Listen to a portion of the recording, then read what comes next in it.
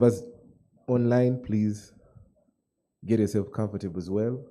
Our panelists already in the house and shall be kicking off the next minute.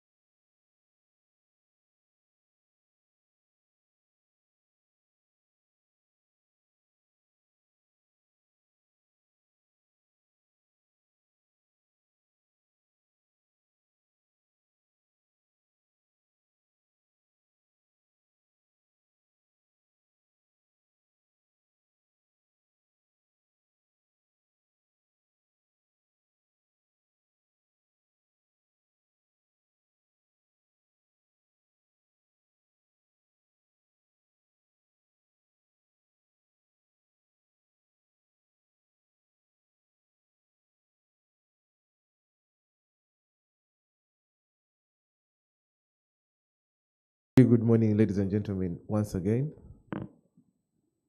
I trust we've all gotten set, and I believe all of us are in good position to commence our day two of the Uganda Law Society Tax Symposium. Very exciting as day one was. Ladies and gentlemen, Edwin Michael Echiba is my name. Profoundly humbled to remain your master of ceremonies this morning as well. And my colleague Laston Gulume will be joining me as well. And I still welcome all of us to day two of the Uganda Law Society Tax Symposium. Our theme this year is enhancing tax compliance and legal expertise. This is day two, but as you all saw yesterday, those of us who attended online and physically, we had a very exciting day full of very insightful and very candid discussions, conversations, and learning points as well. If I could just give a recap of how our day one went. We started off very early in the morning.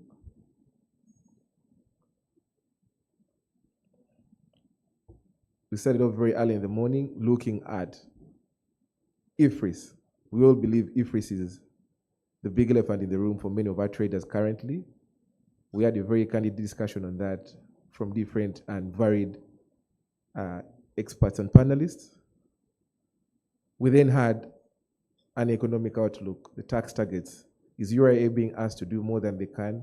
Are you widening the tax base? Then thereafter, we had a panel discussion that comprised of profound and esteemed practitioners. We equally had another panel that also was comprised of esteemed practitioners. And all this was geared to give different perspectives, different experiences. And that is the same vein, that's the same spirit that day two carries on. Those of us with the program, you'll appreciate that day two is equally exciting. And just to expand the debate. So day two, we're looking at the broader picture. We're looking at tax practice from a wider perspective. We're looking at aspects of international tax, aspects of transfer pricing, and if you'll appreciate, the theme is enhancing tax compliance and legal expertise, and you'll agree tax is a shared space. We have our colleagues who are accountants, and we the lawyers, and very, very honored to have very many of our accountants as well and tax consultants joining the esteemed legal practitioners this morning to undertake our day two.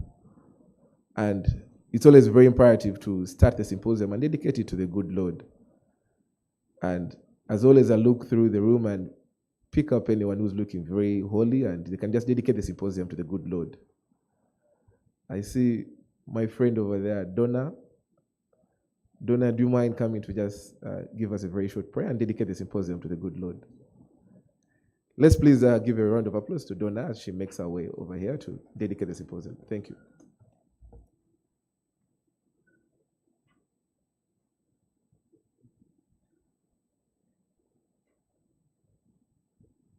Good morning, ladies and gentlemen, and let us pray. Lord Almighty, we thank you for this day. We thank you that we are here to learn and also to teach for those that are going to lead us through. Lord Father, we pray for your wisdom. We pray for concentration, and we pray that we will understand whatever is going to be taught to us, and that it will all be beneficial to our tax legal practice. We prayed all this through Christ our Lord. Amen. Thank you very much, Donna. Can you please upload Donna? She was kind enough to dedicate our symposium to the good Lord, and no better way to start than in the Lord's grace. Our panelists already are amidst us, and we shall be kicking off, and we're trying to keep within our time frame so that we can have a very exhaustive, very knowledgeable, but also very amazing a symposium. Just to run us through very quickly what you should expect of our day two, we shall be kicking off with a very fast panel, which will be looking at transfer pricing, tango, sinking steps in the global tax dance. And in here, we have varied practitioners. We have a representative of the regulator, that is URA. We have a very senior tax consultant. We have one of our dear friends from the other sphere, someone who's an accountant, but also a tax consultant. He's not a lawyer, but very good. Then we're spreading the borders. Our practice is growing. It's regional. It's global. So we're very honored to have also a practitioner from Far East, that is from Kenya. Then we shall be skipping into tax trends to Gende, riding the wave of global compliance. So in there, we're still speaking international tax, transfer pricing, BIBs. Very, very complex topic, but we have people practice this on a daily, people to break it down for us, and people to help us appreciate these principles. In there, we shall also have, and this is a very unique panel, we're having an all audit panel. So these are practitioners who practice in audit firms, and you'll appreciate audit firms are also our sister NG practitioners. Yes, the lawyers, we do advise these tax clients on a daily, but also our colleagues on the other side in audit firms are doing a tremendous job. So this will be an all audit firm panel. We shall have someone from PwC, someone from Deloitte, someone from BDO, someone from GT.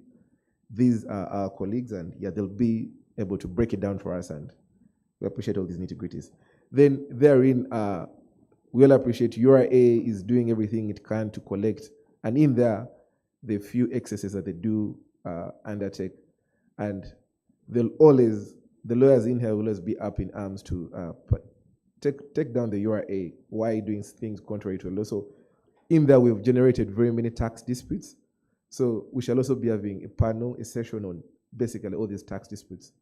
They should walk us through. We have a representative from the Tax Appeals Tribunal, a very key stakeholder in our practice. We shall also have a seasoned practitioner. If you've read the tax case or two, I'm very certain you've come across his name. But also, we can't discuss litigation and tax disputes without the other key stakeholder, that is the Uganda Revenue Authority. They are always the respondents. They're always on the receiving end of all our disputes. So we shall have someone from in there as well. Then we shall have another senior colleague also from a leading law firm. So, ladies and gentlemen, that's a glimpse of what we should expect in day 2. And allow me just recognize a few of our senior colleagues who are ministers. It's always very, very imperative to recognize them, but also they are the people we're learning from, and they are the ones that we shall take up our future from. So, in no particular order, I see our esteemed practitioner here, Mr. Birungi Cephas. He was with us yesterday, he's with us today, and he's always very kind enough to share his vast experience. I see my other colleague, Mr. Bruce Musinguzi. I think he's just stepped out briefly, but Bruce, we also recognize you. He's a very, very passionate tax practitioner. Then online, I see very many of our senior colleagues as well. Honorable Adolf Mwesije, he's also a very, very passionate practitioner. So, Honorable Adolf, we're very, very honored to have you. Miss Alice Naloga, she's also joining us online. We recognize you. Thank you for making time to join us. Mr. Didas Nkuruziza, we'll appreciate a very senior and learned colleague of ours. Mr. Didas, we're very honored to have you. And very many of us, just in case I skipped you, apologies, but we're very happy and grateful to have you. Ladies and gentlemen, join me in welcoming our moderator. He is a gentleman, he's a practitioner as well. He specializes in tax. He currently works with Otis Advocates. He's a senior associate at Otis Advocates. And previously, he also worked with an audit firm, KPMG. So he's very, very conversant and is well equipped to guide us through and moderate a very fast panel. Please join me in welcoming Mr. Emmanuel Tomaisi. You're very welcome, member. Thank you, Edwin. Good morning. Like I've been introduced, my name is Emmanuel Tomaisi. I work with Otis Advocates. So, like Edwin has introduced, today we shall have a number of panels majorly dealing with international tax. And our very first session is a transfer pricing tango, syncing the steps in the global tax dance. So in here, we have a number of distinguished tax practitioners from the regulators, from international audit firms, as well as law firms in Uganda. Our approach for purposes of this session is that we shall have each of the panelists making a presentation on a topic, upon which we shall then have a panel discussion in respect of some of the issues they will have addressed. So we are also very much aware that transfer pricing is not a tax concept that we deal with on a daily basis for the majority of us. So which is why the very first presentation will try to lay the foundation of transfer pricing and introduce us to the principle of arm's length and how it is applied in the day-to-day transactions. So that will then set the stage for an in-more discussion that will delve into more complex issues and principles on transfer pricing. So our very first presenter and panelist is Mr. Trevor Lukanga Bwanika. He is a senior manager at PwC, and he's talking about transfer pricing 101 and the arm's length limbo. Join me in welcoming Trevor to make his presentation.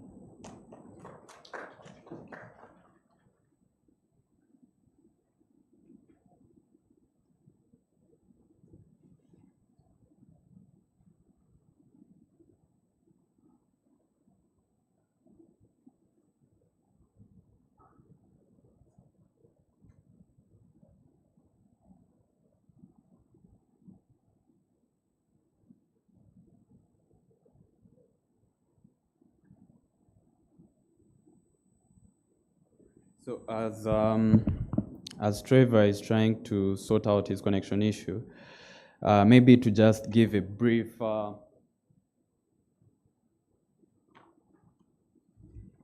summary of all the other topics that we shall be dealing with. So after Trevor has made his presentation on Transfer Pricing 101, we shall also hear from our regulator, and that is represented by Ms. Jolie Mutesi from the International Tax Desk at URA. So she will be discussing keeping up with the latest steps as tax authorities turn up the beat on scrutiny and documentation and, at URA. So that will delve a little bit deeper into the documentation requirements that are expected of entities and are expected of companies when it comes to transfer pricing. So it will be important for us to hear from the regulator and what it is that they expect. Following Ms. Jolie, we shall then move across the border, hearing from our colleague in Kenya. He's a regional tax director at BDO Kenya, a gentleman called Steve Okoth. Steve will discuss comparability analysis as a principle in transfer pricing. So the tricky footwork of comparability analysis and the cross-border rule navigation. So it's also key for us to hear from our neighbors, considering that transfer pricing is a cross-border tax issue, it's a cross-border tax principle. So learning from our colleagues will also be important, and it will put a number of things into perspective. And then finally, we shall hear from our from Cephas Birungi, the managing partner at Birungi Bharat and Company Advocates. He will be leading a discussion on managing transfer pricing risks and staying in compliance with comparison to OECD.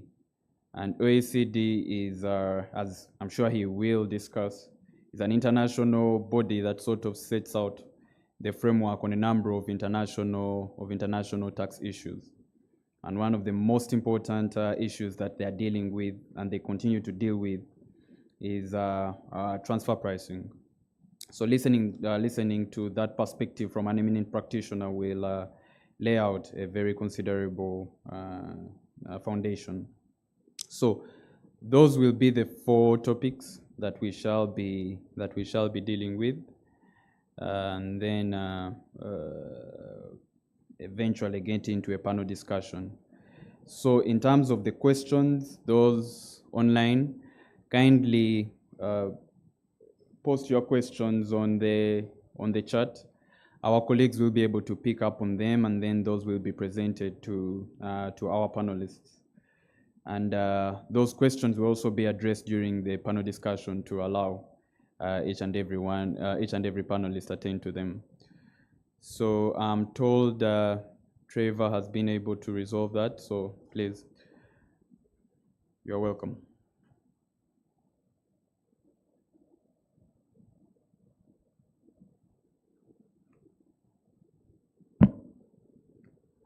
A very good morning to you all, ladies and gentlemen in this room, as well as colleagues online. So just as Emmanuel has said, today's presentation is for purposes of us getting to know or understand what transfer pricing is, but not the mechanics of how it exactly works in detail. But at least each of us, once we leave this room and you log off, you should be having an idea of what transfer pricing is from whichever perspective that you will pick. So as you may see, it's really transfer pricing 101 and discussing the arm's length. You will forgive me, Emmanuel talked about the dance and I don't know something about the limbo. So all that I was told is talk about transfer pricing. So as far as the dance is concerned and all, I'm not very sure about that. So I'll limit the discussion really to transfer pricing. So for those online, that is me.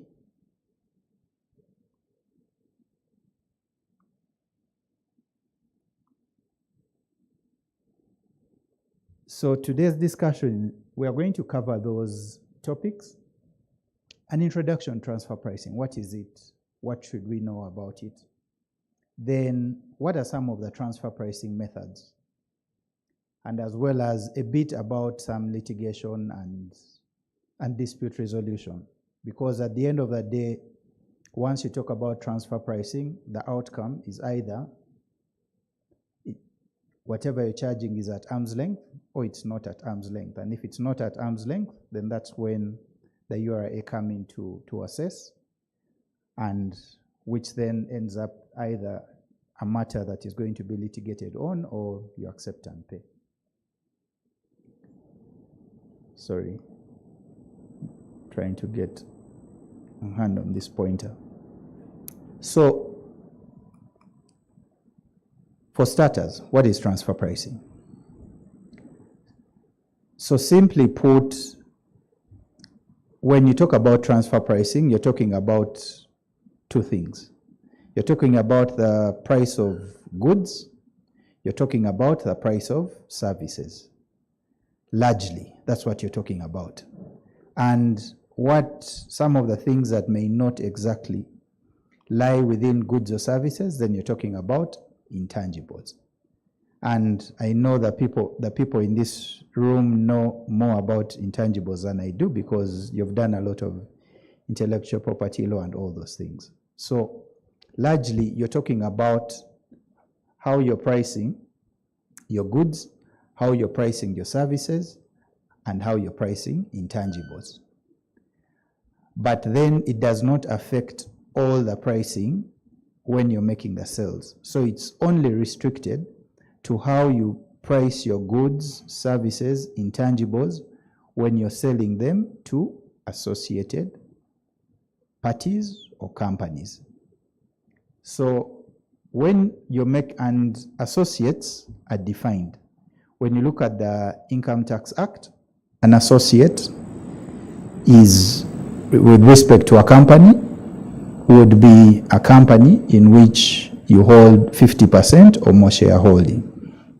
So once that is the case, then you are an associate, and therefore if you're going to be selling goods, services, or intangibles to that associate, then we're going to the next bit, where you ought to sell those goods, services, and intangibles at arm's length, because you're related. You can imagine if you and your brother or sister, you're lending them money, the interest rate that the bank down the road is going to charge will not necessarily be the interest rate, if at all you want to charge, because in most cases, you're even going to give them money and you're not going to give them money at an interest. You'll just, give them money and they'll pay it back. So between you, by way of example, between you and your brother, or you and your sister, or mother or relative, you are associates. And for us, it would be by blood. But now here, you are associates by the virtue of the interest you hold in the company, if it's 50% or more. So then that pricing, because then you're talking about transfer pricing, you're selling goods, services, or providing an intangible to someone. So that's why you're then saying you need to be mindful of that price. And it's out of that then we get the arm's length principle to then say you ought to be selling at a price that would have been sold in an open market between, for example, a willing buyer and willing seller, because that's what you would want and get out of an open market, because then the terms and conditions are pretty much the same. You're not related. Everyone wants to get the full value of the transaction that they're involved in. So then now, all that I've said regarding transfer pricing is governed by a given framework. So there are lots of legislative guidance that we've not included here, but just picked on a few. So there are the Organization of Economic Cooperation and Development guidelines for multinationals that are dealing in transfer that are dealing with transfer pricing issues. So those are guidelines that are provided to us, and that is from really a global perspective. Then the United Nations TP guidelines, also those are really from a global perspective. Then when you bring it home, we have the income tax transfer pricing regulations, which then govern or guide in as far as transfer pricing is concerned. Then we also have a practice note that was issued by the URA for purposes of documentation on what you need to document in as far as transfer pricing is concerned. Then we definitely have the Income Tax Act, because that's the basis for which, the assessments would be made from a URA perspective. Then we would also have the Tax Procedures Code Act, which then governs, how do you relate with the URA when it comes to a transfer pricing matter. So what are some of the key highlights that we can then think about? Based on all the regulatory framework that we've looked at, there are a couple of things that we need to then think about. One is the filing. So the requirement is for taxpayers to have contemporaneous filing, which means we need the TP documentation to be available by the time of filing the self-assessment return when it's due. Then one of the other things, that would speak to now, who should worry about transfer pricing? One, it is all multinationals. So if your client is a multinational, then whenever they transact with a related party in Uganda, they would be affected by these regulations, because that then affects their cross-border transactions, irrespective of the amount of value. Then secondly, it affects domestic transactions. So if you think about some of our local groups, for example, if you think about Mulwana, if then say batteries are being sold by another entity of the Mulwana group, then if the transaction of those batteries, let's say, batteries are being sold by way of example to JESA. So when those batteries are sold, for as long as the quantum of the batteries is 500 million annually, then they would be impacted by the transfer pricing regulations, because the first one is just for multinationals on cross-border transactions. Then the second one is for domestic groups. So when you do a domestic transaction, so you think about Mukwano, think about, Mulwana, think about, Chivoko, all the groups that you can think about. For as long as they do transactions, and those transactions are 500 million annually, then you are impacted by these transfer pricing regulations, and you need to comply.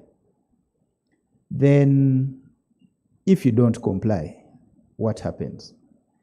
So the Tax Procedures Code Act then provides for a penalty of 50 million if you do not provide transfer pricing information to the URA. So some of the things that you need to be aware of is that the transfer pricing it's been legislated for differently because of the nature of how it works. So it's on that basis that then you see we've also had different legislation that governs it, but then also we pick and borrow from best practice, because if you look at the regulations that were the regulations that came in 2011, most of them were modeled around the OECD transfer pricing guidelines. But then we also continually see some UN guidelines, some UN TP guidelines coming through. regarding recent happenings, one of the things that we saw in the recent bills was the requirement, because like I've earlier said, it's been more on it's contemporaneous filing. So you just have your documents, your TP documentation on hand by the time of filing. So in the bills, one of the amendments that was being suggested was to then say taxpayers need to file the TP information with the URA. We understand, based on the debate that happened in Parliament, that was dropped or rejected for various reasons, but we wait for the final act to see if it will be there or not. But it was one of those things that the MPs felt they should not be filing for transfer pricing, and the URA should just come, and then if you have the documentation in place, you should be compliant. But we wait to see what the final act will have. So then once you then are going now into the mechanics, how does the TP work? So we want to talk about three things in terms of how the TP works. One are the transfer pricing methods. Then secondly, what are the comparability factors? Because then we've said you need an arm's length. You need to transact at arm's length, which means, a price charged between a willing buyer, a willing seller. But then how do we get that? So the comparability factors then help us get there. Then once you have the comparability factors, then you'll be able to get a range of what the pricing should be or look like.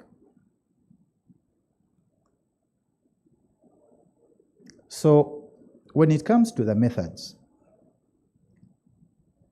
largely there are five methods, which are broken down into the traditional methods as well as the transaction methods.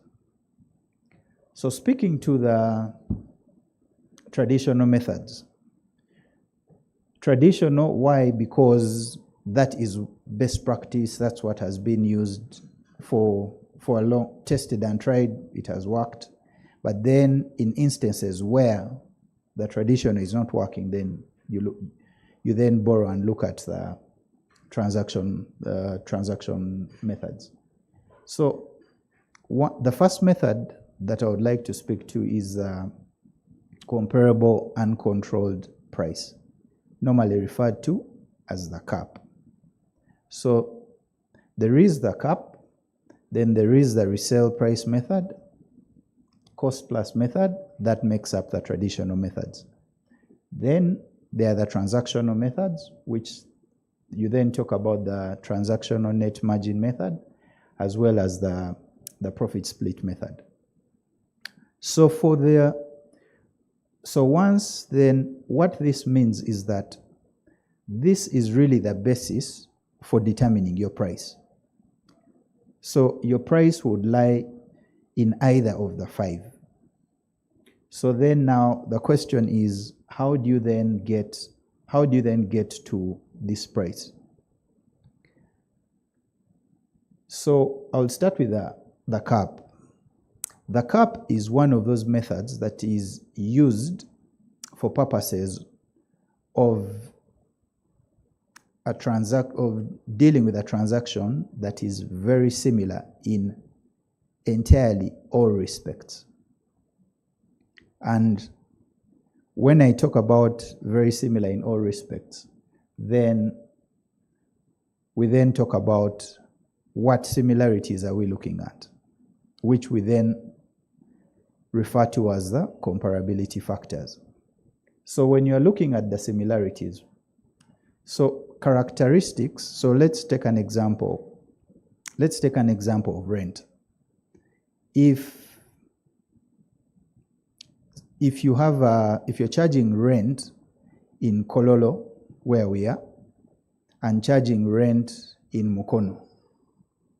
So the rent that is being charged in Kololo could be by square meters, whereas the rent that is being charged in Mukono could be by just a house. So because it is the same transaction of rent, but then the characteristics are different, then it is not comparable, because it's got to be comparable in all respects. Then secondly, to take a step further, if you're then looking at the functions that are being used, the functions that are being carried out, and the assets that are being used and the risks that are undertaken. If you went, by way of an example, you have a property in Kololo and you want to insure it. Same example, you have a property in Kololo, you want to insure it. You have a property in Mukono, you also want to insure it. So the risk that is going to be attributed to a property in Mukono would be different from the risk that is going to be attributed to a property in Kololo.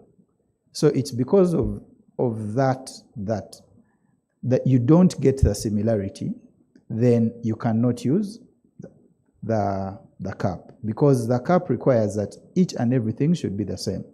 When you talk about the contractual terms, same thing, the contractual terms have got to be similar.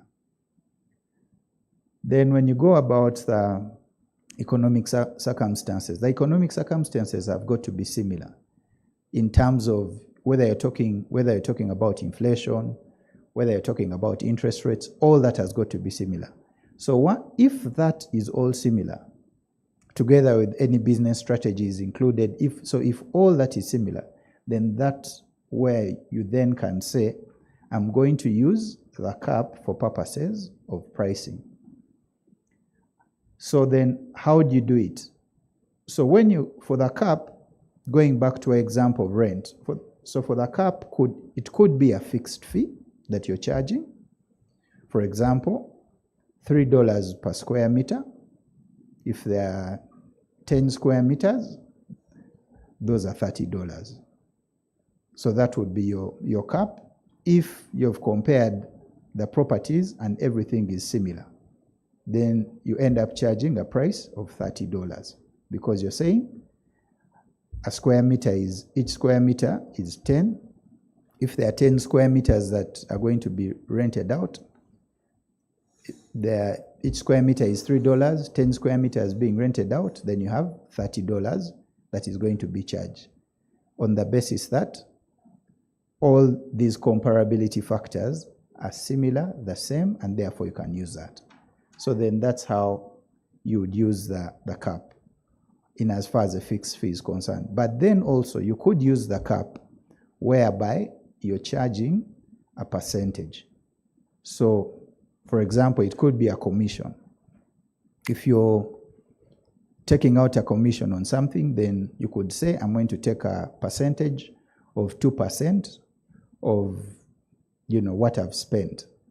So then if you're taking 2% of what you've spent and the comparables are very similar with the other transaction that you're looking at, then you can use the cap. So cap is very strict in as far as usage is concerned because everything has got to match. Then the resale price method. So that one, dissimilar to cap, that one is going to be a percentage because then you're saying you're going to look at how much is being sold, and that one is really looking at the margins that are being made. So you look at, let's say your gross profit, then divide it by your sales. So then now the question is, what would be the margin that I'll be making? So that method is normally then applied if you think about people who do not take up a lot of risk in their transactions. For example, distributors. you bought goods from China. You're procuring goods from China from a related party. Then those goods are being resold to another party. So in terms of the value that you are adding onto the goods from a Ghanaian perspective, it's really not a lot because you have imported a finished good. So then you're reselling it. So then now you would want to understand the price that is being charged. Is it arm's length? Because if it's not arm's length, then that means Uganda would either be losing out, depending on how you look at it. If this is in respect to a buyer, in which case then, if Uganda is buying the goods from China, then that means Uganda brings the goods in China, rather Uganda brings the entity brings the goods to Uganda. Then if you use a resale price method, let's say the goods are 100 and you're going to add a margin of 2%, then you sell the goods at 102. So that would be your resale price, if that's what you're saying. So now the question would be, should you be reselling at 102, or you ought to be reselling at 105 or 10, or less than 102? So depending on where you're seated. So from a Ghanaian perspective, the interest would be to make sure that if you're going to do a resale and you're selling to a customer, so whatever price that is being charged would be arm's length for purposes of that method. Then the cost plus, that one is normally used by manufacturers because you're saying, I've incurred costs of so much. So if I've incurred costs of 100, then all I'm going to say is I add a margin of, let's say, 5, because I already know my cost structure. Then based on that, then that's what I'm going to use to then earn a profit or make my margin. So pretty much used by manufacturers. Then the transactional net margin method, you find that is used in most cases when now you want to take into consideration all your entire cost structure, whereby you're looking at your cost of goods sold as well as your operating costs. Then you can't get a margin off that by looking at how much of that, what would be your return on assets in terms of saying, this is my operating profit, then I divide it by my assets to then find out how much am I making as a result of the assets that I've invested in. So you can use assets, you can use costs, you can use your sales.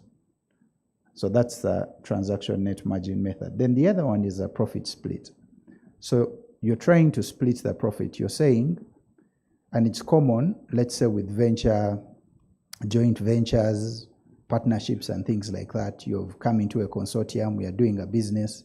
So then you're going to split the profit. So once you split the profit, then now the question would still be, is that profit split at arm's length?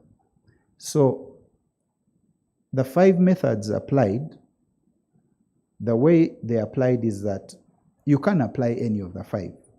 But once you apply and you're happy with one, then you've got to get a basis of discrediting the other. Because then, for example, if you've taken the cap, then that means the transaction is very similar. So you go for the cap. Once you've taken the profit split, you've looked at all the assets and the assets, risks, functions, and all that have been brought or contributed into the joint venture, then that is the method that you're going to use. But then you also give a basis as to why you didn't use the other 4. So once that is all done, then now you try and then say, what is, if I charged a rate of, let's say, 2% as my cap, then I would want to know, is that 2% within range? Because then now you're trying to say, is it at arm's length? Then in order for you to know that, then you compare with what other people are charging. So in doing that comparison, you then open up to then say, who else is in my type of business? Who else is dealing? And it's possible that you can compare tables and desks or tables and cups, but only on the basis that there is a range within which you're operating. And normally you would use a database to then help you come to a conclusion that the price that you have charged is within a given range, which range would be arm's length. So normally you would find that once the benchmarking has been done, then it could be, let's say you come up with a benchmarking report that shows an interquartile range of between 2 to 7%. And if you yourself, you're charging 5, then you have a basis for charging 5. And therefore, when the URA comes, you're going to tell them, this is my basis for charging 5, based on the study that I've done. And also then the URA need to satisfy themselves that what you're saying is correct. Otherwise, if in their view, you're supposed to be charging, let's say 3%, because in most cases, it's two-way. It's about price and about the comparables. So from a price perspective, you're then saying, if I'm a buyer, let's say, of services in Uganda, and services are being charged at a rate of, let's say, 2% of turnover. So that means if my services are 1,000, if my turnover is 1,000, then I'm charged 2% on the turnover of 1,000. So that means I'm going to be paying services worth 20. So once you're then paying services of 20, so those services have got to go to your profit and loss statement. What that means is that your profit and loss statement is reduced by an amount of 20. Consequently, once you reduce it by that amount, your tax liability is going to reduce. So what the URA then would come to find out is to ascertain whether you should actually be charging that 20. So the URA would then want to satisfy themselves that it's 20, it's not 50, it's not 10. So then once that is done, then it takes us to, once the URA has said your service is 20, you said your service is 20, but it should actually be 15. So what that means is that you took a deduction and then the URA has to do an adjustment in your tax computation. So they would go and get the difference of 5, which is the difference between the 20 and the 15. So the 5 is added back in your tax computation and therefore subject to tax at a rate of 30%. So that's how then the adjustment is done, because the URA are either not happy with the pricing or they are not happy with the comparables that you would have used. So once we get into there, so then what do? A few alternatives. First, URA has conducted its audit and all. First, you would want to utilize the alternative dispute resolution process that is provided for in accordance with the Tax Procedures Code Act. So you can go to the URA and see if that matter can be resolved based on whichever circumstances that you presented to them. The other option is the advanced pricing agreements. Not yet done that from a Ugandan perspective, but it's one of the things that is in the offing, and we expect sometime soon we'll be seeing some of these, one of the first normally called APAs come out. So that the way the APA is done is that it could be, normally it could be unilateral, which would mean you agree with the URA. It could be bilateral, which means you as a taxpayer agree with the URA, and also the URA agrees with the tax authority of, let's say, South Africa or Kenya. Or it could also be multilateral, where then it involves various jurisdictions, whereby you have one transaction and then it covers most of, let's say, 5 jurisdictions. Then you do an APA for that. Then the other one is what you all people know in here is court redress, and you litigate on the matter. So with that, ladies and gentlemen, that's my dance, as Emmanuel called it. So from a transfer pricing perspective, that's really what I wanted to share. Thank you very much.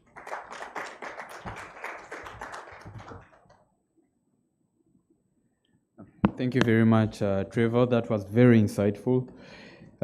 He has given us a breakdown of the most basic principles as they apply to transfer pricing.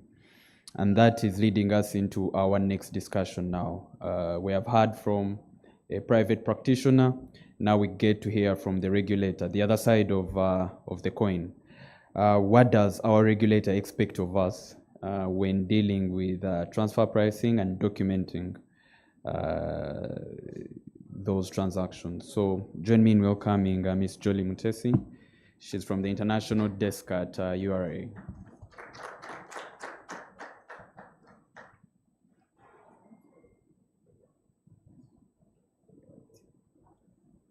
Okay, good morning to you all. All protocol observed. Good morning to all you senior colleagues and the junior ones that are junior to me. My name is Jolie Mutesi. I'm a member of ULS, and I work with the URA, where I've been for the last about, it's coming to almost 10 years.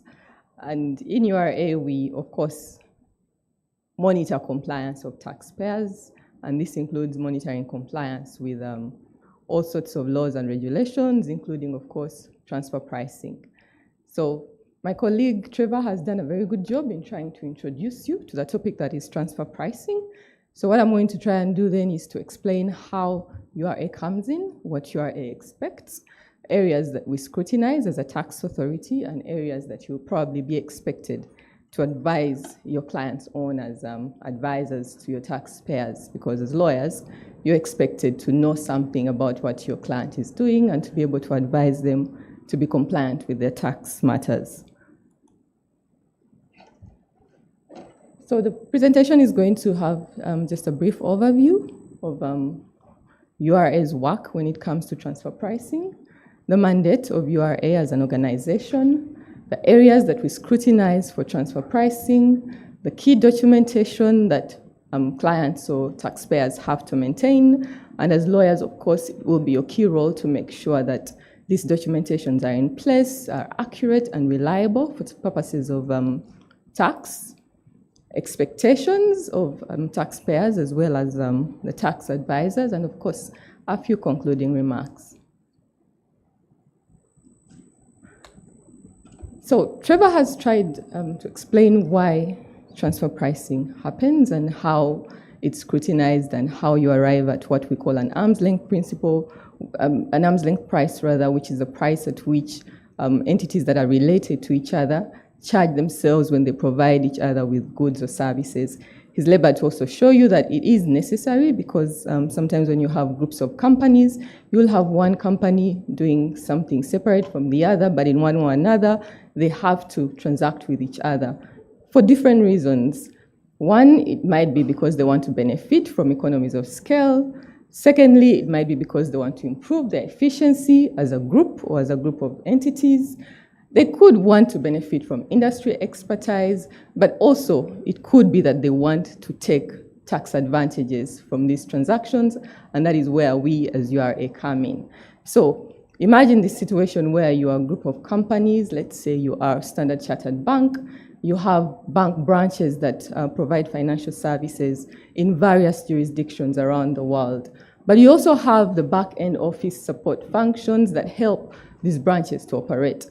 So instead of having each branch in every country having these operations or these back-end support functions carried out in those different jurisdictions, it would be more efficient for you to have one particular service center that then serves all these branches. For example, if you have an IT service center, it can serve different branches all over the world with different IT services. So instead of setting up different IT offices in each jurisdiction in which you operate, you'll then have one office, in maybe a low tax jurisdiction or a jurisdiction that has these services available, probably cheaply, and have this one entity serving all your different branches or all your different banks in different jurisdictions.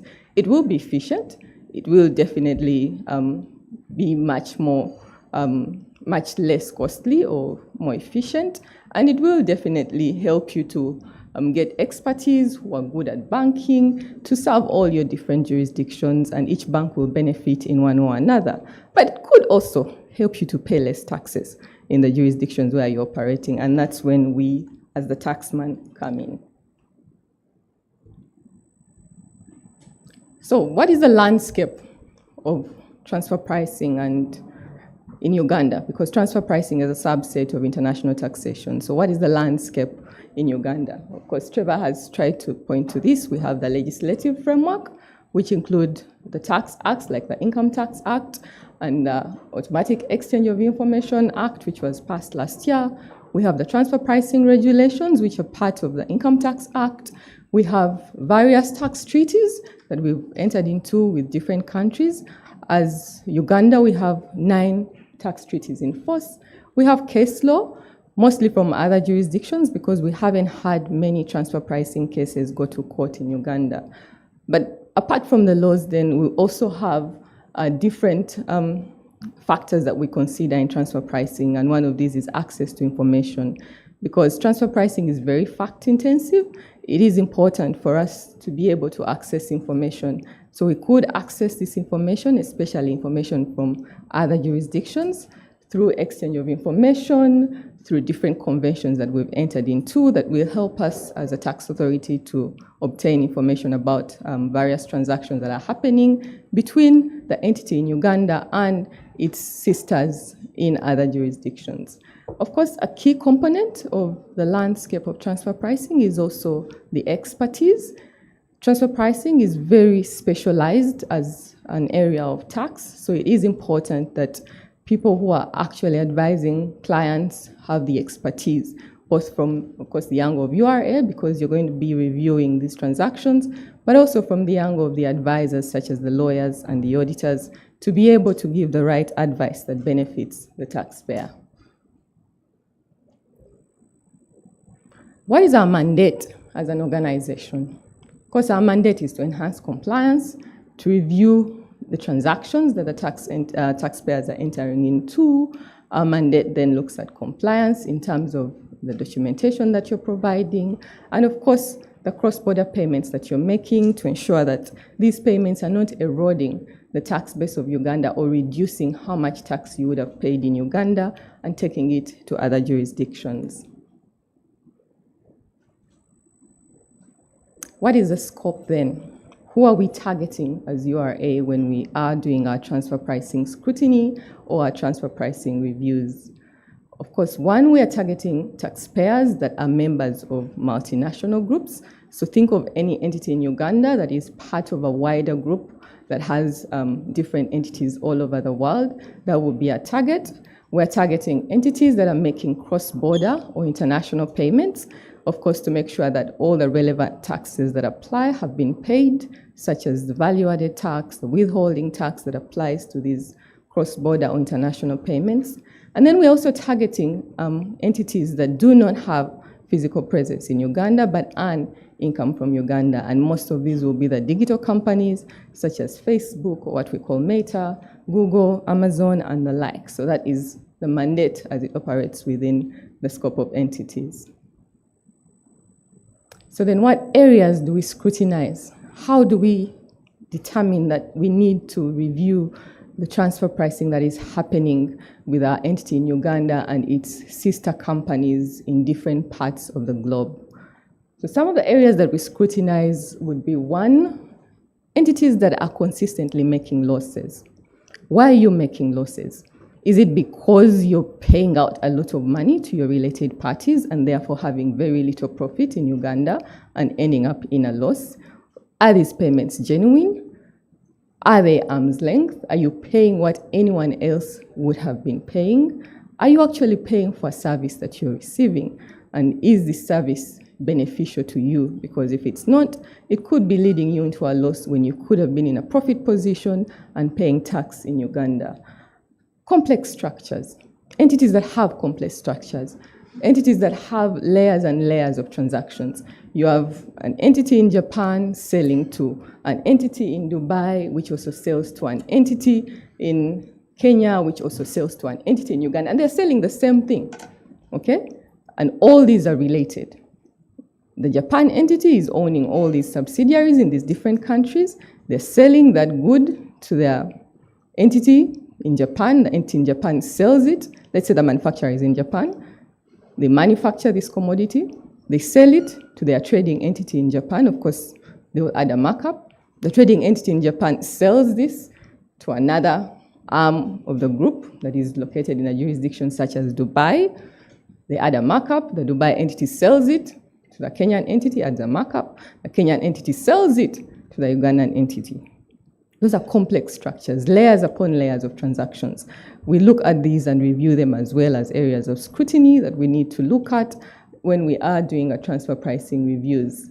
We also look at related party transactions that are high value. Are you getting loans from your related parties? What interest are you paying? Or if you're not paying interest, why? What interest rates are you using?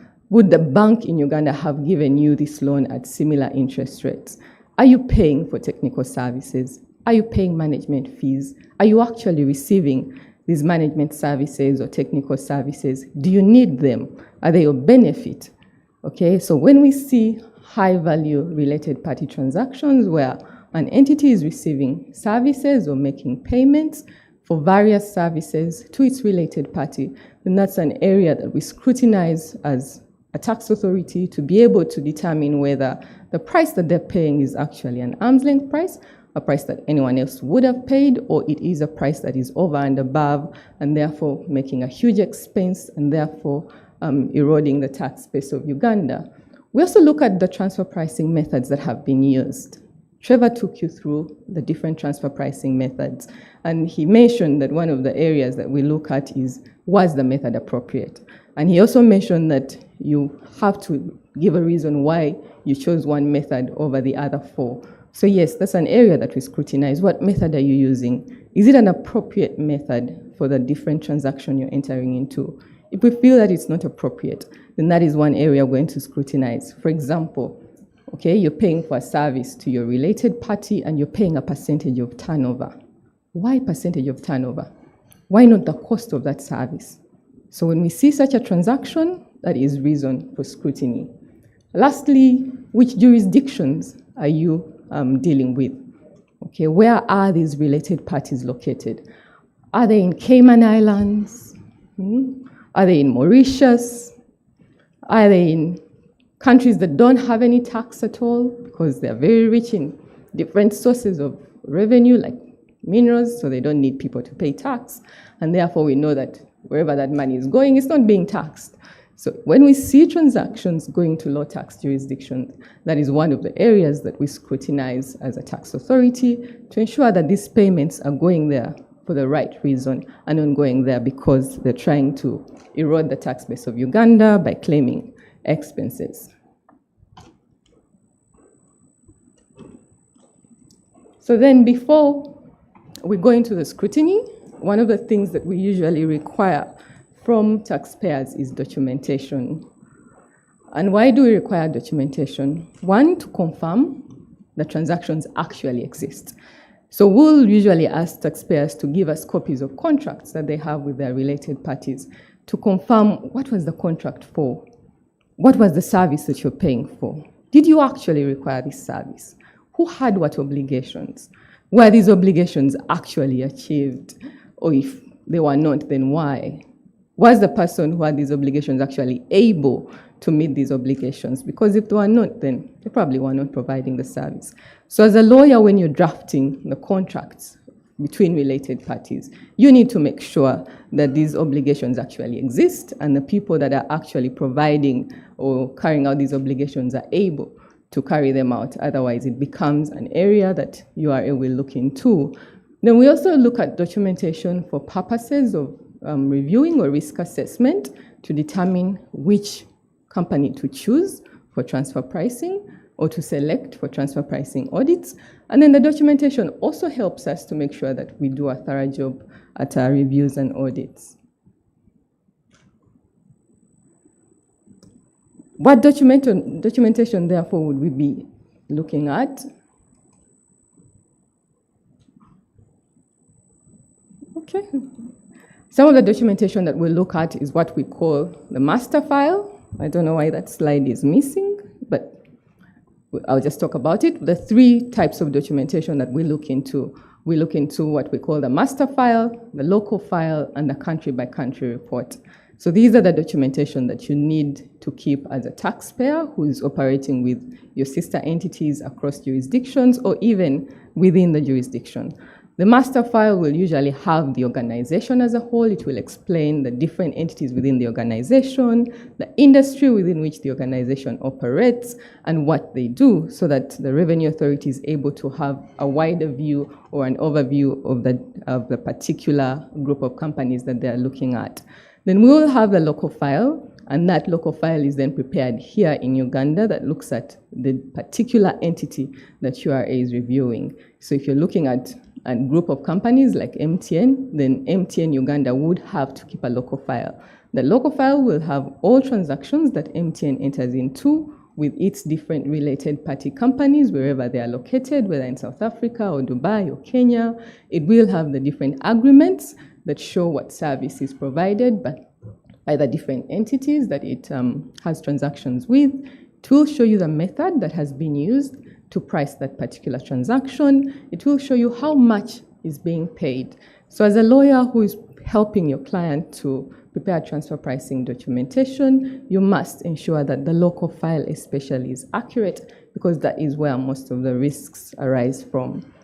The last file that we need as a tax authority when we're reviewing transfer pricing is the country-by-country report, where an entity or group of companies is supposed to tell us which entities they have in what jurisdiction, what they do in those jurisdictions, and how much income is allocated to those jurisdictions and how much tax they pay. So that as a tax authority, when we see you paying a lot of tax in one jurisdiction over another, then we must make sure that there is a lot of economic activity. Or if we see a company in one jurisdiction earning more profit than the other jurisdiction, then we'll ask ourselves, is it because it's very profitable in that jurisdiction, or is it because you're pushing a lot of payments in that jurisdiction, making it more profitable? So those are the three sets of documentation that will be required to keep for transfer pricing purposes. And as lawyers, that is where most of your work will be, to ensure that your clients have these documentations. They are the right documentation. They are accurate and reliable. And of course, that they do not expose them to risks of review or risks of adjustments by the URA. So once the documentation is in place, then as a tax authority, the key steps that we take, for which you would be a part of as a tax advisor, is that one, we request you to provide the documentation. When we are starting our audit cycle, we review the documentation to ensure that it is in line with the arm's length principle. If it is not, then we will make an adjustment and we'll share our workings and our reason for adjustments in what we call a transfer pricing report. And in case you do not agree, of course, you will be required to send a response on why you think probably the method we've used is not accurate, or you're not agreeable to it, or why you think we looked at a transaction differently and you interpreted it differently, or why you think the adjustment in its entirety may not be accurate. And once you present that report, then we can go into dispute resolution, settlements, ADR, or TAT if we fail to agree. So what are expectations as a tax authority, especially expectations of the tax advisors and taxpayers? One, we expect that you will maintain proper documentation, so you'll keep up with the documentation requirements for purposes of transfer pricing. And like Trevor explained, it may come with penalties if your client is not able to provide the documentation that is required within the time that URA requests for it. Secondly, we expect you to cooperate with URA, cooperate in attending meetings, facilitate reviews and audits, minimize disputes between the Revenue Authority and, of course, the taxpayer. And we expect that you will be able to send in communications efficiently and on time to be able to support your clients. So that is it from a Revenue Authority perspective. I know that lawyers are not adept to tax as a subject, and there are not so many that are interested in tax. And so I imagine when it comes to a more specialized field like transfer pricing, it gets even worse. But trust me, transfer pricing all over the world is actually done or dominated by lawyers. So the earlier we get interested in this field as a profession, the better for us. It's a high earning field because, I mean, you're dealing with corporates and multinationals, and it's an interesting field. So I would advise you, if you are interested in tax, you are interested in transfer pricing, or even if it's something new. I mean, when I joined URA in 2015, I'd never even heard of the word transfer pricing, or I didn't even know we had anything called transfer pricing regulations. But years later, then you get your grip around the field and you're able to understand it. So don't think about all the things Trevor was saying and say, but these things are for accountants. No, these things are actually for lawyers. So take interest in it. It's a very interesting subject, and I hope that I'll meet many of you across the field. Thank you.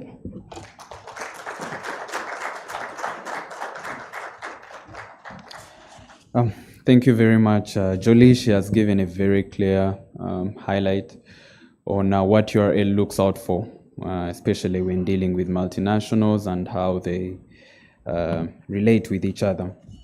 So our next discussion also builds on to what Trevor earlier on discussed, which is the tricky footwork of comparability analysis and cross-border rule navigation.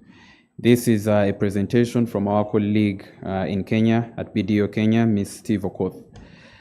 Steve, could you confirm that you are online and you're able to hear us? Hi, I'm online. Can you hear me well? Yes, we can. Maybe if you could try to speak just a little bit louder.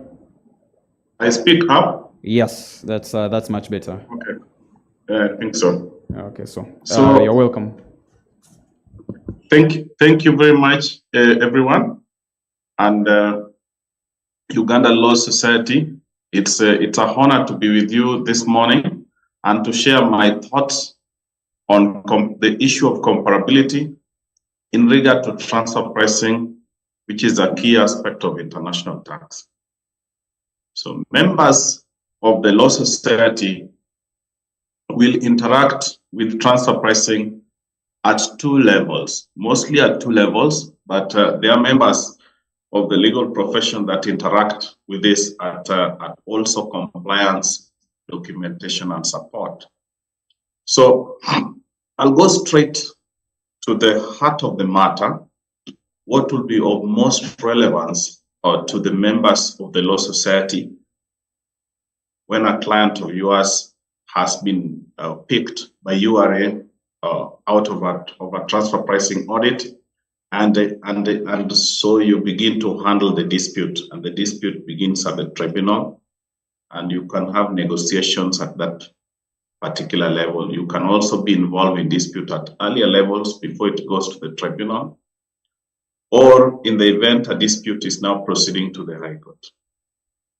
So at all these levels, even for more comprehensive law firms that engage in compliance support to facilitate companies with transfer pricing obligations to set up their systems, or even in handling a tax audit being conducted by URA, At all these stages, or the critical issue of transfer pricing is going to be comparability. This is what is going to be the turning of the wheel as far as dispute resolution on transfer pricing is concerned. But of key importance is that even before the dispute arises, companies with this particular obligation should be able to have in place proper systems, proper documentation, proper process to support the comparison of the transactions. So comparability is basically selecting transactions in the market, out there in the market, that are comparable to the transaction in question between two related entities. So I'll give an example. If a Ugandan entity is providing services to its related party outside Uganda, so let's say a construction company which has been engaged to handle particular aspects of a construction project, which has been won by the head office, and the head office is instructing them that this is a large engineering project and we are providing materials from overseas. We are designing the whole project, we are designing those materials and we are delivering them to Uganda. So what we are instructing you is to ensure that the project is being undertaken correctly in the country. You do project management, you do local construction and all that. So that is a related party transaction. The head office is instructing the entity in Uganda to be able to take care of the activities in the country. So that's the transaction in question. From a transfer pricing legislation perspective, that particular transaction needs to be demonstrated to be at arm's length, in that the compensation being provided to the Ugandan entity should be as if it was not related to its head office, so that there is no undercharging or overcharging. It's just the precise amount that will have been paid if it was not related, if it was just a player in the market. Remember, TP, the concern of TP is to ensure that things are benchmarked to the market. They are at arm's length. This is the whole task. And disputes will arise when URS says, no, the characterization of this transaction is not the way you are saying it. No, the comparables that you've selected is not correct. No, the benchmarking survey that you've conducted is not sufficient. This is where it rests. So you've got to demonstrate and support your client in demonstrating this, either in dispute management, audit management, or dispute resolution, that the transaction in question has fulfilled this requirement. So you have to go to the market, and going to the market has stipulations in law that you need to follow in the guidelines, of both in the Income Tax Act, transfer pricing rules and guidelines, and also in the OECD guidelines. There are elaborate guidelines that have been stipulated to support you to go to the market and establish what are the appropriate comparables. So a comparable is just another transaction in the market between unrelated entities that you want to use to compare with the transaction in question. What are the profit margins? How is it structured? So this is the essence of comparability. Now, this issue has to be demonstrated with a lot of detail. So if you are handling a matter for a client, you will have to provide copious amount of detail to support the comparability. You have to go through each of those comparability factors that I'll go through and show the nature of goods or services is comparable, the economic circumstances is comparable, the contractual terms is comparable, the way the transaction is conducted from a functional analysis perspective, in that you've checked the functions in the particular transaction that you are checking, and you've checked the functions that are being conducted by the comparable situation that you're presenting as evidence, and you're now saying that they are comparable. So this is the essence of your work. There's so much energy to be spent on evidence. So evidence, or to avail evidence for comparability, is very critical.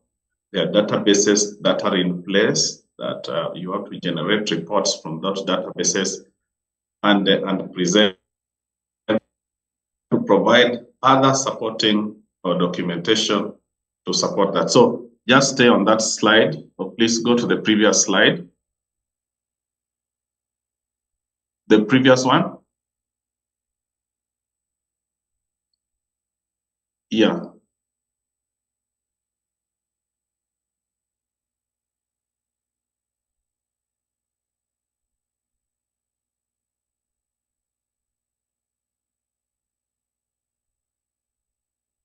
So the struggle from a legal practitioner's perspective, when you are handling a dispute at any moment and it's a transfer pricing question, evidence, based on my 15 years of experience in resolving tax disputes relating to transfer pricing, evidence is critical. And from time to time, I know we are audit firms, but from time to time, we find that the documentation provided by audit firms as at the time of dispute is not adequate, in that it is just a system-generated report. There is no additional supporting information. When a matter goes to the tax or tribunal or to the High Court, these legal bodies are going to ask, because we are operating the English common law, English legal system, rules of evidence are already well laid out, civil procedure is very clear. So the main issue that is going to arise is actually on evidence. And what does the law require you to support? So you will find that the tribunal will go down to the requirements under the transfer pricing rules, look at the guidelines, look at the OECD guidelines, what the guidelines really stipulate for you to follow, for you to adhere to. So that's the first step. They will go down and check really what is the letter of the law. What is the letter of the guidelines? Or what is required to be provided as proof? So this is the first thing that will be looked at. Then they will go to the next stage and ask, has this been fulfilled? Is there evidence? It is so heavy on evidence. It is so heavy on procedures. And if you don't get it right, then the assessment is confirmed. Transfer pricing assessments are usually huge assessments. They can sometimes have a death or implication to the business.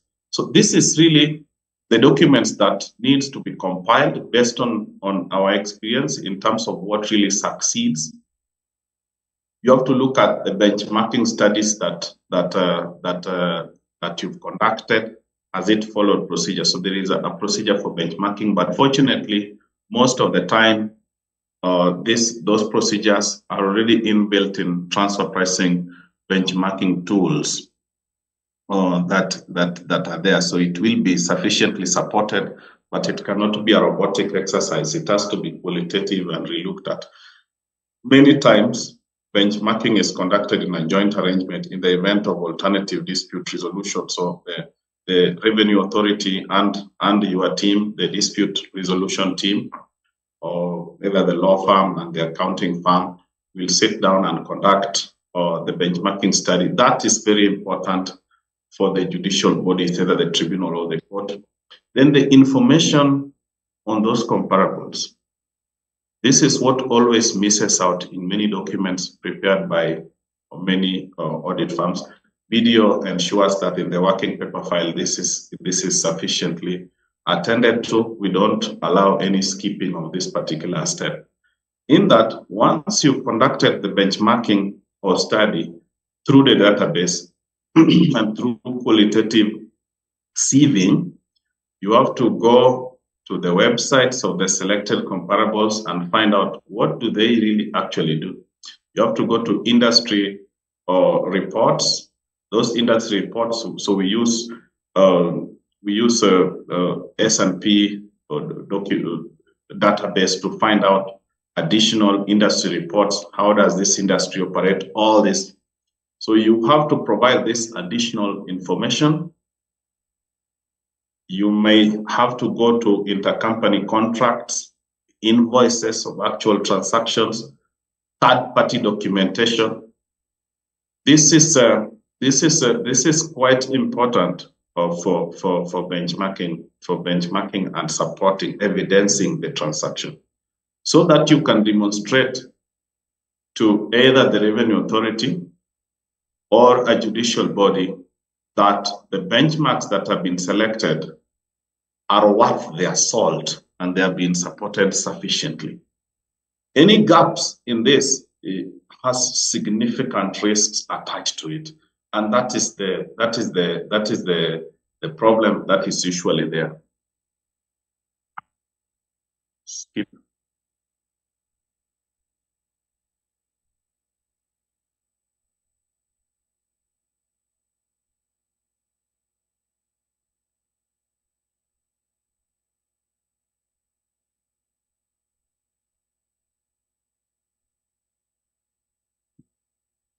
So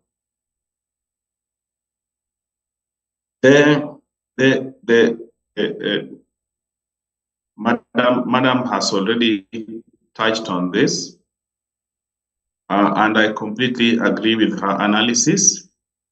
These are going to be areas of problems in dispute management and support services. She mentioned, and I agree with her, that is always a key concern in handling transfer pricing issues. Was the service really provided? If a Ugandan entity is actually paying for management services, was as a matter of evidence, as a matter of fact, was that particular service rendered? This has to be evidenced in terms of, or are there reports for monthly meetings? Are there minutes? Is there a constant exchange of emails to support that this service is being rendered on a continuous basis? Is there support to the value that is being derived out of these services, or they're just services which are superfluous and are duplicatory in nature? These issues have to be addressed, and as legal practitioners, the concern here is on evidencing and to support these particular transactions using actual documented evidence. So this is an area. Then intangibles, then interest deductibility. She's addressed it with a lot of accuracy and adherence to the guidelines.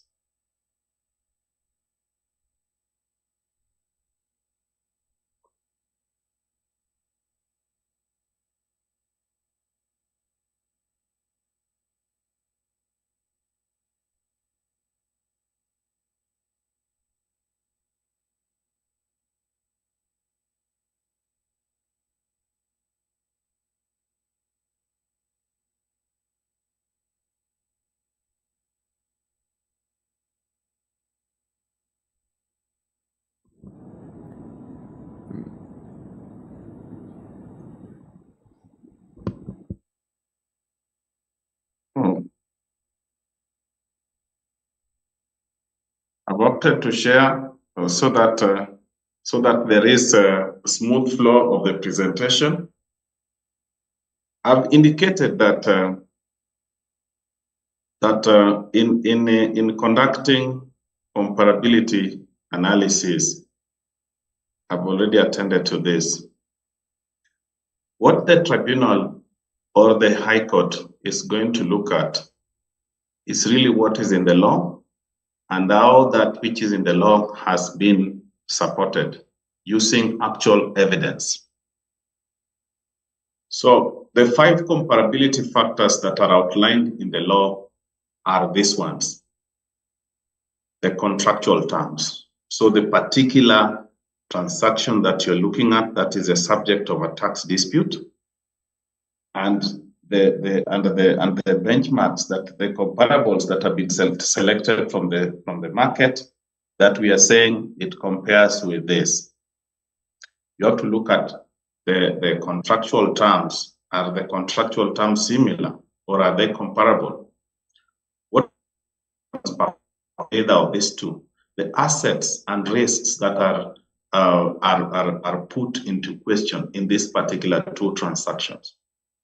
What is the industry practice? So much depth, so much detail has to be provided to support this.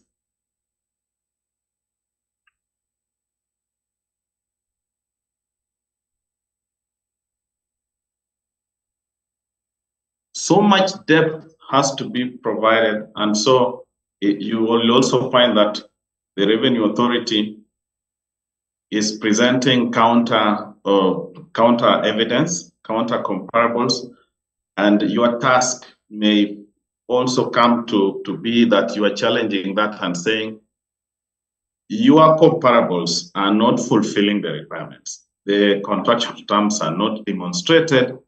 The FAR, functions, assets, and risks are not supported.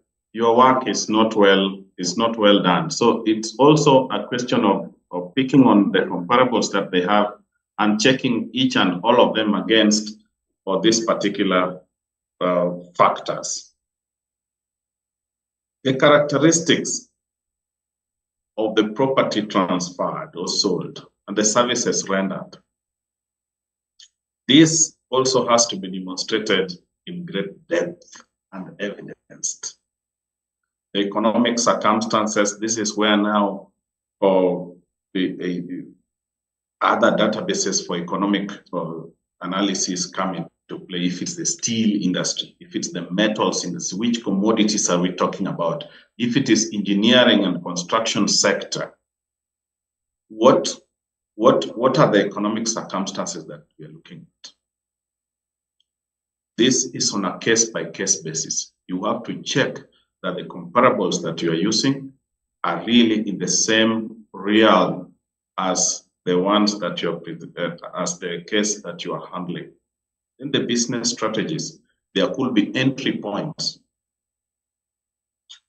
Entry points, the strategy that you adopt when you are penetrating a market will be different from those that an established player will be undertaking. And so this is how it works. The control transactions, either internal comparable, then the external, you have to compare it in that particular manner. And the point to take home for the practitioners who are managing disputes, preventing disputes, or resolving disputes, if you are going to fight this out or negotiate your way out for the client, evidence, evidence, evidence. This is critical. Without it, things really go badly, because our legal system is really based on support. You can't just pick the transfer pricing documentation that has been given to you by the audit firm and say that that's the piece that you are relying on. The rigor that will be required, in my experience, and my experience has largely been drawn from Kenya, and Kenya Revenue Authority is extremely aggressive. It's extremely technical. It has some of the best brains. The rigor that this requires is always quite deep. And also, even URA, this is now the situation, Tanzania Revenue Authority, all this, our regular experience in transfer pricing is that this is something that you cannot even dream of departing from. So these are the other factors. These are required when now the database is being applied. This is more for us or for the accounting firms that are working on this. It's already stipulated in the guidelines. It's just a question of demonstrating that they have been fulfilled. the screening that we undertake. So I'm leaving the presentation at this time, but with the key point that in benchmarking and dispute resolution using the benchmarks or based on the selected comparables, the first step is to check what does the law stipulate to be presented or to be adduced. And the second leg is that has it been sufficiently attended to? Remember, the burden of proof is on the taxpayer, and it is your task to discharge this with succinct evidence. So this is really the take home that I'd like the membership of the Law Society to take. Back to you. Thank you very much, Steve Okoth. That has been a very insightful discussion on comparability. You will be back with us when we have a quick panel discussion, and some of the things that maybe you haven't highlighted will be brought up at that point. But thank you very much. Our next discussion is from Mr. Cephas Birungi. He's the managing partner at Birungi, Barata and Company Advocates. And he will take us through managing transfer pricing risks and staying in compliance with comparison to OECD. Join me in welcoming Mr. Cephas.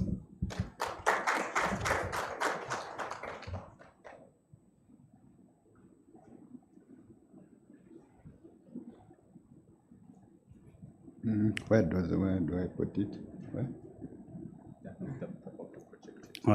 Good morning, everyone. Thank you, Emmanuel. Before I go into that, I just wanted to raise just one point. From the presentation made by Mr. Koth, you realize that those of us who are standard lawyers, not in the big four or big six, including BDO, this is not our daily kind of work. And I think from a point of view, from a business point, is how do we get into this space? I believe BDO and others, Grant Thornton, are saying, don't get into this space. This is our space. Please, lawyers, keep that side. But I believe we are here to share ideas. I hope Mr. Kabona will agree with me. He might be doing this with PwC somewhere else, but I believe a standard lawyer needs to get into this so that they're in the market on their own right. Because even when you go to Mr. Rukanga and in PwC and say, this is my space, stay that side, it means we as independents, how do we get in there? That's one. The other one, I was required to talk about risks, but I believe from Mr. Koth's presentation and Jole's presentation, we have had enough of the risks. There are so many risks. There are so many things undone. I just want to know that I'm doing the right thing. The low one, these two. Oh, this? Which one? Okay. So, I think let's start from the legislative framework. Luckily, we didn't, the previous presenters didn't go so much into this. And as you have heard, there'll be a lot of repeat stuff because some of the things overlap. But you need to get the two provisions which provide for transfer pricing. We have a general rule which says that the commissioner may adjust transactions between associates to reflect the arm's length price. That kind of goes specifically to transfer pricing. Then you have the other one, which appears general to say a commissioner may recharacterize a transaction where there is, I can't see very well, which is deemed to be like a tax avoidance scheme. So the question is, which of the two applies or which of the two provisions supersedes the other? One seems to be specific to transfer pricing, and another one seems to be a general anti-avoidance provision, which apparently doesn't have a lot of regulations and can be used almost willy-nilly by the commissioner. I hope, Jolly, you agree with me. And I think for lawyers, I think this becomes almost a constitutional issue because you are giving the commissioner power to say, do whatever you want with this. Whereas one gives guidelines, gives standards, the one in 91 doesn't. And we have had a few cases where we felt prejudiced by this provision because the commissioner just says you can recharacterize this transaction. And I hope you recall the case where Justice Madrama said, yeah, you can recharacterize. And how?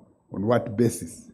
So these are areas which I think are of interest to lawyers, whatever the case, the legal background.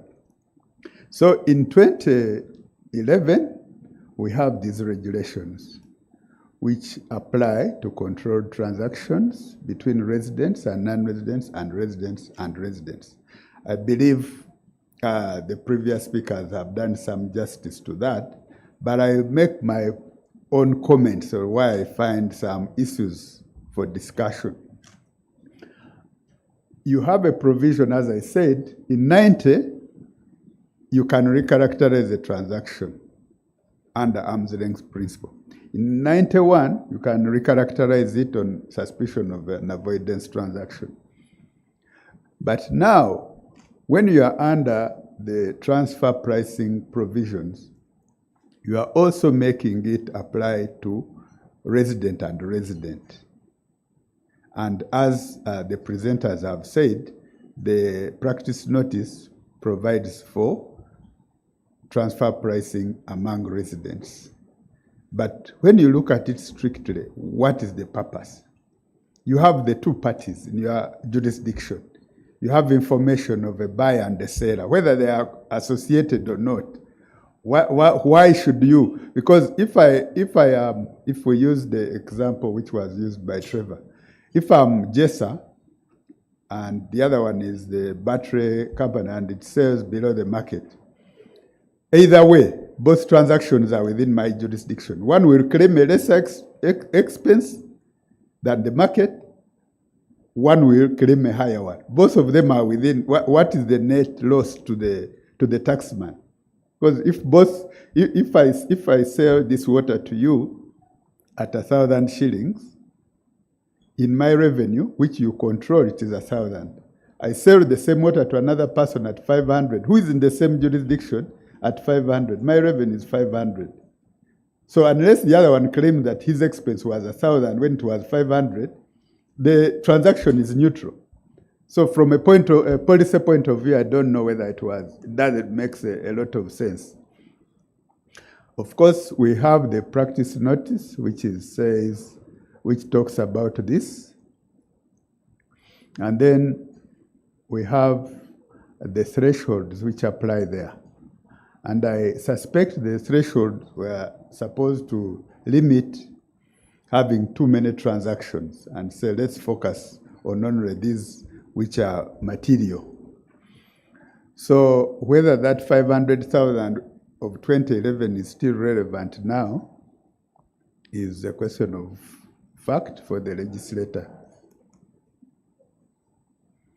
So when you look at the OECD draft, which we are borrowing from, then you realize that they are quite clear that these transfer pricing regulations are for multinational enterprises, one, not necessarily the association follows, but they are MNEs, and they are across countries.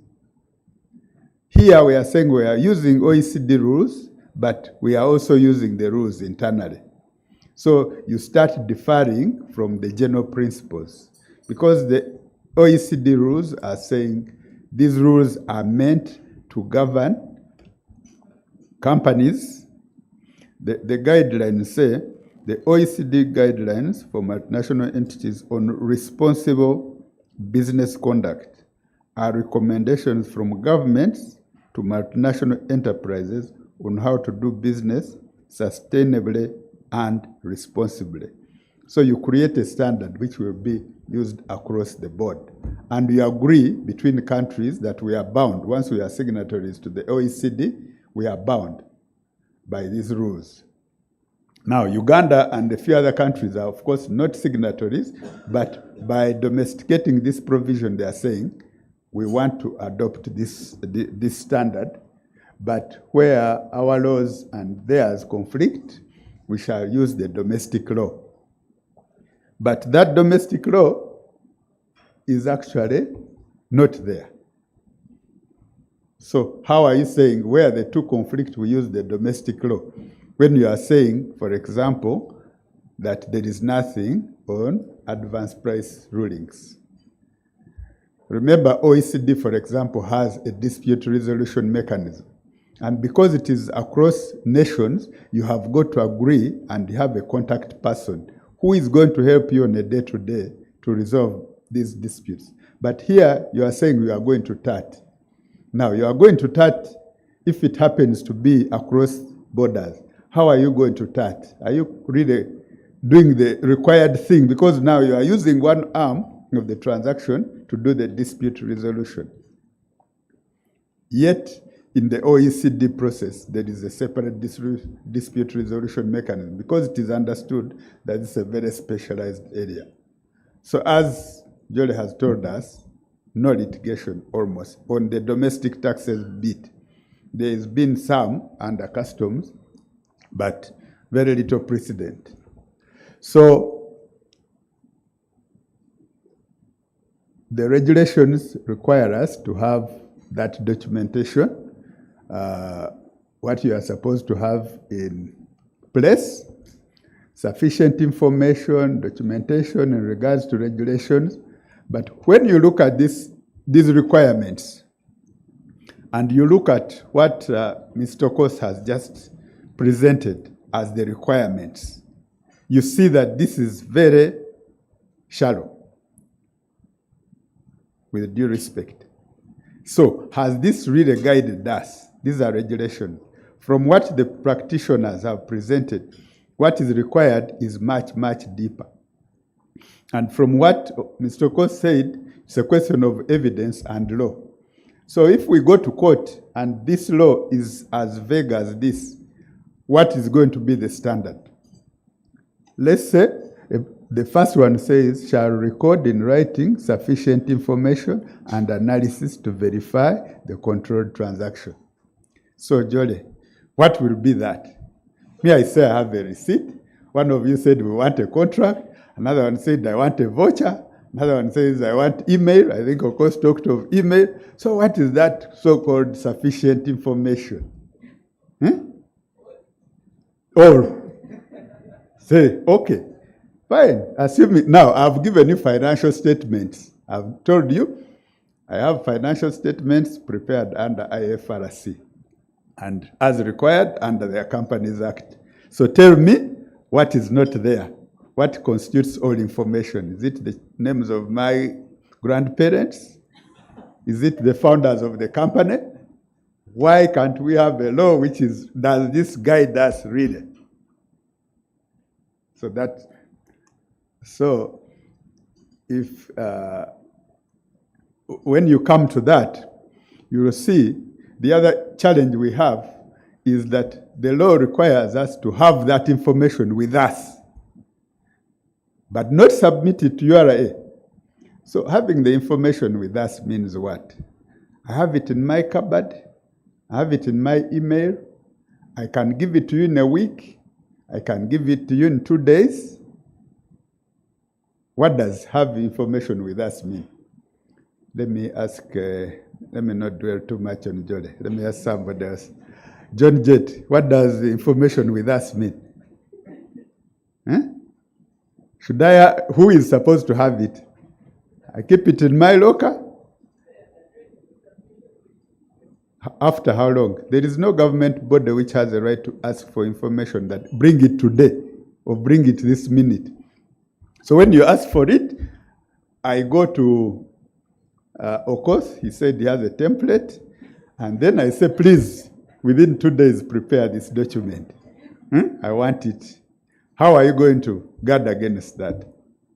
So last year, or rather this year, I happen to have been in Parliament with Jolly, where this was being prepared and the chartered accountants presented.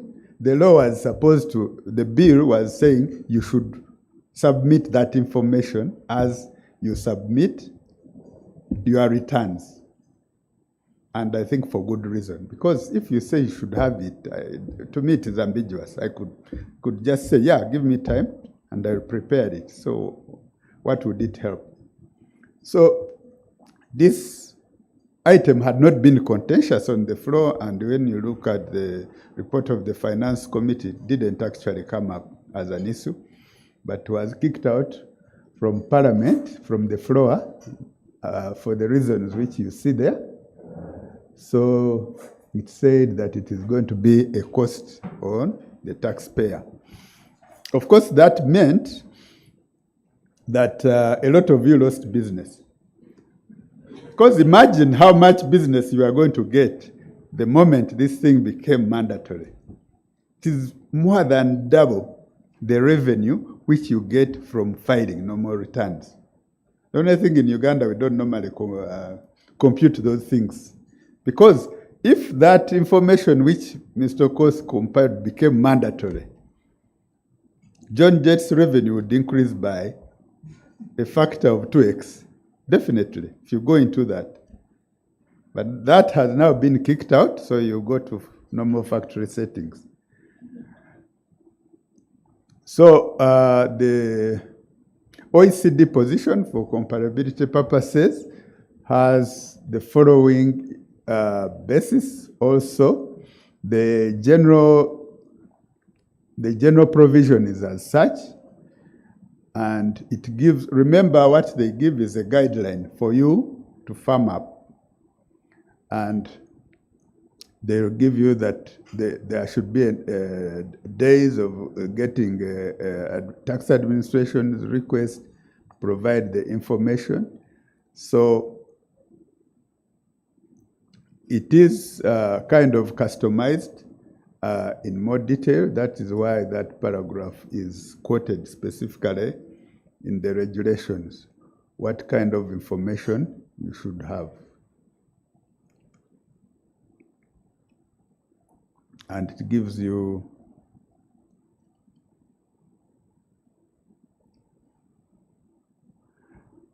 that the documentation should be prepared taking into account the complexity and volume of transactions. But the question again, I believe, which we would have, the problem we would have, so if URA was to have all these documents every time we file, what capacity? Just storage capacity. Supposing MTN was giving you all its stuff, Airtel was giving you all its stuff, UBL, Coca-Cola, and the 1,000 top taxpayers, do you really have the capacity to use them? Do you, just the storage? Maybe you have, but to say, after I've given it to you, that means you lie back and you analyze it on a need to use basis. So I think that alone needs to be looked at. And of course, what is the capacity of the URA to handle all this information? I wonder how big the unit is which is handling transfer pricing. How many? 12. The size of, I say, tax office or something like that. You know, remember the OECD is a full-time office, and there are experts from all over the world who devote 8 hours of their day every day to improve these tax things. And very, very capable guys. And here you'll be doing transfer pricing and many other audits. So how much time can you devote to that? So the detail of the documentation required under OECD is that is the structure. And I think I may not go too much into it since Mr. Okoth went there.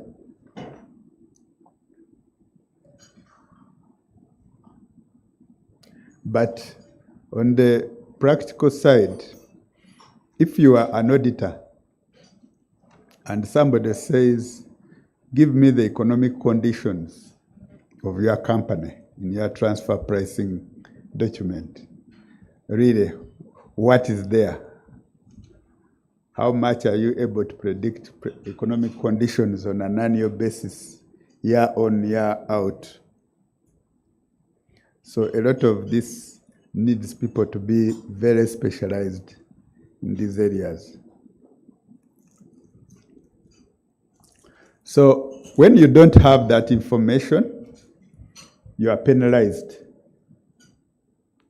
So the first penalty says a taxpayer is liable on conviction to imprisonment.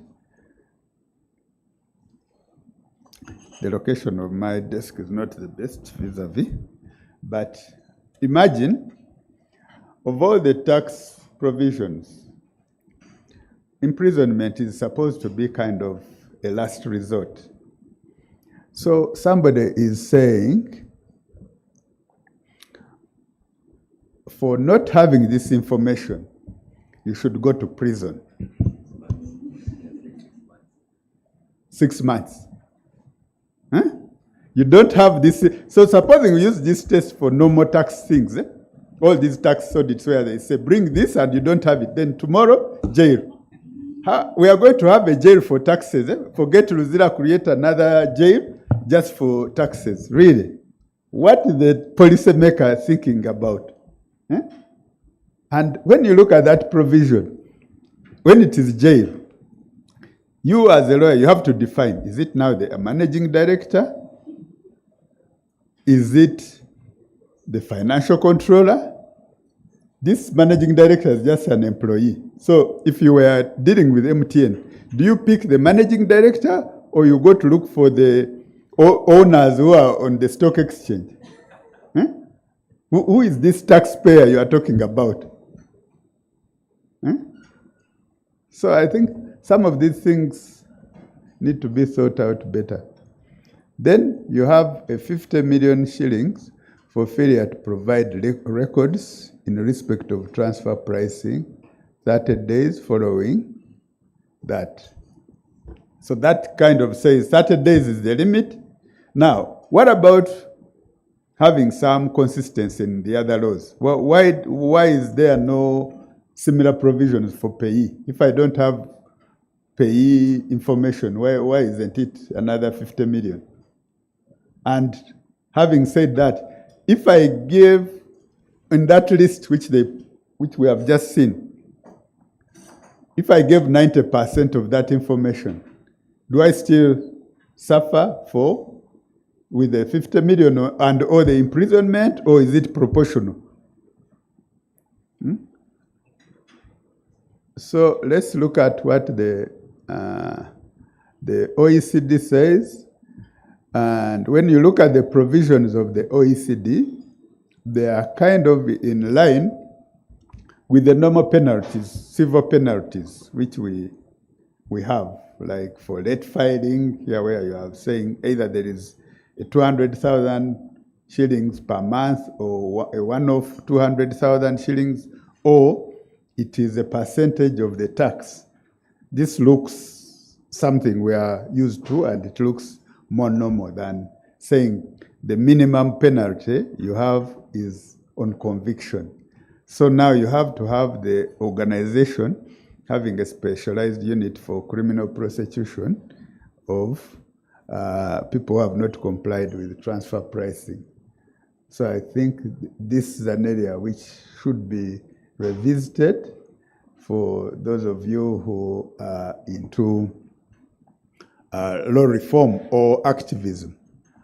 So this gives an overview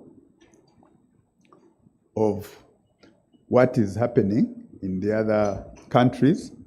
As you may have heard from the presentation from Mr. Okoth, Kenya, I think, is way ahead of us in terms of this area. And since we are all saying there is no money, we would rather aim to be as busy as they are over the border so that, yes, we catch up with the rest of the world. So you are aware of other initiatives like ATAF, which has also tried to be vigilant in this area. We have the OECD Inclusive Framework, and this OECD BEPS framework and the multilateral instrument are all relevant because, as you heard from the presentation, once you have multinational enterprises, then you go to double taxation treaties and you have to comply with the rest of the world. But now, if you are talking about double taxation treaties and MRI, then the treaty in place must be the one. How are you going to balance the treaty, the MRI, and your local transfer pricing rules? Because ideally, when you have a treaty, it means that you have a competent authority and you have what they call MAP. You have procedures for dispute resolution between the partners, which I believe we have never invoked. Every time we have a dispute, we go to the tribunal, whether the parties are from countries which have a DTA or not. So we seem to have DTAs which are basically cosmetic in nature. They rarely use, we rarely use them. Besides, you notice that in some of the DTAs we have, the competent authority is actually URA. So how will URA help you to resolve a dispute with itself? So we have a number of gaps in that area. And of course, the timelines for appealing, 30 days to the tribunal. If you say for you are trying to invoke international practice through a DTA, then you'll be time barred to have any solution. So I once again think that our whole policy framework is not properly aligned.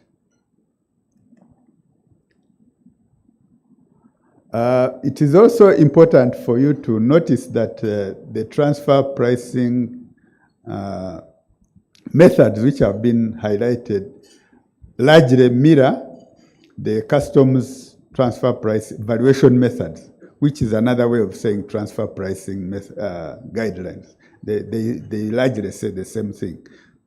So in customs, the methods are hierarchical. So you start with the transaction method. It is only when you fail the transaction method that you go to all the other 6.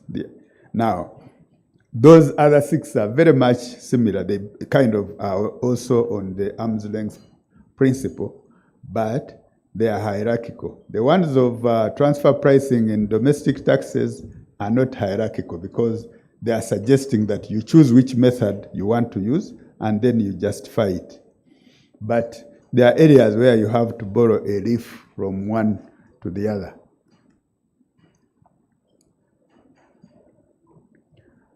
So those are in the East African Customs Management Act. And it is also important to note that sometimes what starts as a customs audit can end up as a domestic tax audit. And then it becomes important, which law are you using? Are you using the customs regulations which are already codified, or are you using these which are in the regulation and are subject to some kind of either negotiation or your own predetermined plan, which is the reason why you have to provide the document, to have the documents in advance, in other words, so that you don't move out of your own binding principles.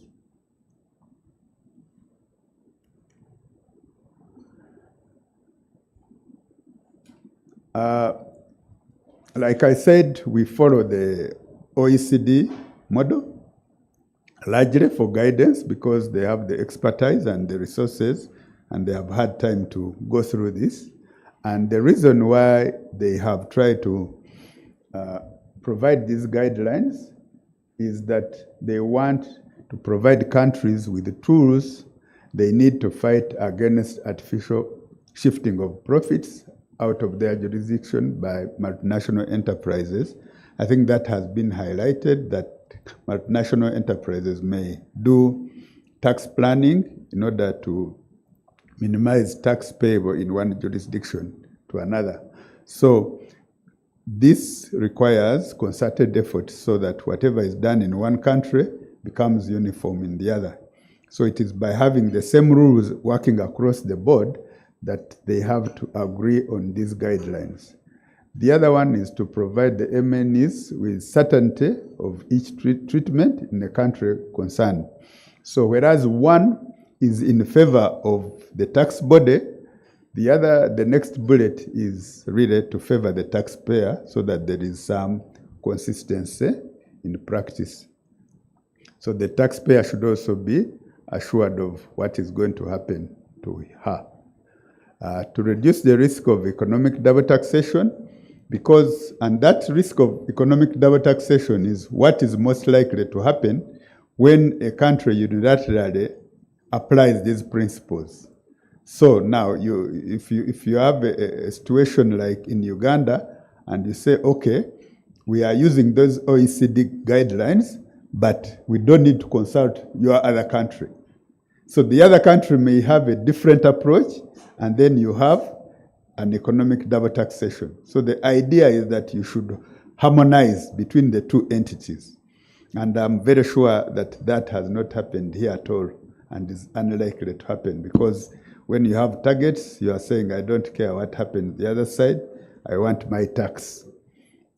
The other reason is to provide a level playing field between countries, which is likely to distort the pattern of international trade, and to provide a level playing field between MNEs and independent companies within a country. So you can see this last provision is also quite useful, because if you are in the same market and somebody is wiser than you in how they play their game, then it is not just between you and the revenue authority, but it is between you and how you deal with your competition. So this kind of helps in leveling the market. So we have some cases, and like we said, we hardly have any local cases which are on all fours in transfer pricing. In respect of the cost plus method, we have a company called Unilever Kenya, which all of you are aware of, versus the Commissioner Income Tax. So Unilever Kenya manufactures goods in which it supplies to Uganda. It charged lower prices to Uganda, lower than the local prices. And the commissioner claimed that the prices were not at arm's length. So Unilever used the comparable and controlled price method, which was rejected due to lack of comparable and controlled prices. Uganda incurred additional marketing costs. The argument was that Unilever Uganda incurred additional marketing costs in Uganda, unlike the local buyers in Kenya. In other words, the price sold to Unilever Uganda was lower than the one of Kenya, because Unilever Uganda was expected to incur other costs and applied that method. So the court said charging Unilever Uganda the same as the other importers would drive Uganda under to others, would be unfair to Uganda, and additional selling expenses in Uganda were justified for the different price, and there was no evidence of tax evasion through special price fixing. So that is one example where the cost plus method was analyzed and ultimately in favor of the taxpayer. I think the lawyer did a good job. So the court held that the cost plus method upheld the cost plus method, and the transfer prices charged to Uganda were considered at arm's length, and the assessment by the commissioner was rejected. We have another one which used comparative and controlled price and the transaction net margin method, which is better health.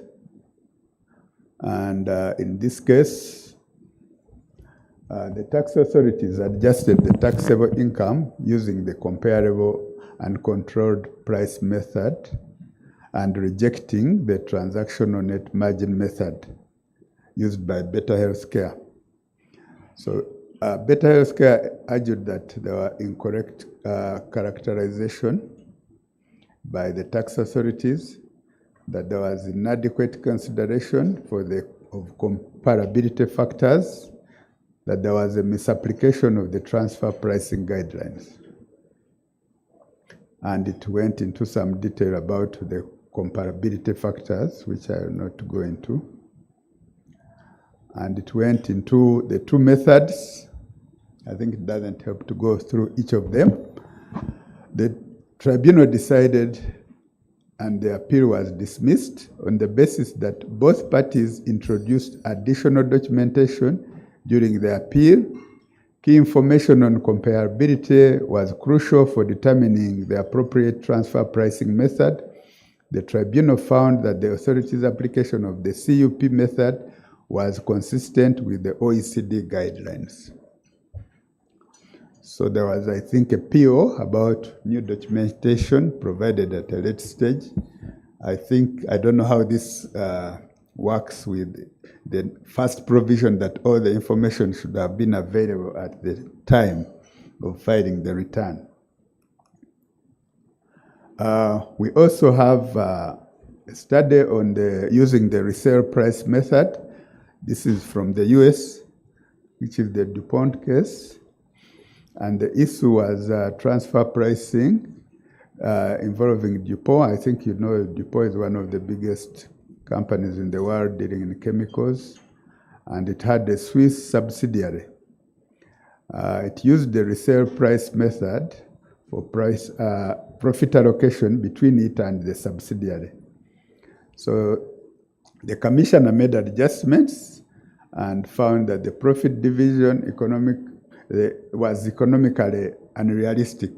In other words, what DuPont, the head office, charged, allocated as expenses due, the profit portion due to the Swiss firm was too much, and the commissioner reallocated $18 million of the Swiss company to the American head office and increased DuPont's tax liability. And said the subsidiary was formed to shift profits to a low tax jurisdiction. The idea was that the Swiss subsidiary wasn't doing much. It was just for purposes of avoiding tax. So DuPont's defense was that the profits earned by the subsidiary were comparable to those earned by uncontrolled enterprises. And it contended that the sales of the subsidiary was at arm's length.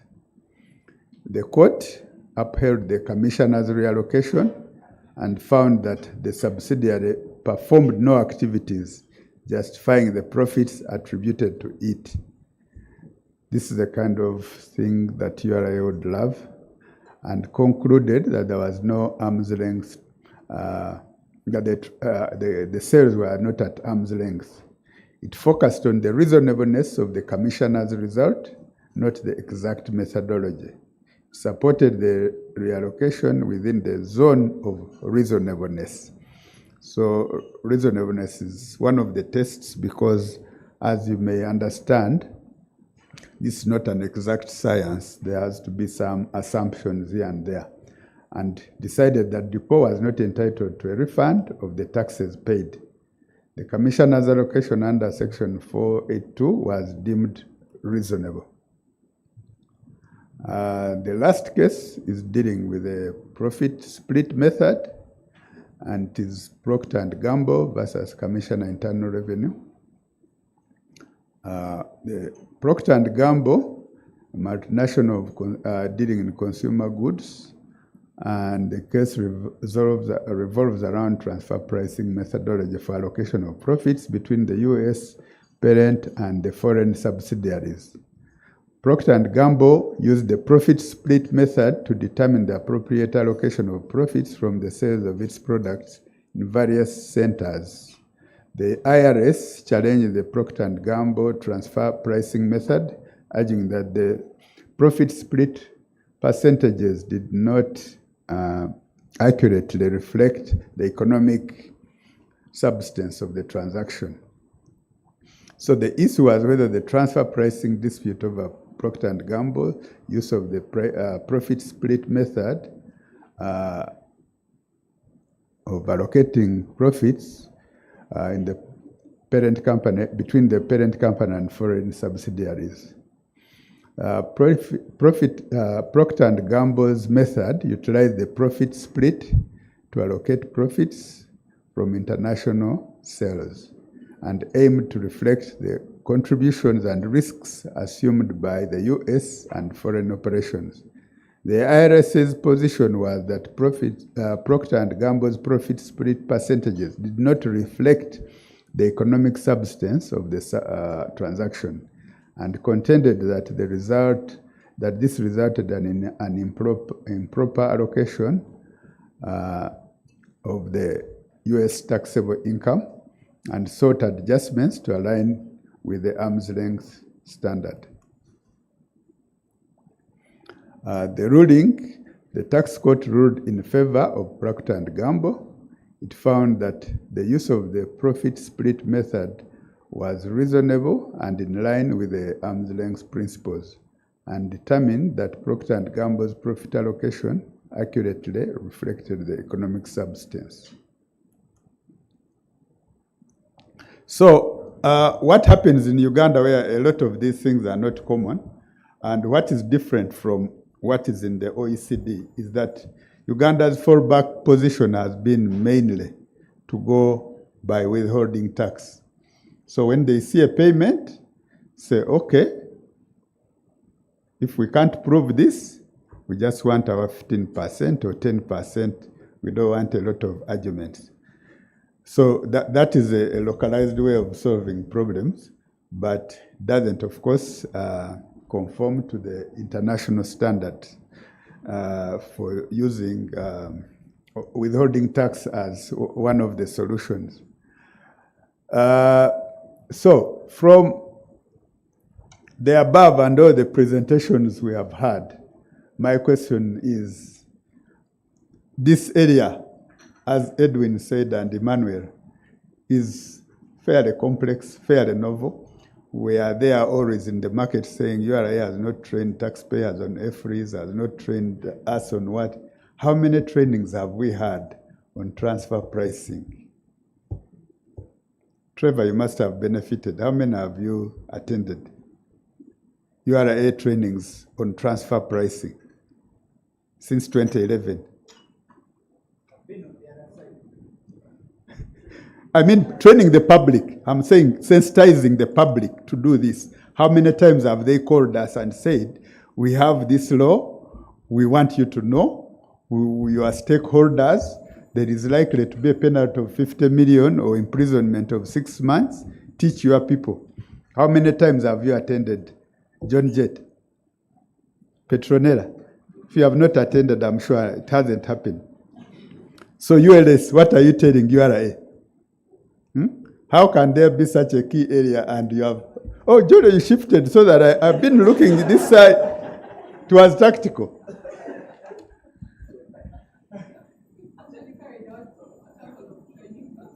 Let me ask you, Solomon was there before you. Solomon, how many trainings did you conduct? You see? Should we have no penalties for this organization? Which, Okay, take the blame. How many have you conducted? Now you with EY. Should we join EY really? actually that was a EY thing and they invited you. Now, for you to try to own it that you have handled is unfair. I think you should purposely conduct a training on this area, and it shouldn't be these ones you hold before lunch and tell people to go away by 1 o'clock. Should be 2 days, 3 days, because there is a lot of stuff in this area. You should train us. And for the policy guys, when they introduced this law, even when you are making your revenue reports, I don't know that you have ever identified the revenue which you are getting from this area. Remember, when you are making changes in the law, you are supposed to make a statement about expected revenue, impact assessment, all those. How much money do you get from here? We need to know as citizens, not necessarily as whatever. Was this thing just done for decoration, or is it working? Is it not working? We need to know. I think in respect of advanced pricing agreements, Trevor already concluded, though he's not from URA, that there has been none. I wanted Jolly to confirm that there is none. Do we have any? Oh, you see, that's why he knows he's the number one on that. But he raised many questions about it. Is it inter-party? Is it wide application? Does it go across the board? Will it be confidential? All those things are material. How are we going to learn from it? How are we going to learn from that experience? Yeah, so I wish to thank you very much for listening to me, and have a nice day.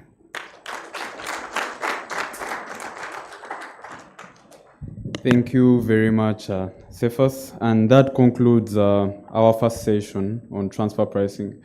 We have covered a lot of areas from the foundations on transfer pricing. We have heard from a regulator's point of view on transfer pricing. We have had a comparative study from our colleague in Kenya, and finally, our eminent practitioner. Now, ideally, we would have had a panel discussion going next, but we realized that the next session also touches on some of these issues. So we want to go straight into that session, and then we shall have a combined Q&A for both panels. So I will invite my colleague Edwin to moderate the next session. Thank you.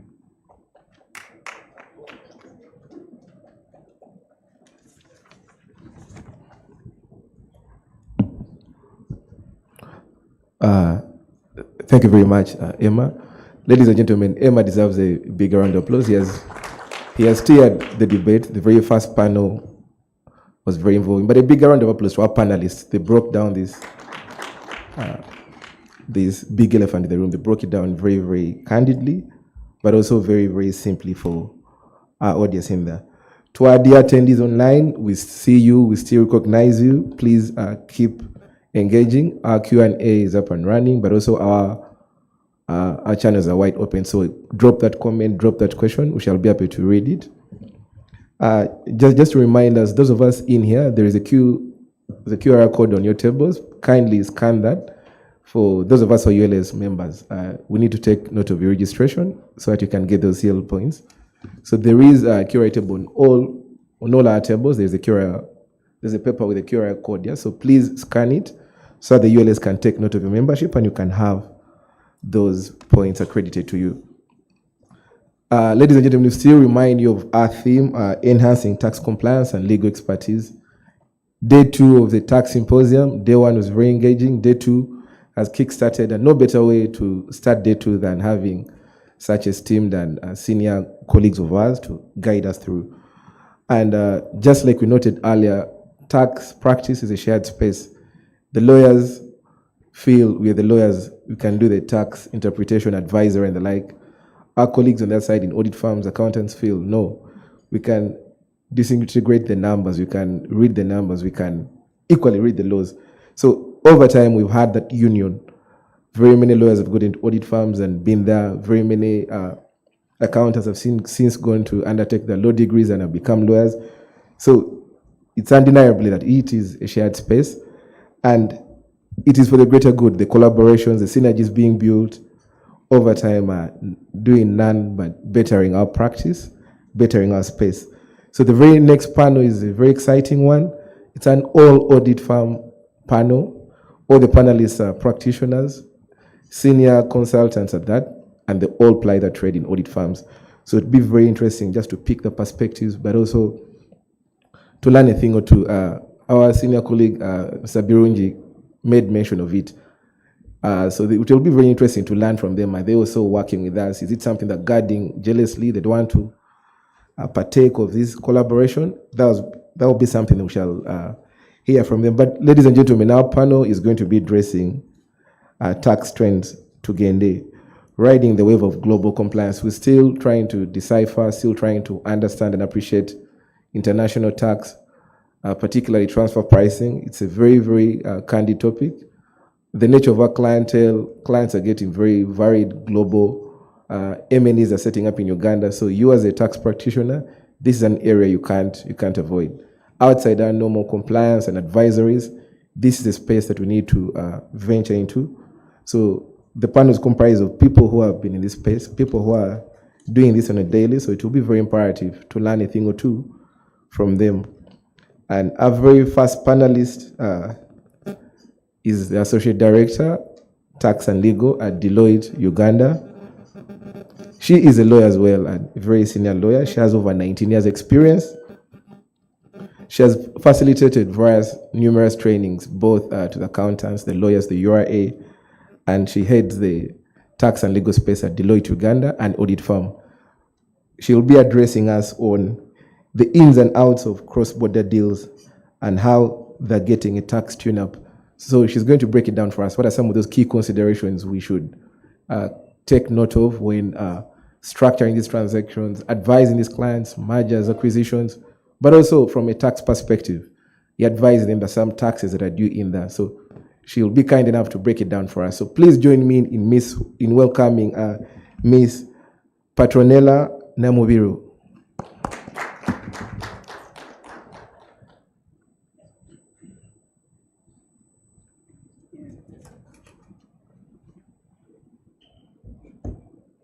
So good morning, everyone. Is it still morning? Yes.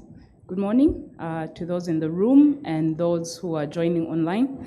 Thank you for the kind introduction. Typically, when I do this, I do it for accountants, people in the finance space. Cephas has mentioned that the lawyers, although they are moving into the tax space, I don't think it's to the level that, I know it's growing, but it's still very much in its infancy. I do think it's important that the lawyers get involved. So we are not guarding this space jealously. Please do join us. I am a lawyer, but I've been in this space for many, many years. And I think the synergies that can be drawn from both, the people who can interpret, the people who are going to get involved in litigation, because tax is becoming a very litigious space. We see, where did Jolly move? Yes.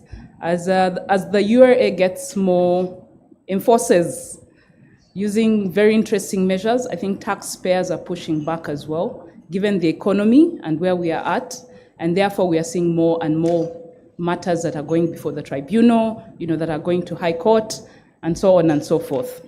So it is important that as lawyers, you start to understand and have a better sense and be more comfortable with tax matters, generally, initially, but build up on that. So to start off, okay, it does work. So what I'm showing there is just typically cross-border transactions. What do we usually see in terms of cross-border? So you have the service side, you have the trade side, so goods coming into the country.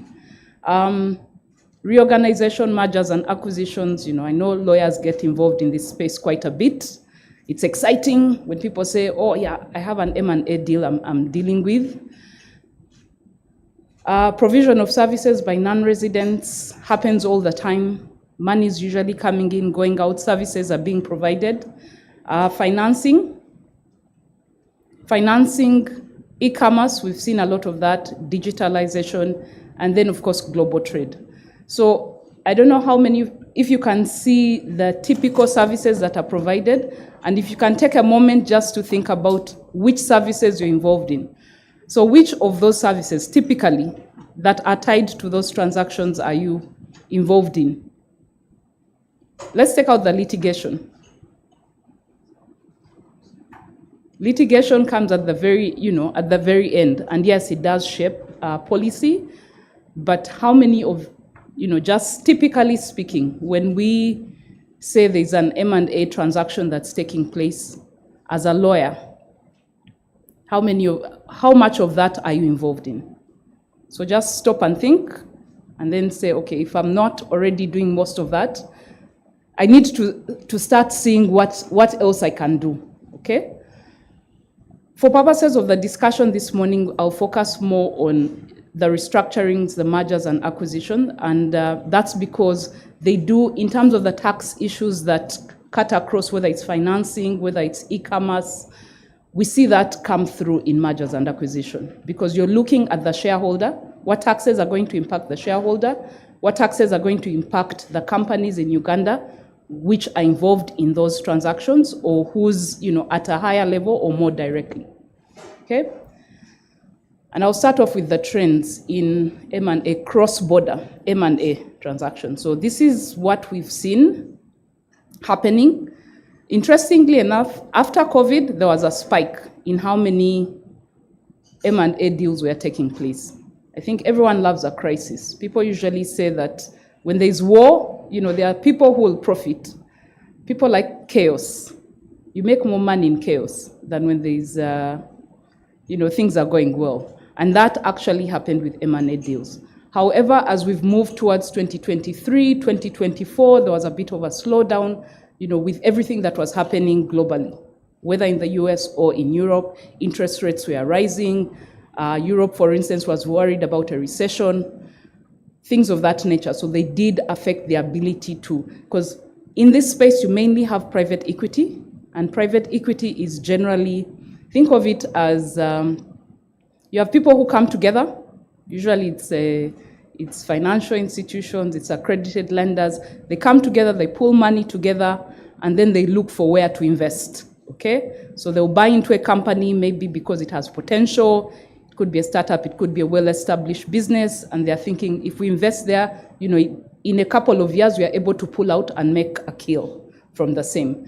So private equity has dominated the space of mergers and acquisition, but because of what has been happening with interest rates, with just the slowdown, so private equity has not necessarily had the financing it requires, so the number of deals have kept going down a bit. 2020 to 2023, although there is optimism that in 2024, there should be a ramp up of the number of mergers and acquisitions that are happening.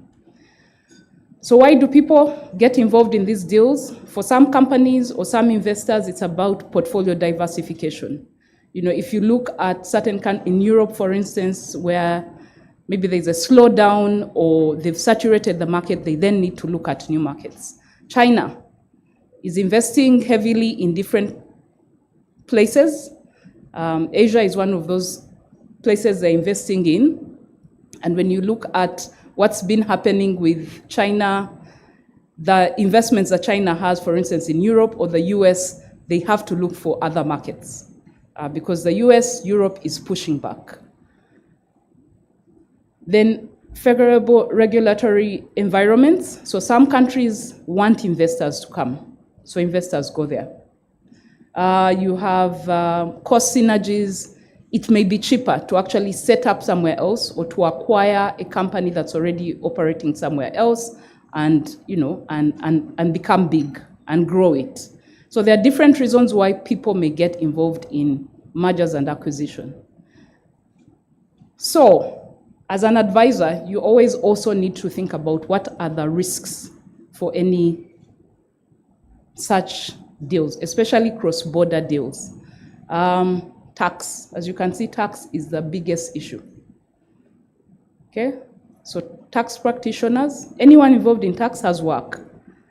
Because in these big deals, number one concern for private equity, for businesses that are looking to expand, tax.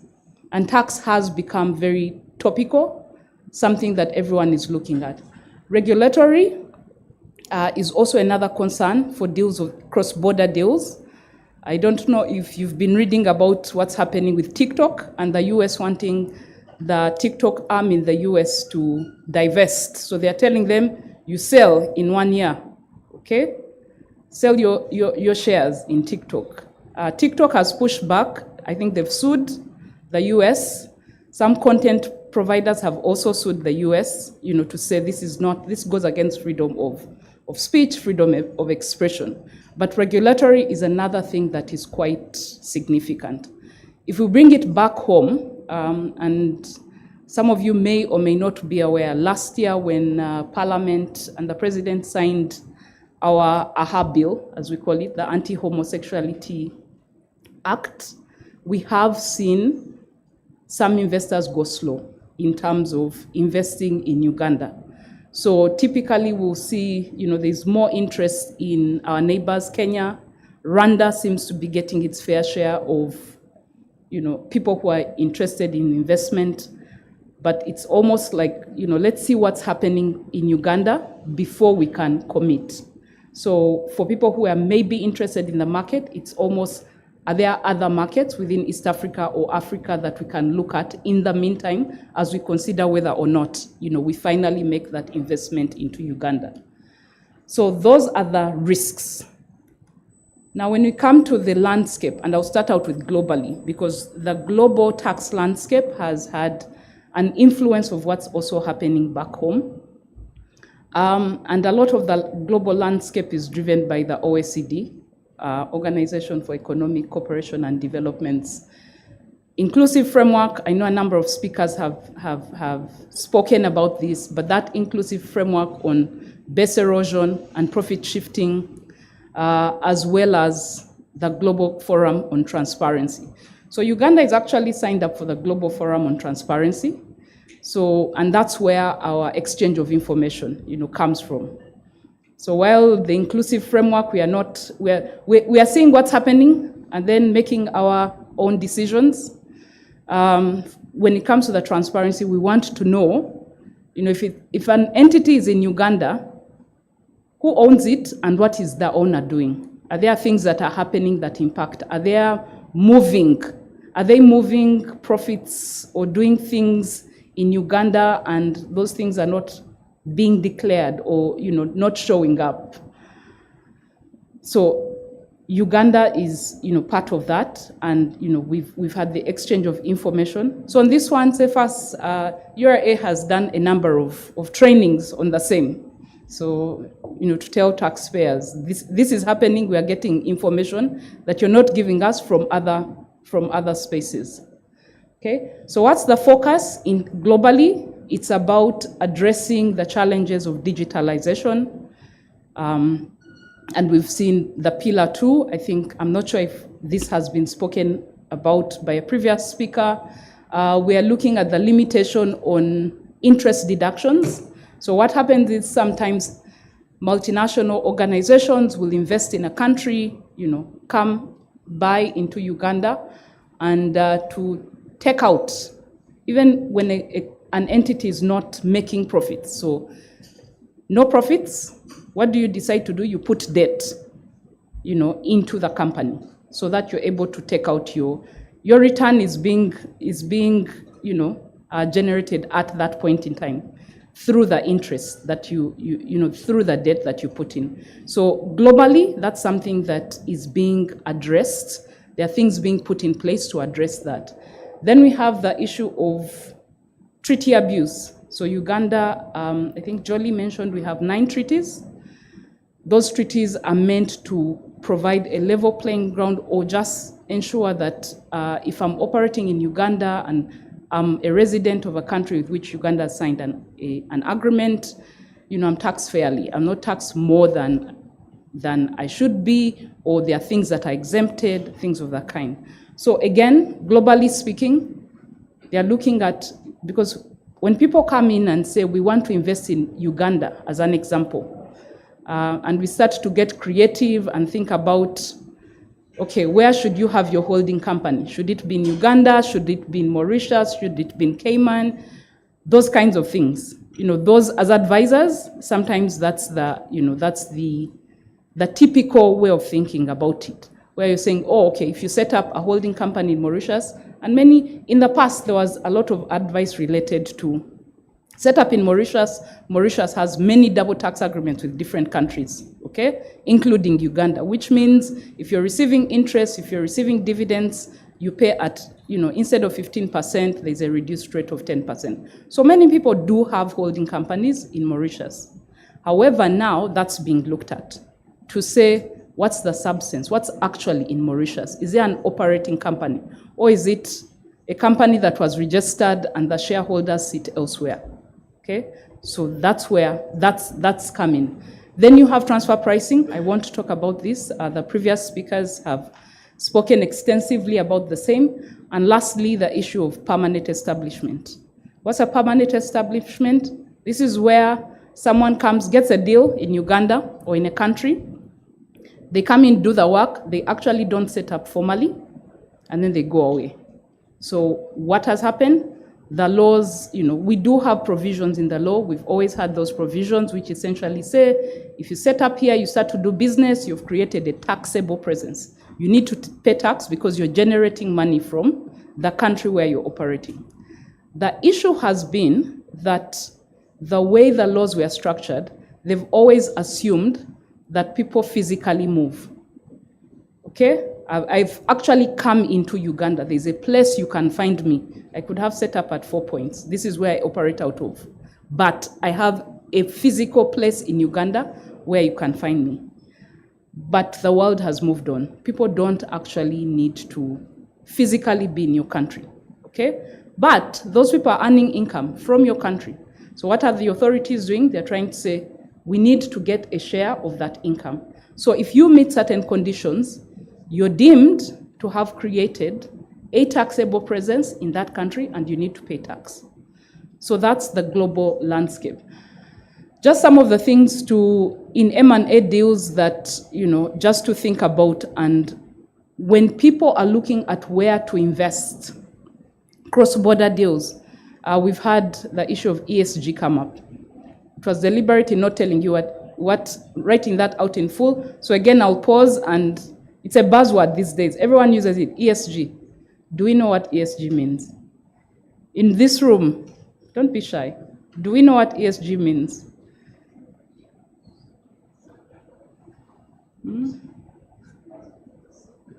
See why the accountants are taking your work?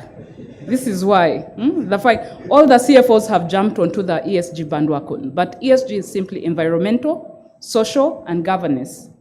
So investors are looking at companies where they're saying, okay, has this company, or does it have a plan for how it will address environmental issues?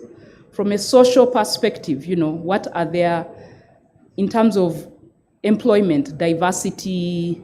Again, our regulations act comes in because investors are looking at that and saying, okay, will there be an issue there in terms of the diversity or equality in terms of employment? Then governance, do you have structures in place where you properly have managed companies? And I know in Uganda, that's sometimes something we have an issue with, especially where you have, I set up a company, I start to run the company, it becomes big, but I make the decisions at home.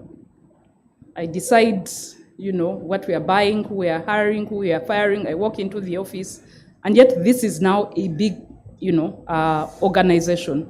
So investors are looking to say, have you put in place, have you hired an actual, a person who knows about whatever it is? So you're the founder, this is your baby, you've grown it to a certain extent, but do you have people in place who are actually managing the business for purposes of continuity? So those are some of the things investors in M&A deals that they are starting, to look at. I talked about the private equity and the deep in the same, so I won't speak about that anymore, but yeah, keep in mind all those areas.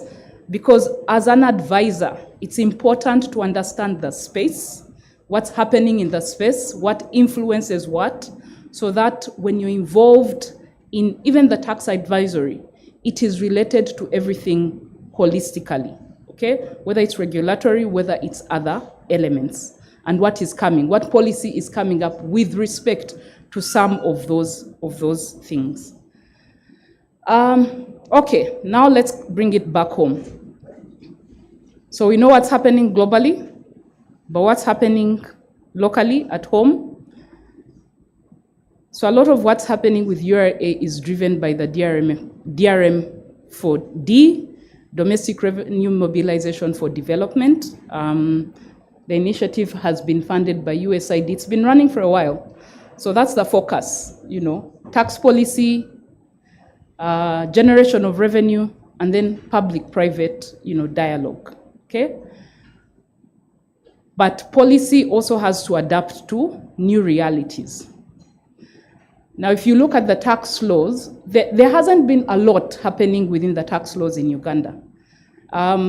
Fortunately or unfortunately, I don't know which it is, we've always had different provisions which speak into some of the initiatives that are being run from a global perspective, the tax initiatives. So there's not a lot of new legislation that has come in terms of taxation of cross-border, M&A, in the M&A space, or generally speaking, investment into Uganda. But I'll still look at some of the key things. Okay, I need to move a bit. So transparency or look-through provisions. So we do have something the URA, this one was introduced about, I think 4 or 5 years ago, Section 79GA. And this is a favorite of the URA now. The International Tax Team, this is a favorite. So what does that provision say? Ideally, if there's a change in shareholding or ownership of 50% or more, either directly, so you have a Ugandan company that's held, let's say, by a Mauritian company, which then has a group company in the UK, as an example, okay?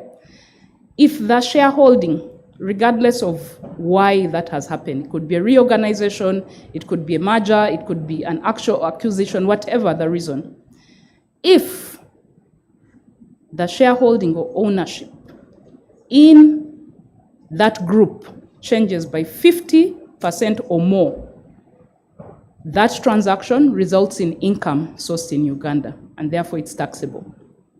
That's where the capital gains comes in. Capital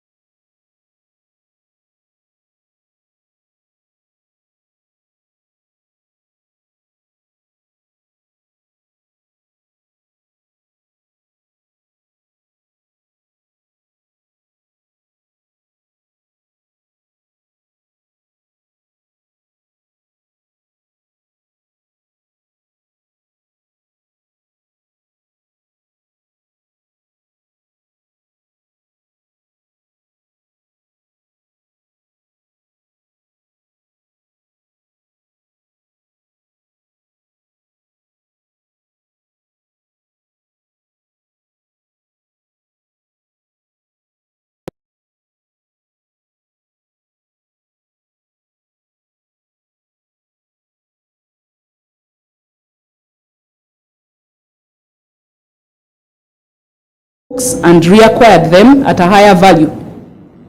Okay?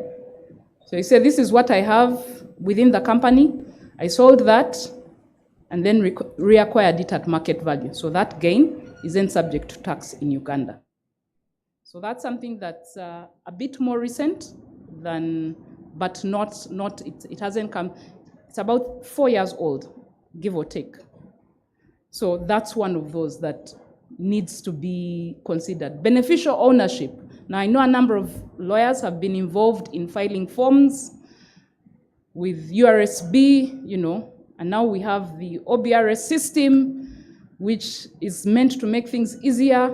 But what you need to remember, technology is good and bad, depending on how you view it, because all that information is also now, since it's not paper information, it's also available to the URA, and URA is using it, is also going to URSB and looking at what people have filed.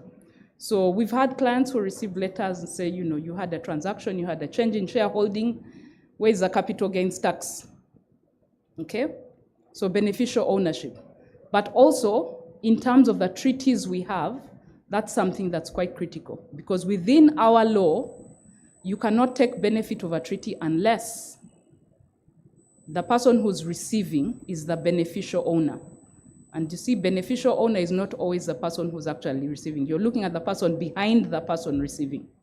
So I could sit in Mauritius, I've made a payment, so a Ugandan company has made a payment to let's say, management fees to someone in Mauritius.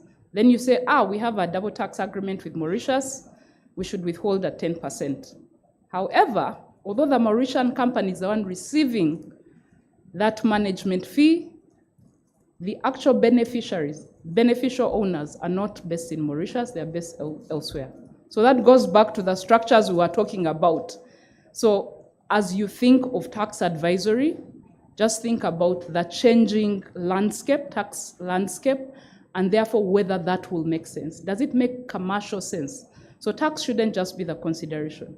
Does it actually make commercial sense to set up, to impose so many structures that are going to create problems, for your clients?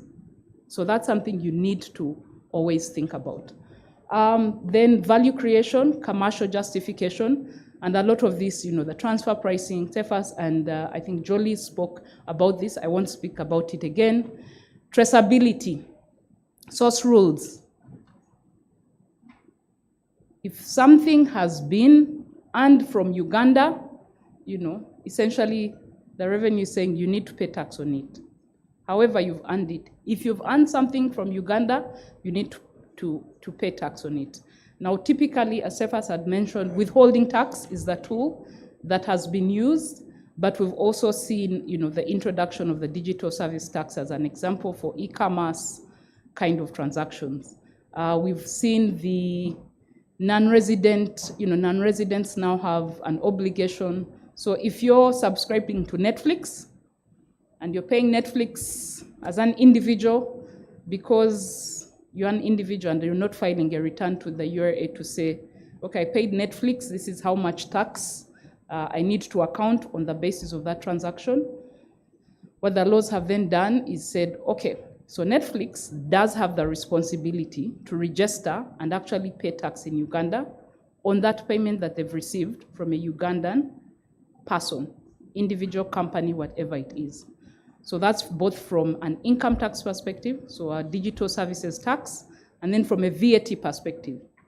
Because what the law is saying, if a Ugandan company was to provide a similar service to a Ugandan individual, they charge VAT. The traders were up in arms about IFRIS. So they are now saying, okay, you're a non-resident, you don't have IFRIS, but we are still expecting you to pay, tax in Uganda. So VAT in Uganda. So you register, you pay VAT in Uganda, okay, through non-resident VAT. Then there are certain things that are inward looking. So like I said, traditionally, M&A deals, it's private equity that's usually involved, or venture capitalists, okay? So there are provisions within the law that were introduced. Some were introduced last year, and then there are other provisions that have been introduced. So in the amendment acts that were passed by Parliament, that relate to exemptions of income of private equity and venture capital, firms that are registered with Capital Markets Authority. So that's from a tax policy perspective. Then administration, as Jolie said, there's international tax team deals with a lot of these issues. Anything related to non-residents, that's the international tax team. So now we know there's 12 people in there. So there are 12 people in the URA working hard to look out for all the possible transactions that are happening, okay? URA is upskilling the team, and just based on some of the things we are seeing now, you can tell the team is comfortable in terms of dealing with these matters. Is more comfortable than it was 3-5 years ago. Then ease of compliance through automation of processes. It's very easy to file your return. It's very easy to register, to get a TIN, whether you're a Ugandan or a non-Ugandan. It's very easy. Fill a form, instantly, you have your TIN. But with automation also comes the ability for your information to be readily available. That's why the URA wanted for TP, the documentation to be submitted with your return. And it said, ledgers. Yes, that discussion is, the ledgers have been interesting. But the automation of processes has also meant that URA has information more readily available, within the system. So the 12 people in the international tax team don't have to go to every taxpayer. They can look in the system and then start to connect the dots. There's data analytics as well that URA is using. The level of documentation to support, again, I won't speak about this because the speakers on transfer pricing have spoken extensively about this matter. And then collaboration. So we see more collaboration with other government entities. I've spoken about URSB. So there are synergies being drawn to get information from different sources. And as automation continues to happen, this is going to be, so information will be more readily available to the URA, so you need to know that. URA is part of ATAF, you have, so that's an Africa-wide network. And then, of course, the exchange of information that we've talked about. And I believe in 2025, there's actually going to be, Uganda is signing on to the automatic exchange of information as well. Right now, it's just exchange of information request. So URA can make a request and say, could we get this? Now it's going to be, so that's, let's say, version 1. Now they are going to version 2, exchange of information on steroids. So I believe that's 2025. So that means for multinationals, for people who are dealing with foreign people, information can be readily available through requests made to other countries, other tax authorities. So what are the trends we are seeing in this space? Yes, there's more documentation being asked for. So once you've gone through a reorganization, there's been a merger, there's been an acquisition, your shareholding has changed, URA is asking for the shareholders agreement, the valuation of the business or the shares. So there's quite a lot that they are asking for. And then transfer pricing, again, won't speak much about this. Withholding tax, still a favorite. So when audits are conducted, URA is looking keenly to see, have you transacted with foreign people? Because withholding tax obviously is easier, let me say, to collect. Therefore, we've seen a lot more of this, greater scrutiny in terms of those foreign transactions. Okay, so that will be all from me this morning. I hope you've picked up something, but I'll still go back to the initial slide, if we can. The very first slide. Technology is not my friend right now, but please remember the very first slide.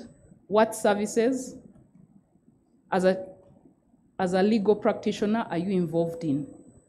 Okay? Thank you very much. Have a good day.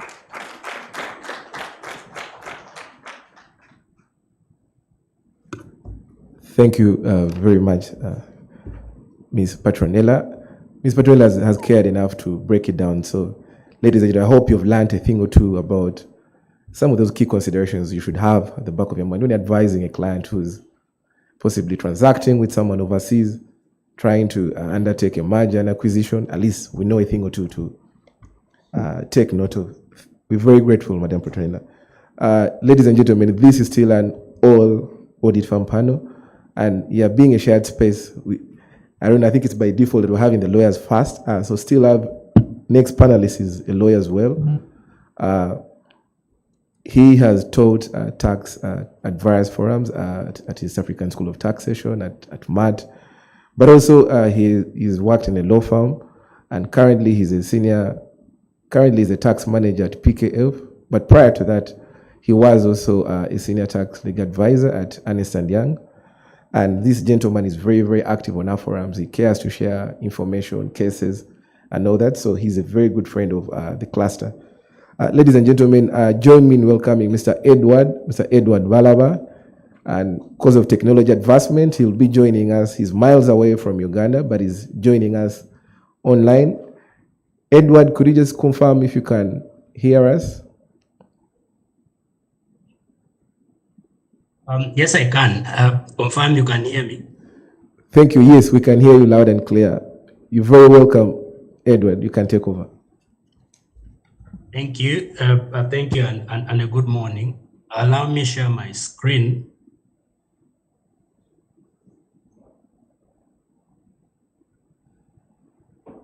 And I hope it's visible now. I have a short presentation to do. I've been told I have about 10 or 15 minutes. And this is a discussion around, let me just get this here.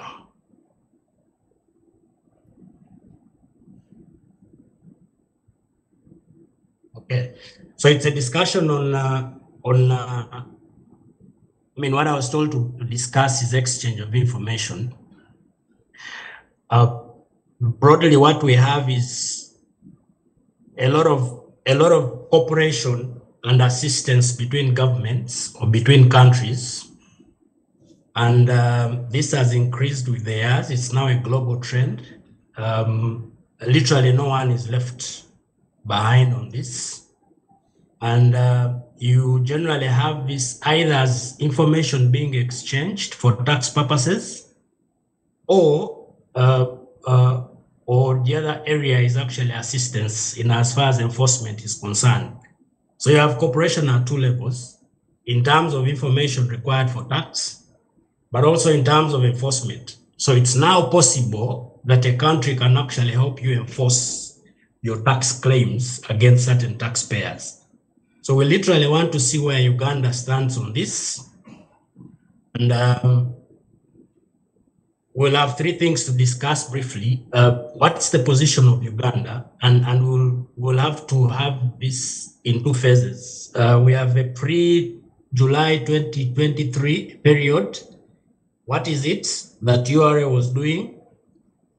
I find that space to have been of a limited scope. So the exchange was a bit limited.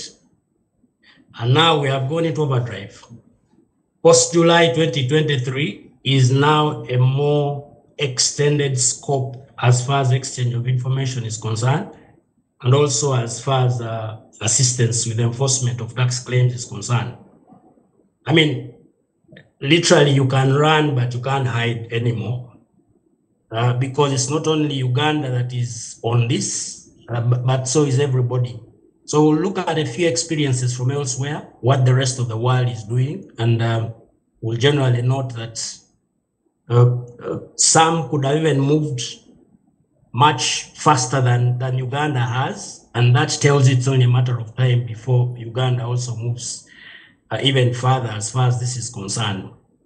This discussion will not be complete if we don't discuss concerns around taxpayers' rights in as far as these initiatives are concerned, because every time you're going to have to exchange people's information, then taxpayers' rights come into issue, and we'll see a few of these, but largely as something for us to think about.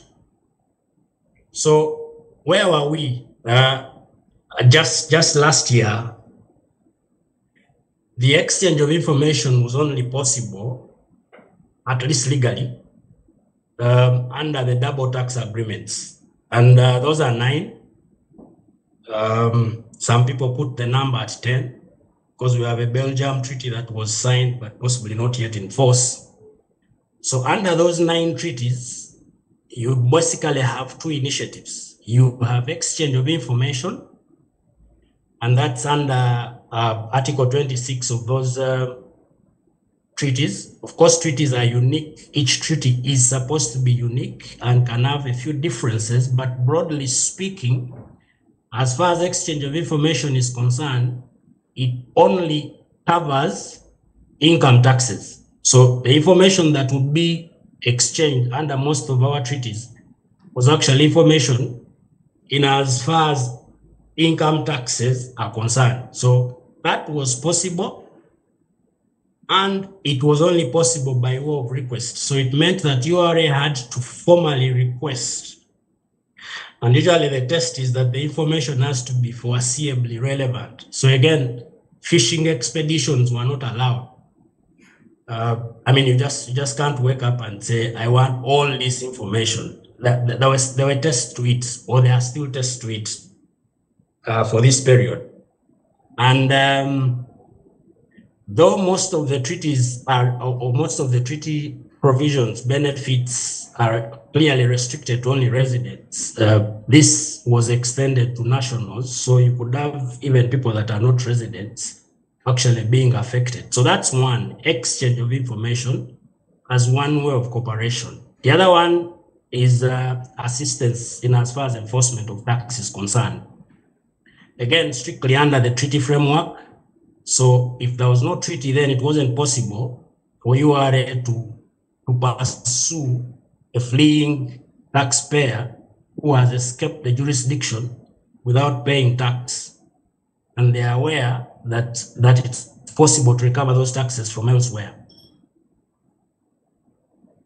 The limitation there was, or is, that the taxes had to have been finally determined. So again, that is the limits within which that was possible.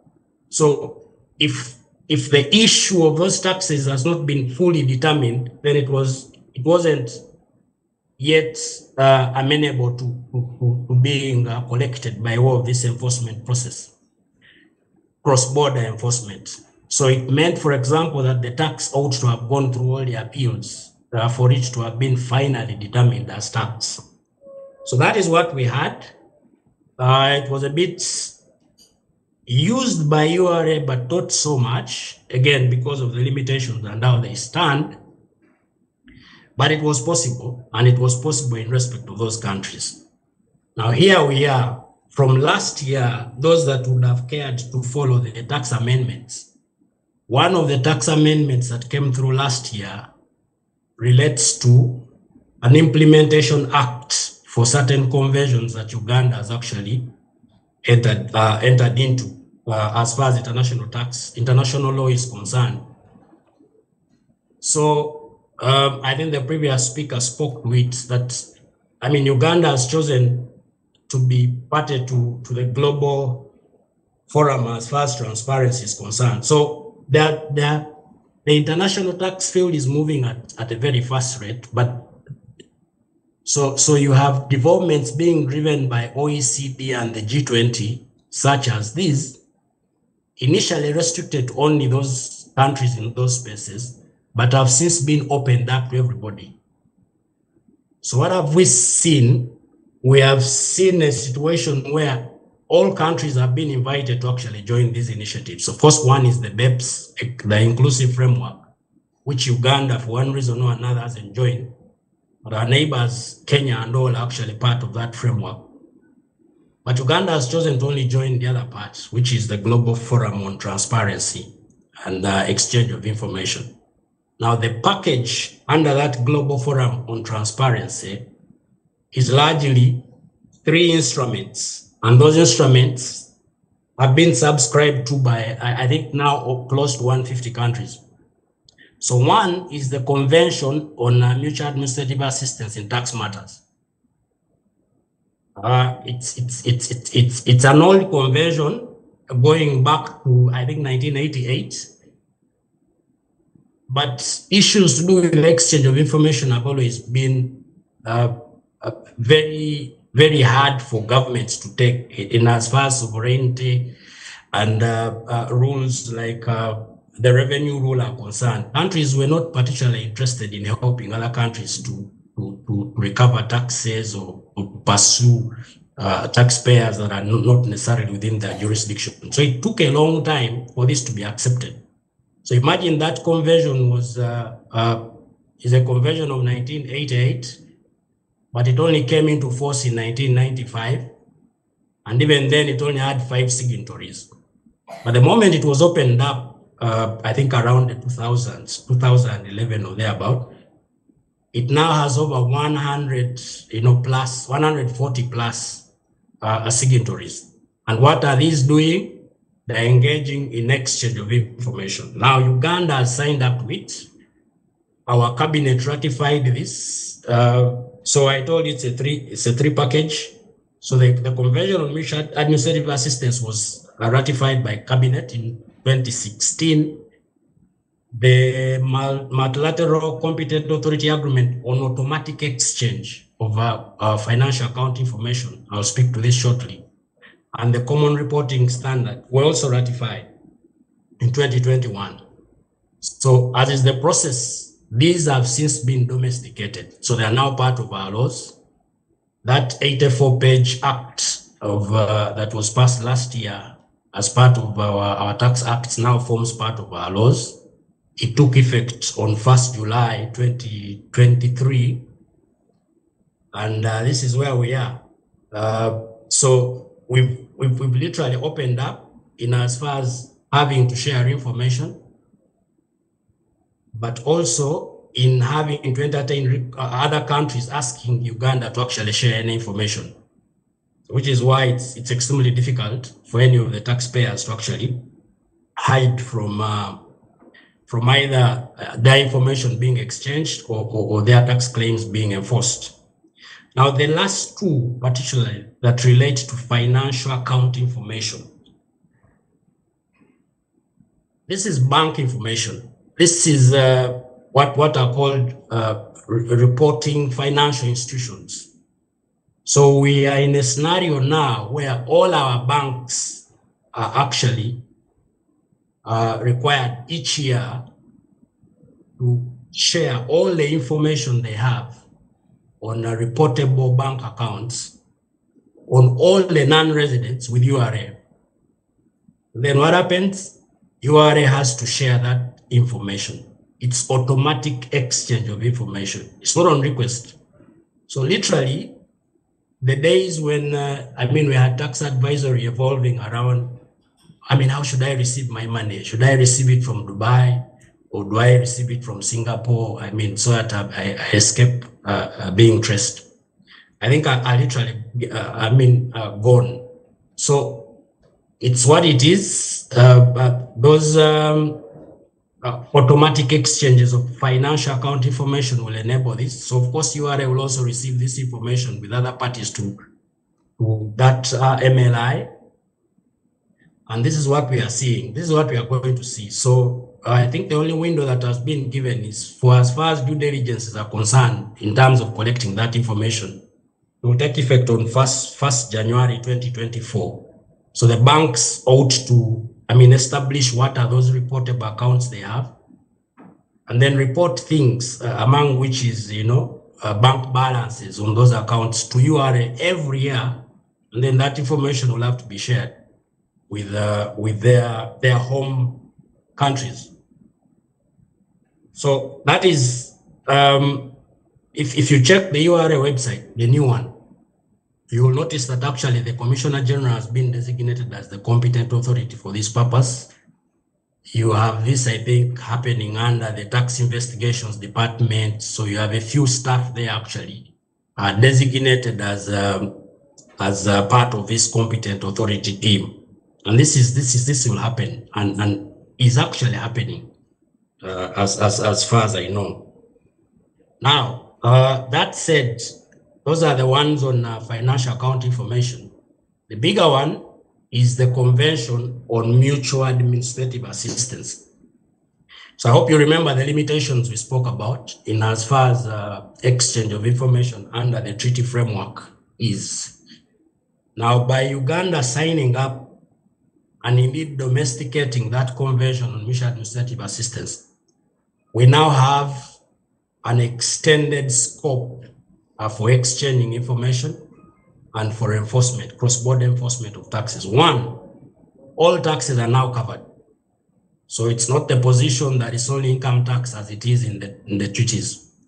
So the taxes are listed, and Uganda has only made, in that implementation act, has made a few exceptions, but these are really non-tax. I think they've made an exception for social security, which is NSSF, and then I think for motor vehicles as well. But the rest of the taxes, the way we know them, are actually exchangeable. I mean, information on such is exchangeable. I mean, like I've said, it's broader because this exchange will happen between Uganda and 147 countries at the last count, but this list keeps growing as countries keep joining this convention. Now, we're also moving from a position of only exchanging information on request to actually having the entire framework of exchange, because exchange appears either automatically, in which case the information must be exchanged. I mean, no one has to ask for it. No request has to be made. You have to, it's mandatory exchange. So it's automatic. So that will happen. Spontaneous arises in situations where you have information that you either think is going to reduce taxes in the other country, or is going to cause a tax loss, or is going to lead to, I mean, several scenarios have been indicated. So as and when that information arises, you have to spontaneously share it. So yes, it's not automatic because it's not obvious that it will always be there, but there is spontaneous exchange. And of course, the traditional on request still exists. So that also still exists. Simultaneous tax examination. So it's now possible for URA with another party to this convention to actually conduct examinations at the same time. Let's assume another country that is party to this convention is conducting some examination, and some issues arising as far as Uganda is concerned. They can actually have Uganda do a similar examination on the Ugandan side as they are doing one on the other side. I mean, and that can be vice versa. Examinations abroad, yes, you can have our officers actually moving abroad to go and conduct their tax examinations in the other country. In the area of assistance for tax recovery, which is largely enforcement, again, tax claims. So if a tax has been determined to be payable, but the taxpayer has escaped jurisdiction, then the Uganda Revenue Authority can actually ask that country that is a party to this convention to assist with recovery of that tax by way of enforcement. And that country will apply the full force of its enforcement measures and recover that money and have it shared with URA. Now, another change here, or another expansion, is that the treaties don't have assistance in as far as conservancy is concerned. So again, what is conservancy here is that it's not just about taxes that have been finally determined. So even if the taxes have not been finally determined, if there is a risk, then Uganda Revenue Authority can actually ask that country to assist, to conserve, because there is a possibility that they will recover tax. So again, we are moving from having to only enforce where the taxes have been finally determined to scenarios where the taxes may not have been determined as well. What's the other one is service of documents. So the documents here, the taxpayer is out of reach, and I mean, for some reason, URA is aware that taxpayer is in some country and that country is a member of this convention, then they can request that country to actually serve those documents on that taxpayer. Of course, we are talking about an assessment. I'm sure it's the only one that would get URA into this, I mean, assessment, and then it follows all the other things, enforcement and all. Now, what are the experiences from elsewhere? which I mean are generally much broader than the Uganda position. So we have the USA, as only the USA can do, requiring all foreign financial institutions to actually report on accounts that US clients hold. So the banks have to share information with the IRS. And of course, this is a burden to the bank. So you're literally circumventing governments. It's not that they even have to exchange the information with the revenue authority.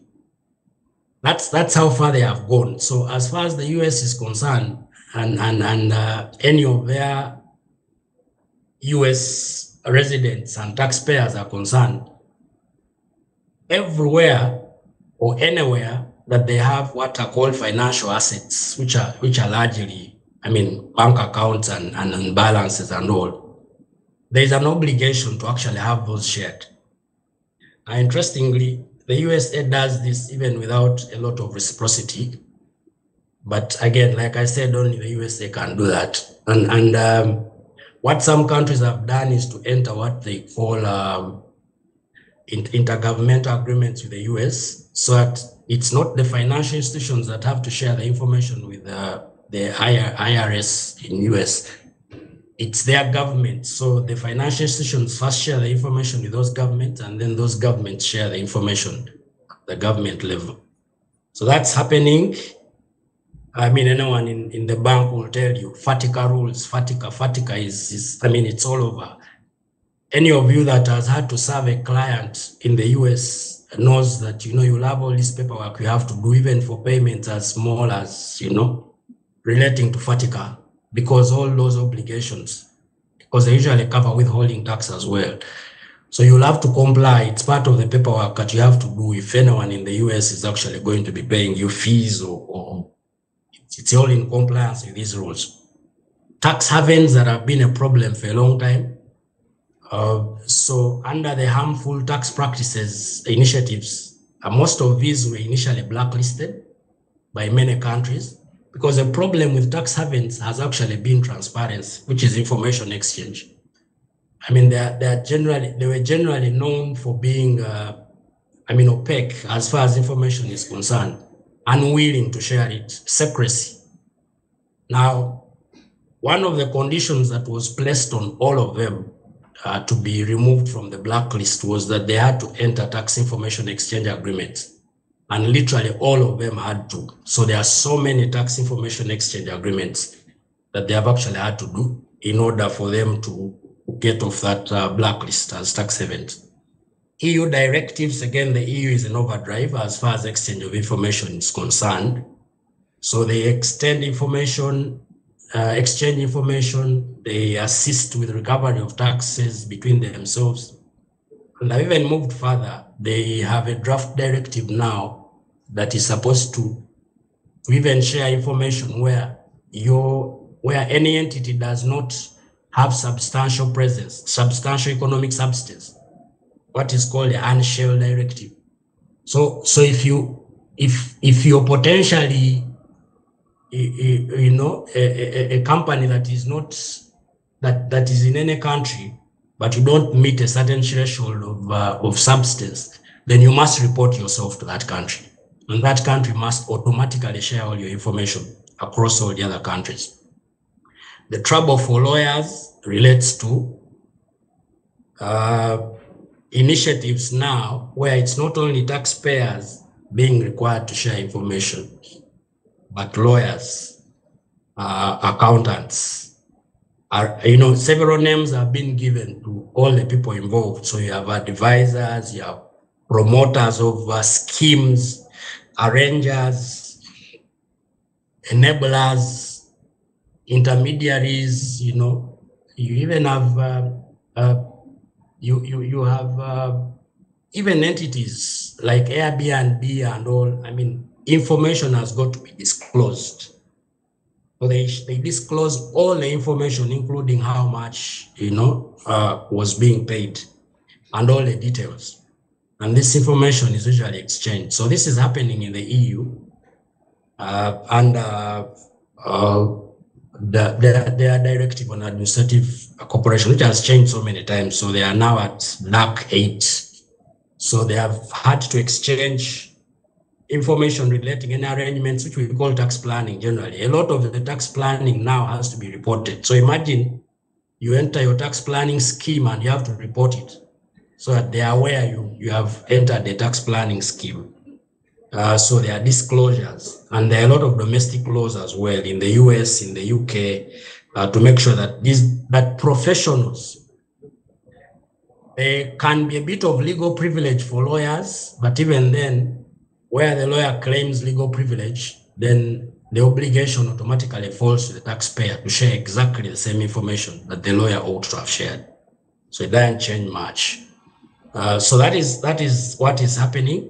As far as BEPS is concerned, again, a lot of disclosure in exchange of information happens at that level. I mean, like I said, Uganda chose not to be a member of the inclusive framework for BEPS. But those that have chosen to, some of the minimum standards as to be inclusive members are BEPS Action 5, which is on harmful tax practices. Now, one of the key things there is that there is spontaneous exchange of tax rulings. So again, rulings that you've had to speak about, APAs, transfer pricing rulings, all rulings that are given to so many of the taxpayers are spontaneously shared under BEPS Action 5. And then we have the country by country reporting, which I'm sure must have been mentioned under transfer pricing. So again, under transfer pricing, you have these 3 levels of documentation. So you have a local file, you have a master file, and then you now also have a country by country report. So every country ought to know that this multinational makes this much money or has this much presence in this country under that country by country report, which will ultimately be shared by all the countries involved. So again, it can present some kind of quick analysis or high level analysis. Unfortunately, Uganda is not, so I'm not sure URA will be receiving this. But the countries that receive this would be able to tell, okay, I mean, from the country by country report of this multinational, this is how much money they made here. So how much tax did they pay compared to where? So, you know, how much presence do they actually have in our country? And that can, of course, then help with things like audits. Finally, and I said the discussion will not be complete without this, is that all we've spoken about then feeds into the potential for invading human rights, or better called taxpayers' rights. Because then if you're sharing information, then you're going to have breach confidentiality, you're going to have to breach privacy, data protection, and all this. So on the whole, yes, these have been overridden because the exchange of information has been considered to be of a greater public good than your individual rights. But that is not to say there are no protections. There's a lot of body of litigation and jurisprudence where, I mean, the delicate balance has been maintained. I mean, what rights can you have? Do you have a right to a hearing? Do you have a right to be notified if a request has been made? So again, depending on the countries, I mean, is there a judicial remedy? Can you, for example, undertake a judicial review where an exchange of information has been presented to your country and you think it wasn't properly done? So there are some inbuilt protections, for example, protections for trade secrets, that information that will expose trade secrets, commercial secrets, and all may actually not be exchanged. Information may not be exchanged on public policy grounds and things like those. So you have all this happening. And again, this is where we are. So it's a case of, I think, Big Brother, you're clearly being watched, and everyone is not entirely out of sight as far as these initiatives are concerned. So thank you. That's the end of my presentation.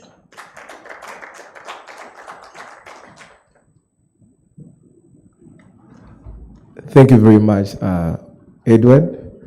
Edward, we're very grateful. The audience in here is clapping for you, and we hope you're fine over there. Edward reaffirms the notion that you can run, but you can't hide. The tax man is fast evolving, both technology-wise, technical-wise. So we can't re-emphasize the compliance notion. Clients have to comply on 360 on all phones.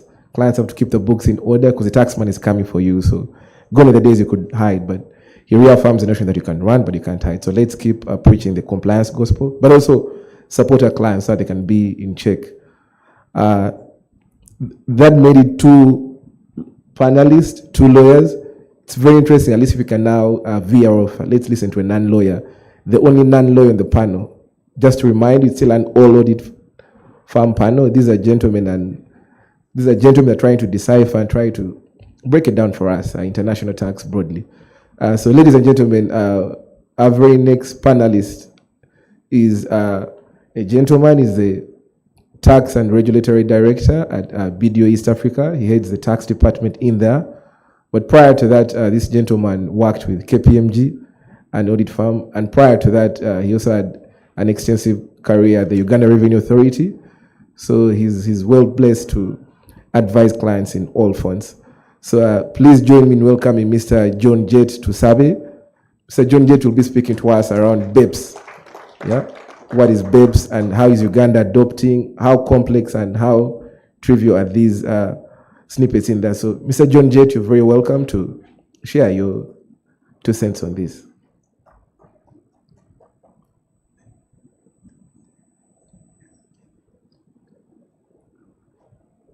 Thank you very much, Edwin. Good morning. Is it afternoon or good morning? Good afternoon. Yeah, thank you very much, Edwin. I normally tease Edwin that he is very active in the young lawyers forums. And I ask him, are you really a young lawyer? And he says he's a friend of the young lawyers. So I'm also a friend of the lawyers. So I just wanted to quickly comment before diving into BEPS. The number of questions that Senior Cephas asked earlier in his presentation, which I found very critical. And as lawyers, these are questions that we should be asking and finding answers for. And as auditors, we need to work together and ask these questions and find answers to them. Why? As we collaborate and work together to make this client happy, solve their problems, make money in the process, we cannot do it sustainably when the environment we are working in is distorted. So that means that the questions from all these discussions, we need to identify what are those questions that we need to look for answers. For example, the requirement for local companies that are related, that are in Uganda, being required to have transfer pricing documentation. You've seen the comparability analysis, the details that have to be done, the documentation. When Petronella tells you that you need to do all this, she will give you a bill. It will not come for free. Somebody has to pay for that cost.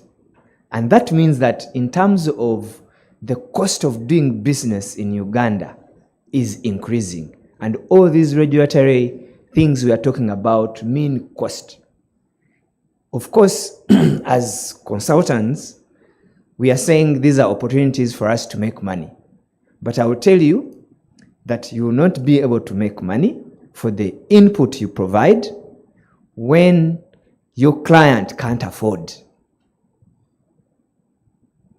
So as we encourage and support URA and taxpayers to comply, we also need to ask ourselves, some of these changes or administrative measures that are coming in, are they reasonable?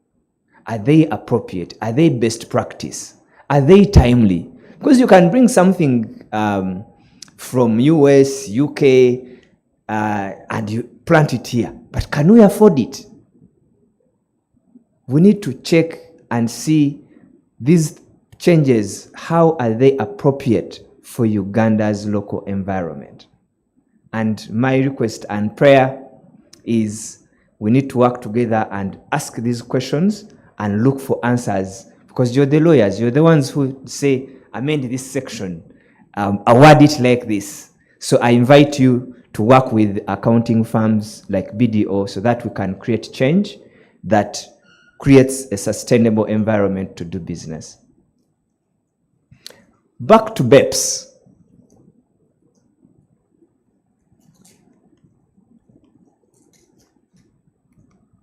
Am I pressing the right button or wrong button?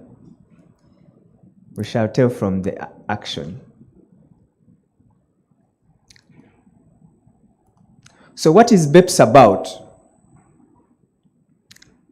I'm sure 100%, at least in this room, everyone knows what BEPS stands for, right?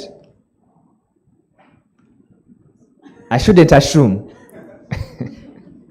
Okay. BEPS is an acronym for Base Erosion and Profit Shifting. It refers to the practices that enable the shifting of taxable income from the jurisdiction where it is generated, often a high tax jurisdiction, to another, often a low tax jurisdiction, sometimes zero, thereby eroding the tax base in the country of income source. You're moving income, say from Uganda, which is taxing at 30%, to a country that has zero tax rate or 3% tax rate. Yet the income is being sourced here.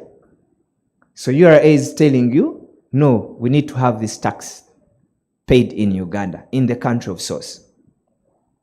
So the OECD, which has been talked a lot about, says that BEPS is a tax planning strategy used by multinational enterprises that exploit gaps and mismatches in tax rules to avoid paying tax. Developing countries' higher reliance on corporate income tax means that they suffer from BEPS disproportionately. BEPS practices cost countries about 100 to 240 billion US dollars in lost revenue. This is not just for Uganda, guys. You might say, this is globally how much countries lose in lost tax revenue because of BEPS. And the rise of global digital economy has made matters worse. So what Balaba was talking about, the reaction of now wanting to see more information, is because of these challenges. Countries are seeing revenue being lost, and they don't have access to information to assess the tax. So what do? Let's get more information. Let's get IFRIS. This is the equivalent of IFRIS, these kinds of information exchanges.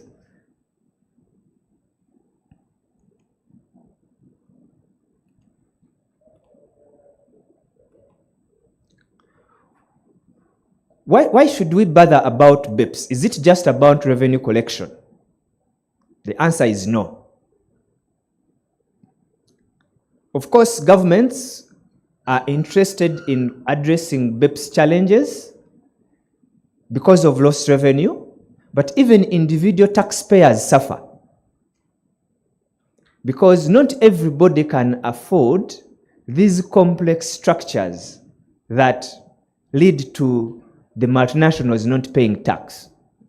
What that means is the other companies, the majority actually, who don't engage in these base erosion and profit shifting mechanisms, they end up being part of the people who suffer the tax burden.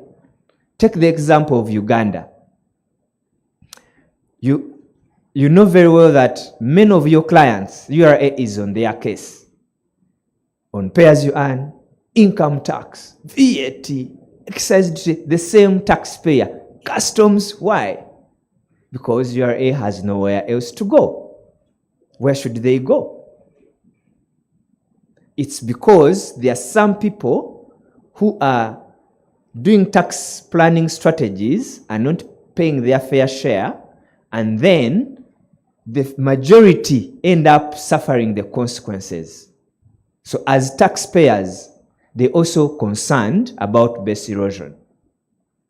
Then local businesses are not able to compete with multinationals because the local businesses are here. They are on IFRIS. Whatever they are doing between themselves, URA is seeing.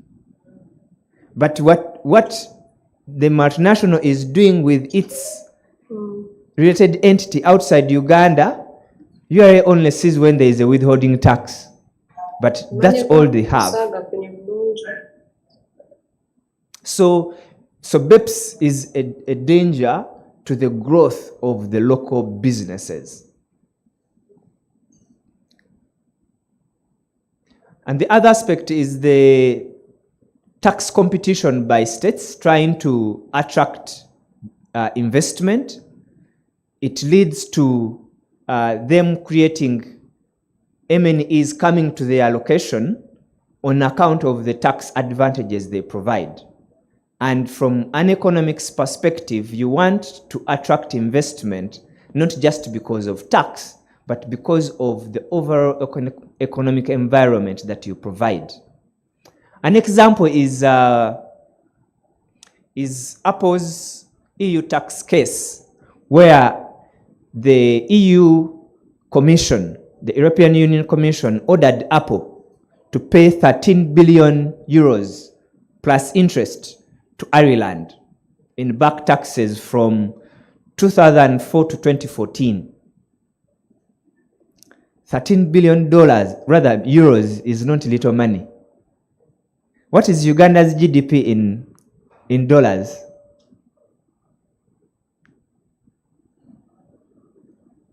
Okay, we can get calculators later to convert. But you can see this is a huge amount.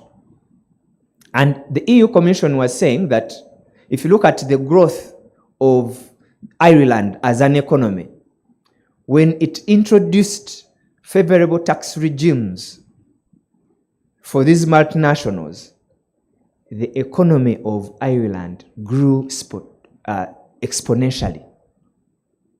And no one was watching.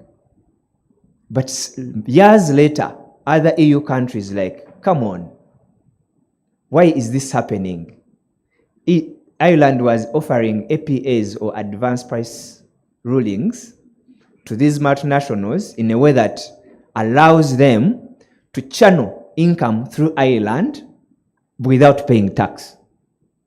In other words, like if you look at what led to that 13 billion euros, Apple created a structure where there were entities registered in Ireland, but they were considered non-residents for tax purposes in Ireland. Because Ireland has a residence rule based on control and management. So meaning that even if you're registered in Ireland, but your control and management is elsewhere, say Bermuda, where you just do board meetings and you say that's where control and management is, Ireland would allow to say, well, the income you earn, say royalties, we shall not tax it since you are not resident in Ireland. So meaning that Apple was able to collect income from outside US entities and channeling that revenue to Ireland, and without paying tax of 12.5% in Ireland. And this is just an example. There are many other companies that are doing it just because it is public information now. And the case is yet to be decided by the European Court of Justice. And the ruling is expected this year.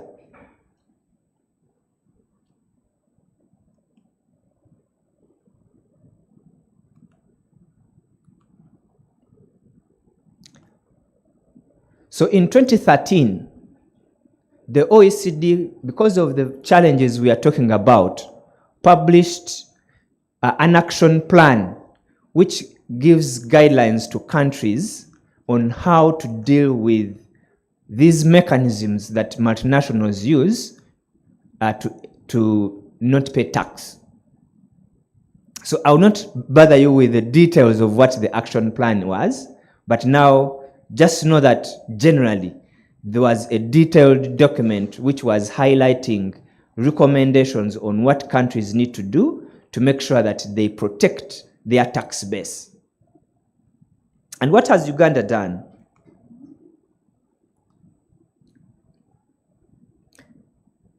Uganda introduced in 2018 an interest limitation deduction rule, which Patronia mentioned earlier in her presentation.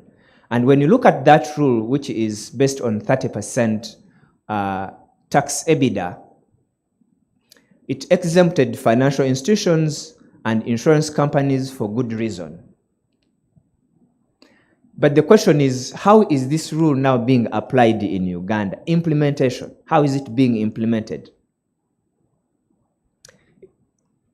It has led to a number of controversies. One is, how do you do the computation? How do you determine the tax EBITDA for you to apply the 30% rate to determine that am I within the 30%? Because the rule says that the interest you claim, if you're part of a group, should not exceed 30% of tax EBITDA. So how do you determine tax EBITDA? The Income Tax Act defines how you should determine it. Now, the way it defines that computation methodology created challenges where URA had a different view from what taxpayers were doing. Whereby URA, because in the accounts, you have accounting depreciation and amortization, and at the same time, the Income Tax Act tells you you need to only claim capital allowances based on the Income Tax Act. Now, that rule says exclude, add back, depreciation and an amortization. It didn't say whether it is accounting depreciation or whether it is tax depreciation. And you was saying that, no, you only add back one component, you shouldn't consider the tax depreciation. Otherwise, you're double computing. And you are assessed one of the taxpayers, that is, of course there are others, but the one which went on public record is Renzori Bottling. The case went to TAT, and TAT ruled that, no, you are a look. You need to look at it not literally what the law says, but the context of what is the purpose of this amendment or this provision. And TAT ruled in favor of Renzori Bottling, saying that, no, you need to add back both the accounting and amortization plus the tax capital allowances or tax depreciation. It's not double computation, but it's the nature of the EBITDA mechanism, how it's supposed to work. Then the other area was, when you look at that amendment, how it is being implemented, do microfinance institutions qualify as financial institutions? This sort of created a crisis recently among microfinance institutions, where URA was saying, yes, the law says financial institutions are exempted, but as far as we are concerned, you, Tier 4 microfinance institutions, you are not exempted. And therefore, we are going to cap your interest expense to 30% of tax EBITDA. And that was a disaster, because these entities, interest is their cost of sales. If you deny it as a deduction, you're basically applying 30% on the gross income. And so when Parliament amended the law last year to specifically mention Tier 4 microfinance institutions and MDIs as exempt, URA said, now this exemption for you is going forward. Backwards, you are not exempted, we are limiting, we want this tax. And we are saying, we have had a number of discussions with the URA. Thankfully, eventually, I think it was within May, where they agreed that in principle, Tier 4 microfinance institutions were exempted even before this amendment, because when you look at the nature of their business, it's not much different from the others, except in terms of the regulatory framework and the amount of products they can do. That's the only difference. But in terms of lending, they do the same. Then the other question that arises from implementation is, should it apply to local group of companies? Remember, BEPS, the way OECD defines it, is how multinationals, those entities that do cross-border, move transactions to avoid paying tax. So the question is, when you look at the way the law is amended in Uganda, it generally refers to a group of companies without providing context as to how local group of companies should be affected. And our friend Jolie, I'm not seeing her. She has, not her as an individual, I'm saying URA has gone to local group of companies who have no cross-border transactions or operations outside Uganda, and said, we see you borrowed money from a Stanbic and you incurred interest, but you have common shareholding. You need to limit this interest expense based on tax EBITDA. Hey, come on, where am I repatriating the profits? The profits are reported here. But unfortunately, that's the position URA is taking. And as lawyers, as accountants, these are things that we need to fight back and engage policymakers so that the law is amended to provide clarity. Otherwise, local group of companies are going to be killed. How do they compete with multinationals?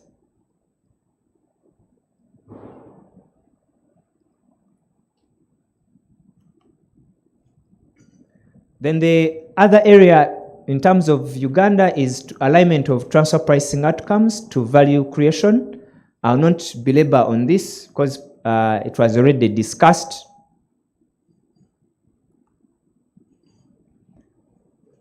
Then the other area that has been brought in is the prevention of artificial avoidance of permanent establishment. Again, this was talked about and is in the 2024 tax amendments, where the rules are being made strict to make sure that you provide little room for someone to avoid artificially the creation of a branch or a permanent establishment in Uganda. For example, splitting a contract. A non-resident could split a contract and say, because if I operate it as one entity, the domestic rules would catch me and I'm required to pay tax on the profits in Uganda. So what do? You give part of the contract to another related entity so that they execute that small component.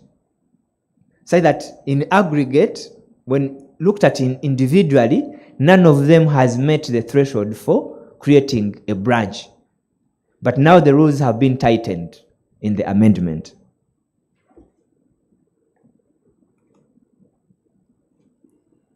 Then the other area is the addressing challenges of taxing the digital economy.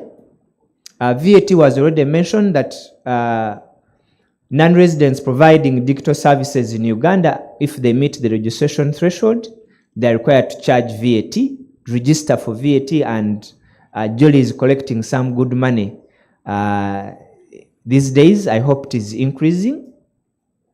Then there is digital service tax of 5%, which was introduced in 2023. All these are measures or efforts by Uganda to try and see that they get a fair share of tax revenue from activities conducted in Uganda. However, internationally, there is an ongoing conversation around having a global approach on these challenges, where there is Pillar 2 and Pillar 1, and Uganda has not yet come out clearly on the direction they are taking. But through ATAF, discussions are ongoing, but at the end of the day, when you look at these pillars, they don't favor small countries like Uganda. So there is need to have an arrangement where small countries like Uganda or East Africa can have a fair share in these kind of arrangements. Then the other development is anti-treaty abuse rules. The Section 885 of the Income Tax Act, which provides conditions codified for tax treaty benefits. This one, Petunia already talked about it. I'll not go into detail. The key aspect to note here is because of the abuse of tax treaty rules, the government of Uganda initiated renegotiation of treaties with Netherlands and Mauritius, and the discussions are ongoing. The one of Mauritius is more at advanced stage to be concluded. The one of Netherlands is still not here and not there, and the number of sticky issues being discussed. Because if you look at Netherlands, for example, if a Dutch entity has a subsidiary in Uganda of 50% or more, and they are paying dividends, they will not pay withholding tax. Is that fair?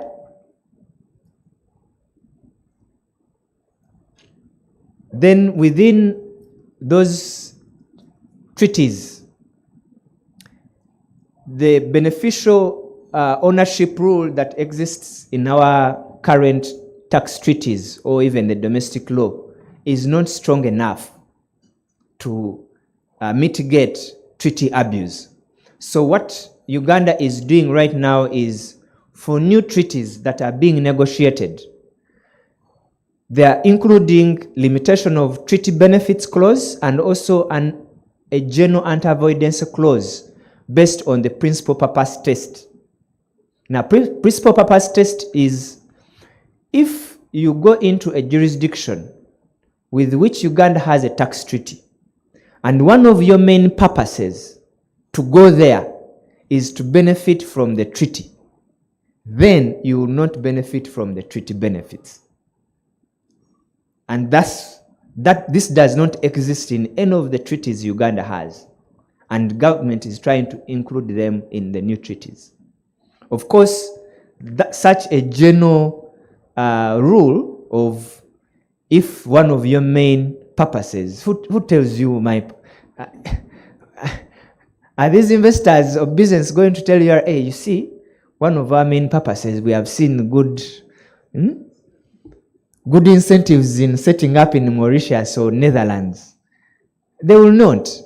That means that the burden of proof will be on URA, and that means that the international tax team will have to do a lot of research and analysis to be able to demonstrate to courts that, one of the main purposes was you benefiting from the treaty.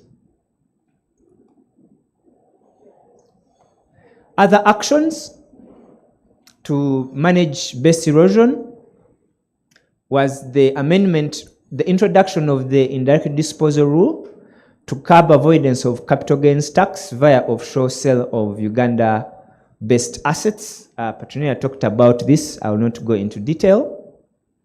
Then access to information requests upon request by URA. Balam did justice to this point.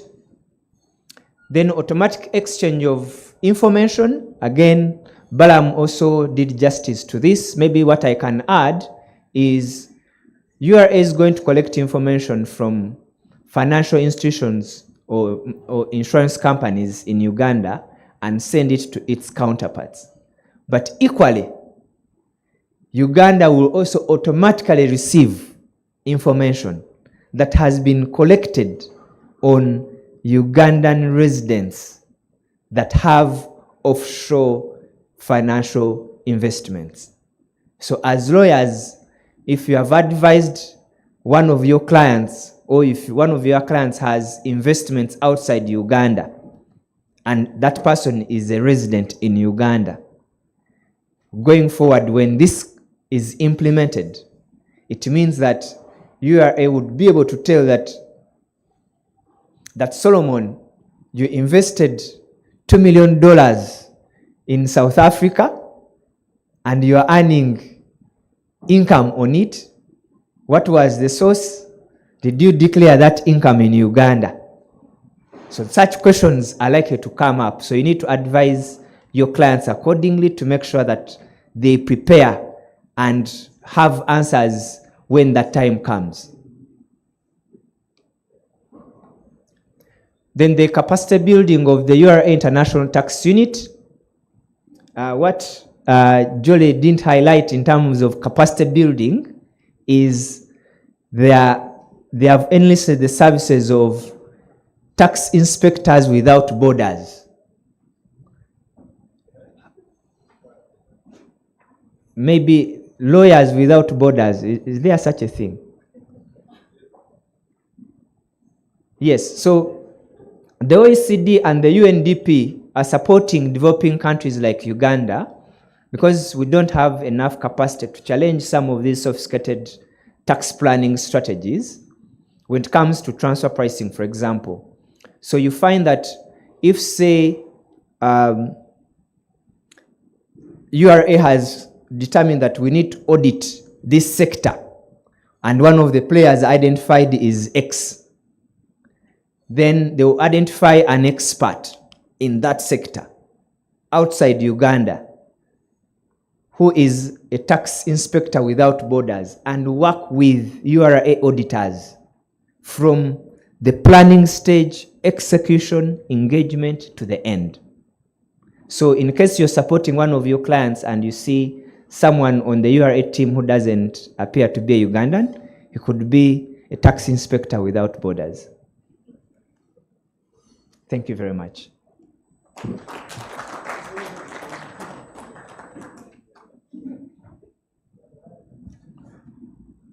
Thank you very much, Mr. John Jett, for deciphering that, for breaking it down for us. At least we're still seeing that, yeah, the taxman is replicating these best practices from the OECD. The international tax space is fast pacing. So the earlier we jump onto this moving van in here, the earlier we better practice, and the further, yeah, we get onto URA's trail. So, ladies and gentlemen, I guess the debate has generated very many questions, very many comments. We're soon opening up our Q&A just to hear a comment or two, or pose a question to any of these panelists in here. All are still in attendance, so kindly take note of that query, that question. We're going to open up the space shortly. But just before we do that, we need to listen to our final panelist. This gentleman also works at an audit firm, and the beauty is he's also a lawyer who has been very involved in the policy space, but also this is a very kind gentleman. Those of us in our tax firm is always very kind enough to share his authorities, his research, his papers. Please join me in welcoming Mr. Solomon Rukundo. Solomon Rukundo is a tax manager at Grant Thornton, that's GT. And Solomon will be speaking to us the impact of OECD's new rules on the East African community, especially with our plans to play nice tax-wise.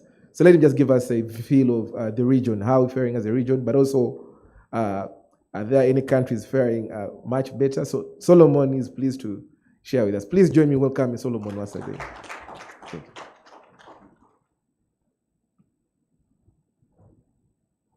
Good afternoon.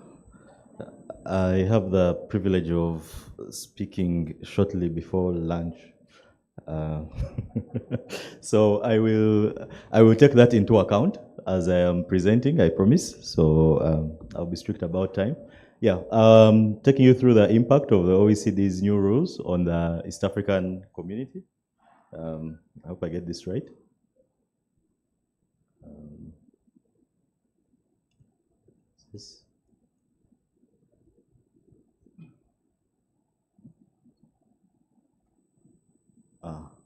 Yes.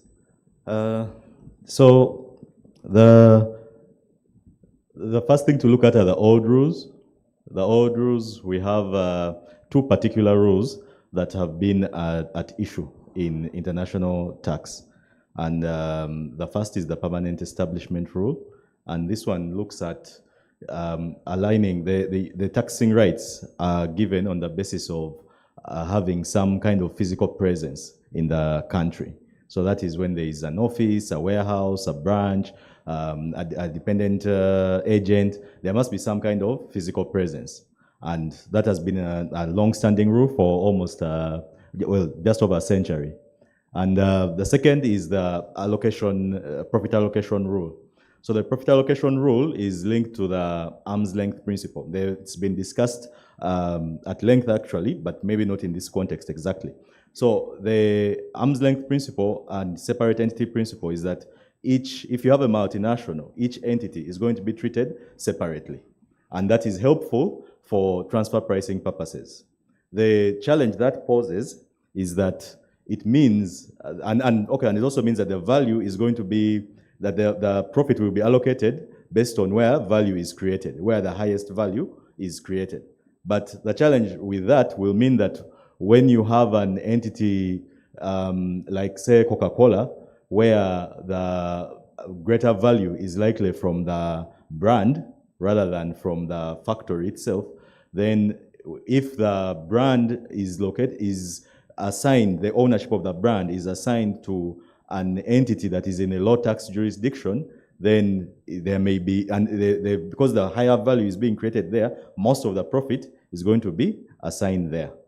So those two rules, they have been helpful in the bricks and mortar environment. But in the digital era, they become a big challenge. Why? Because with the requirement of a physical presence, you now have companies like Facebook, Google, that can operate and make significant amounts of money without having any physical presence. As has been alluded to earlier, I once worked in the Uganda Revenue Authority, and while there in around 2019, when we were beginning to take an interest in taxation of the digital economy, we did a mini study. Much as people say that the tax policy amendments are not data-driven, they're not perfect studies, but there are studies. The bigger challenge, I think, the bigger weakness with the studies is that they are not made available to the public. That's actually where I think there's a problem. But there are usually some vague basis for most tax policies that come forward. And maybe partly why they're not available to the public is because they're not very robust, and maybe they cannot stand up to all the scrutiny, because all of you would scrutinize them. And sometimes the people don't want that. So there was a study we did, and we found that there was an entity that was earning, that from the payments being received, they received 11 billion shillings from Uganda, a non-resident entity, zero physical presence here. And they had received payments of 11 billion shillings. So an entity like that one has no physical presence, can't be said to have a permanent establishment. So it becomes a challenge. And then with the profit allocation, it becomes a challenge because with the digital space, the main value comes in intangibles, which can be located anywhere. At any point, a brand ownership can be moved to any other jurisdiction. That's why Facebook is located in Ireland, because Facebook is just a software, it's a website. It can be located anywhere in the world. So with the rise of the digital economy, these have been particular challenges. So we have the new rules. These came in 2021 from the OECD. A number of jurisdictions, I think it's 136 countries that agreed to them. And the agreement was done in October 2021. I think by December, the new rules had come out. So the rules revolve around, they're known particularly by two pillars, the Pillar 1 and Pillar 2 is the main names that they're known by. So the Pillar 1 deals mainly with the profit allocation. It is doing a bit of a reverse. It is allowing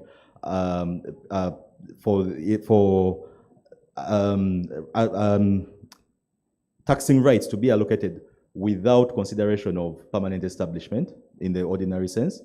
And it's also allowing for the market jurisdictions, that is the ones where the sales are being made, to also have some taxing rights. So ordinarily, because the income would be earned from the resident jurisdiction of the entity that is making the sales, that is digital services. If we can use an example of digital services. This is not restricted to digital services, but it cuts across. So this is a change that would allow market jurisdictions, which are predominantly the developing countries, to have some form of taxing rights.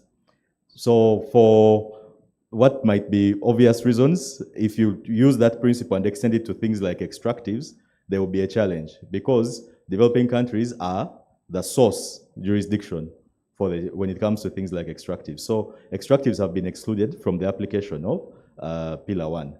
Financial services are also excluded because of the nature of the way they work, and also the heavy regulation to which they are subjected already globally. Yeah. So there is Pillar 2, and Pillar 2 is one that is considered to have the most interest for developing countries. This introduces a global minimum tax of 15%. And that is an interesting phenomenon because for a country like Uganda that deals a lot in tax incentives, where the main thing you have to offer to let a multinational come into the country or to entice a multinational is lower taxes. So, this might pose a bit of a challenge. So what it says is that the multinational entity will always be required to pay at least 15%. And so if Uganda does not collect the 15%, and that's as an effective tax rate, not as a statutory rate. The statutory rate is the rate that appears in the statute. So companies in Uganda are taxed at 30% as the statutory rate. That's the rate we all know. But the effective tax rate, the percentage of gross that is actually collected, is often much lower. In Uganda, corporate income tax ranges between 4% and 7%.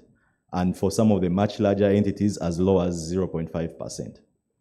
So the idea here is to require any multinational that meets the criteria set.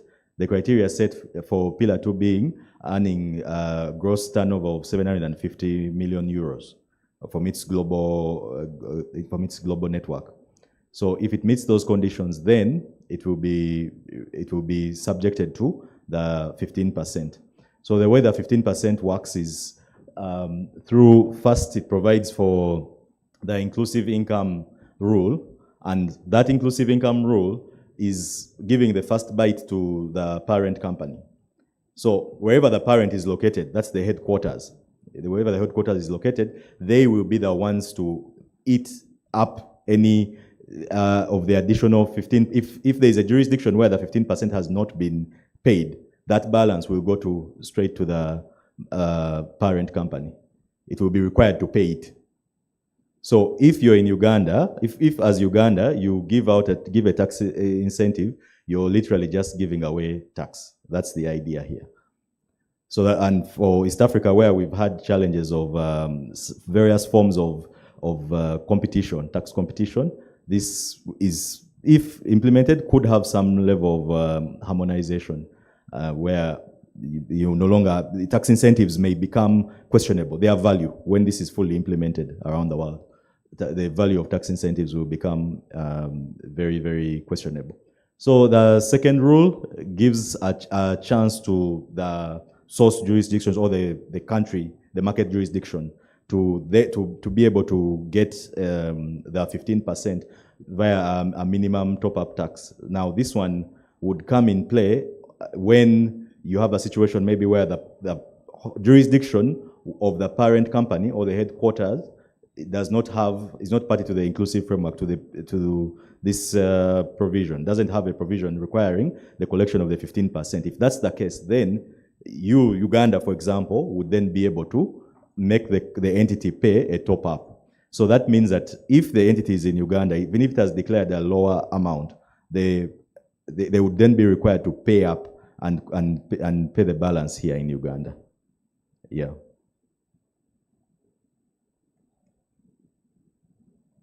Yeah, so the impact on East Africa, there are a number of issues.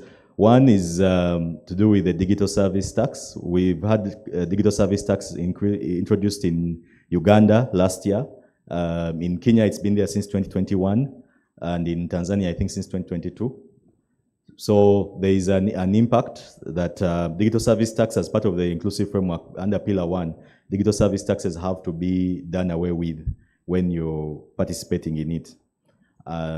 So for Uganda, that would mean, because there's going to be a reallocation of the profits, that's the mechanism that will actually be used. So it makes a bit of sense, and it's not necessarily that there will be a loss. Maybe what's significant to note is that Kenya this year has proposed abandoning the digital service tax in favor of the significant economic presence, whereby the way it would work is that the entity in Kenya would have a deemed profit of 20% of its gross sales in Kenya. And then that 20% will be subjected to a 30% corporate income tax rate, meaning that there's going to be an effective tax rate of 6%. Now, that is a great increase for Kenya because their digital service tax has been at 1.5%. So if you've been following the Kenyan amendments, there's a lot of buzz about that, and I think even the US companies are trying to push back against it because of the challenges. Effectively, it functions more or less the same way as a digital service tax. It's just the wording and the conditions that are changing a little bit. So a significant economic presence means if the entity is in the country, and you can set it based on the number of visits to the website that they receive, the number of subscribers that they have, the amount of payment they are receiving from the jurisdiction, and you say if you meet this threshold, then you have a significant economic presence and you're required to account for the income earned from that jurisdiction. So digital service taxes are going to have to be done away with within the East African region. If this is fully adopted, maybe it's worth noting that it's Kenya in East Africa that is participating in the inclusive framework. So it's the one that is trying to comply. Kenya has actually, in its bill this year, is proposing to enact a minimum top-up tax, the 15%. There actually was a proposal in Uganda to introduce it, but it died at a very early stage.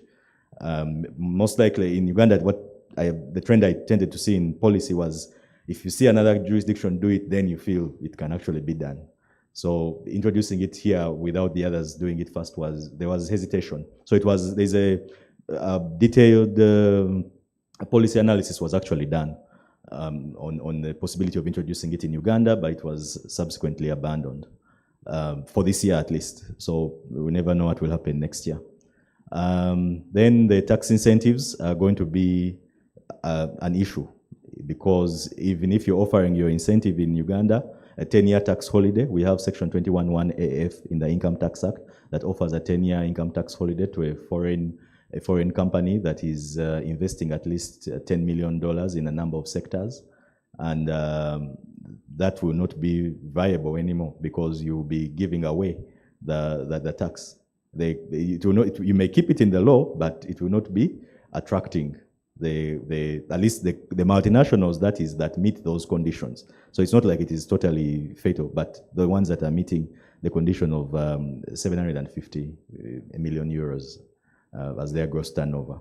Other countries in East Africa also have tax incentives. Kenya has incentives including lower rates up to 15% as a statutory rate for certain sectors. So that will also have to probably have an impact on that. Tanzania has probably some of the most generous tax exemptions. I think, depending on how Uganda's tax exemption regime is a bit complicated. There are aspects of it that are objective and clearly in the statute. Then there are aspects that are just vague and hard to comprehend. An example is Section 40A of the Tax Procedures Code Act that allows the minister to pay taxes on behalf of a taxpayer, and any taxpayer, literally. So if you remember the famous Vinci saga that came, that's what the provision that they were relying on to pay taxes on behalf, and that is all taxes, including pay as you earn, VAT, and all the rest. So there is provision for a blanket tax holiday in Uganda, but it's hidden there. So when you're looking at tax incentives in Uganda, people don't usually look at that. I bring that up because Tanzania has a similar one, just that theirs is overt.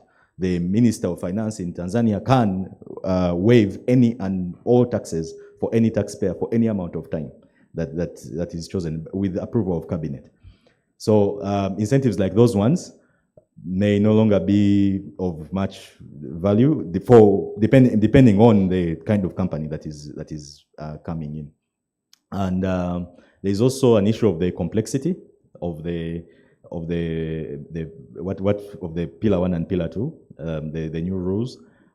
I don't know if I've attempted to simplify them. I hope I have, but they are a lot more complicated than how I have presented them. Yes, the operation is a lot more complicated. I think the pillar 2 rules alone are 70 pages. So there's a lot more into it than what I'm showing here. Yeah, so they are quite complicated, and whenever there is complexity, the challenge I know that arises is, the principle in tax is that ambiguities are supposed to favor the taxpayer, but somehow in Uganda, I never even see that.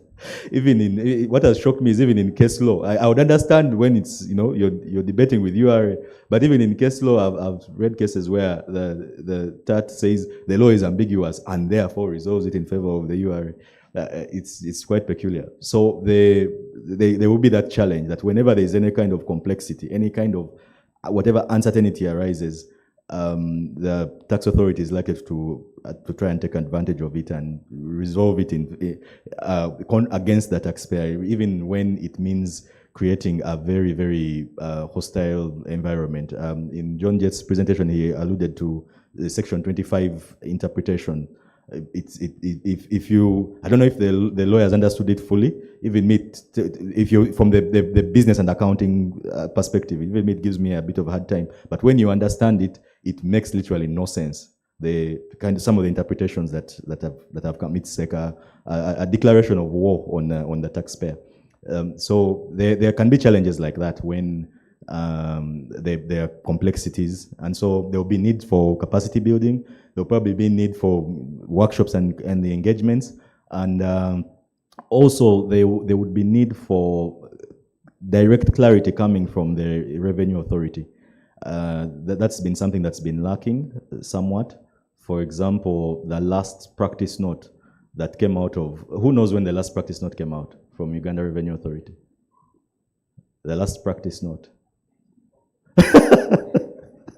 The last practice note, the last practice note was in 2018. There has been, and you just think of all the need for clarity that we have had between 2018 and now. And I'm guilty. I mean, I was there in 2018, and I was in the unit that drafts practice notes. But I drafted many. They just didn't come out. Yeah, on my CV, I actually put drafting practice notes, but if you analyze it critically, you wonder which one. It's not adding up. Yeah, so I drafted many of them, but they didn't come out. So the need for clarity, it will be urgent. It will be really critical that there is clear communication, because much as the inclusive framework rules are there, you will need to domesticate them to account for some of the unique circumstances in the jurisdiction and also some of the business practices. We saw that with IFRIS.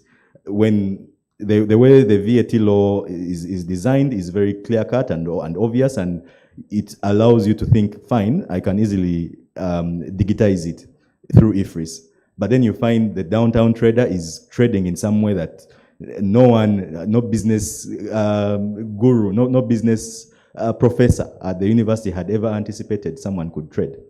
So to account for some of those unique circumstances, there will be need for clarity, which hopefully will be forthcoming from the authority. Yeah, I thank you. I hope I haven't eaten into your lunchtime.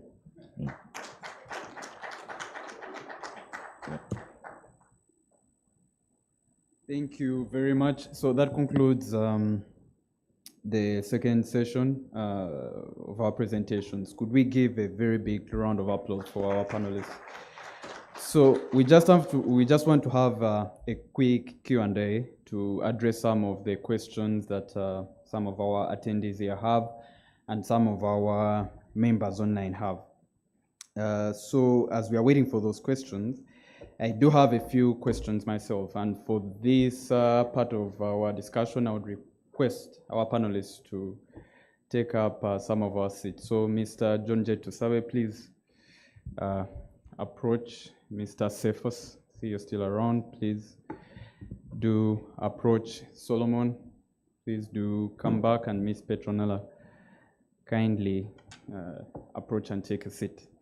There are some questions that have been coming in, and we just seek a little bit of clarity here and there on some of these issues.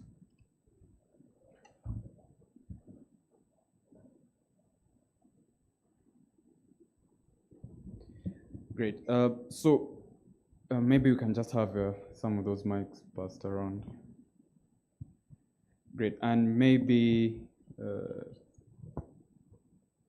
to start with, one of the very first questions that I had is something that Solomon addressed at the very end of his presentation, and I would want to get the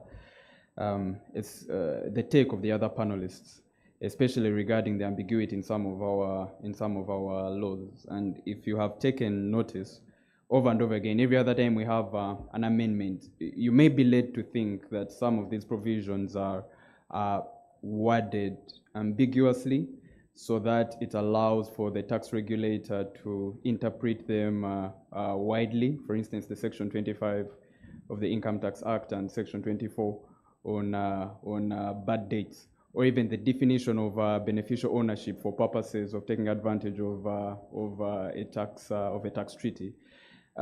Whereas you have a principle in tax law that if there is any ambiguity, it should be resolved in favor of the taxpayer, like Solomon has hinted to. That's never always the case with the regulator and the tax appeals tribunal, for that matter. So I just wanted to get every other person's take besides Solomon, who ended with that. So maybe you can start with John Jett on your end. How do you check? Your own.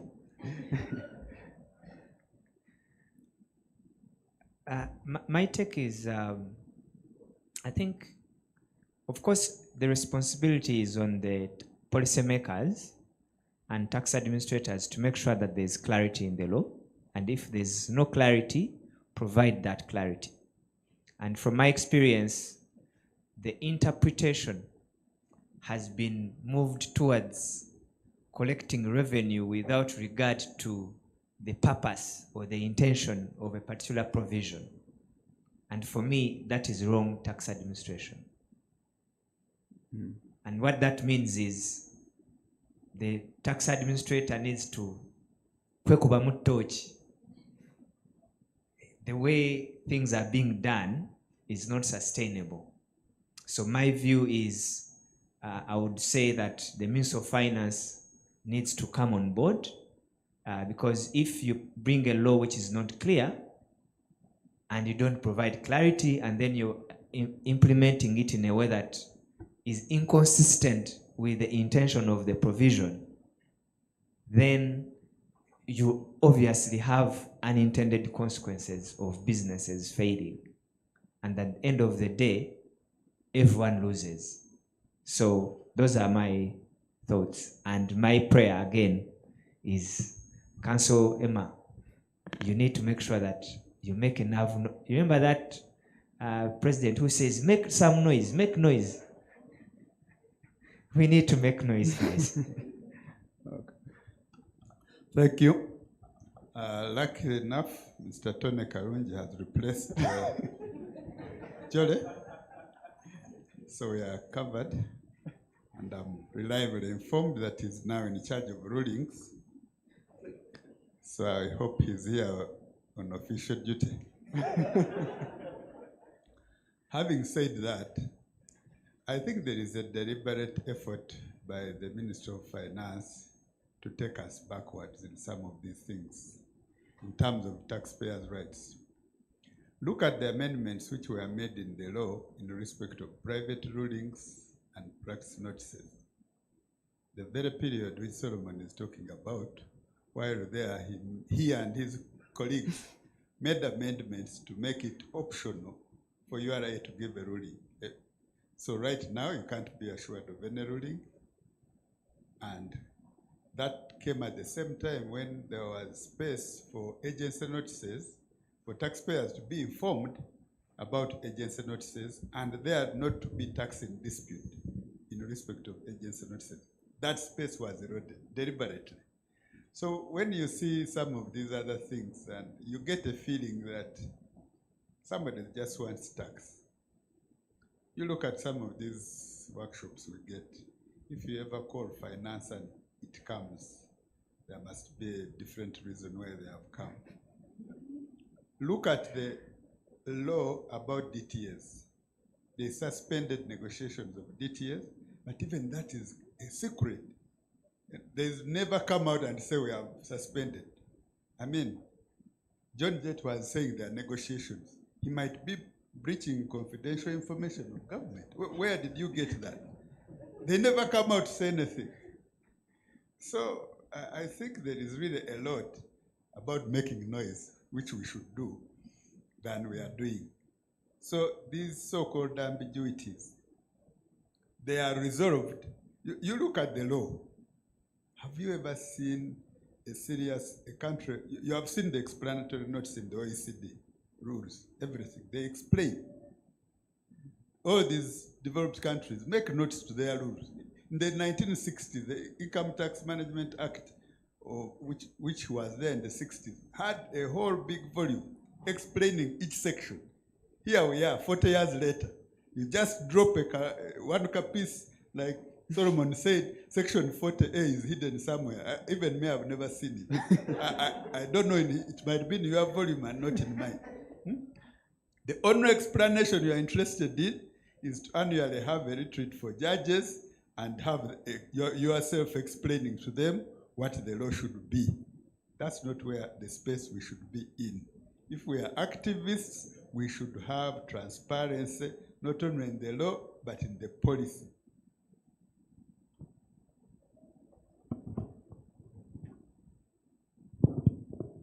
I concur. On a more serious note, I think a lot of tax practitioners have been relegated to having to seek private rulings for their clients or for themselves to understand what those provisions are. And have you received the response? Have you ever read through the response for a private ruling? It will quote the law and then conclude that that is as the law provides. Which, for all of us in this room is quite frustrating. Cephas has mentioned, the explanatory notes. Actually, even for the 1997, I think, income tax law, there was a huge, there was guidance in terms of each of the provisions under that act. But since then, there really hasn't been anything. It may be deliberate. Let's hope not. Maybe Solomon talked about how many private rulings he drafted. They just didn't see the light of day. Maybe someone didn't get around to issuing them. So let's hope that they are willing, but there have been hiccups. But it's very, very important. Dealing with audit firms, if you look at what the auditors call the standards, the standards are their guides to how they need to audit, disclose things, that kind of thing. First, when the standard is coming, they tell you in advance it's coming. And it's going to be effective next year, the year after, whatever it is. Then there will be a release of just the thinking around how they arrived at that standard. So there's so much guidance. Sometimes there's too much guidance, but there's just so much guidance around the same to enable practitioners be able to know what the intention is. And I think intention is quite important. Why was a provision of the law introduced? Why was an amendment made? So we need to go back to basics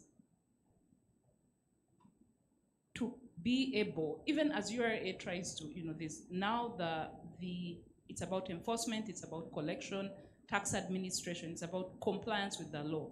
But if people don't understand the law or some of the provisions they're supposed to comply with, how do they then comply? Let's take capital gains as an example. It's one of the, I mean, it's something that's come into play. The international tax team is very particular about it, but when you look at the provisions that we have, there's need for not just the clarification, but simplification as well. I think for that one. That's my 2 cents on the same. Thank you very much. And again, this is not to castigate URA or Minister of Finance in any way, but rather to open our minds on exactly how to advise our clients, what to expect when you're dealing with URA. And in a similar light, we had a discussion on the automatic exchange of information, for which regulations are being drafted, and very soon, hopefully, they will be implemented. So internationally, we have seen instances where certain tax regulators use that framework as a means of trying to fish for information without necessarily having a very clear use for that information. Previously, URA tried to do a similar scheme in Uganda, whereby they wrote to financial institutions to provide them with information about their clients. It was challenged and it failed, but I would want to get your thought in respect to that. How do we as lawyers protect our clients' privacy while at the same time trying to comply with some of these regulations? Maybe we can start with Solomon on this one. Sure. I think the first thing to do would be to understand the regulations themselves, under what circumstances they operate, and exactly when to apply them. I'm saying that from practical experience. At Grant Thornton, as soon as the automatic exchange of information law came out, we took to trying to understand it and comprehend it and see that when it is going to be applied, it's going to be followed properly. But the second is, as lawyers, to seek the legal remedies. Judicial review should be applicable. It's available. There are a number of UK cases.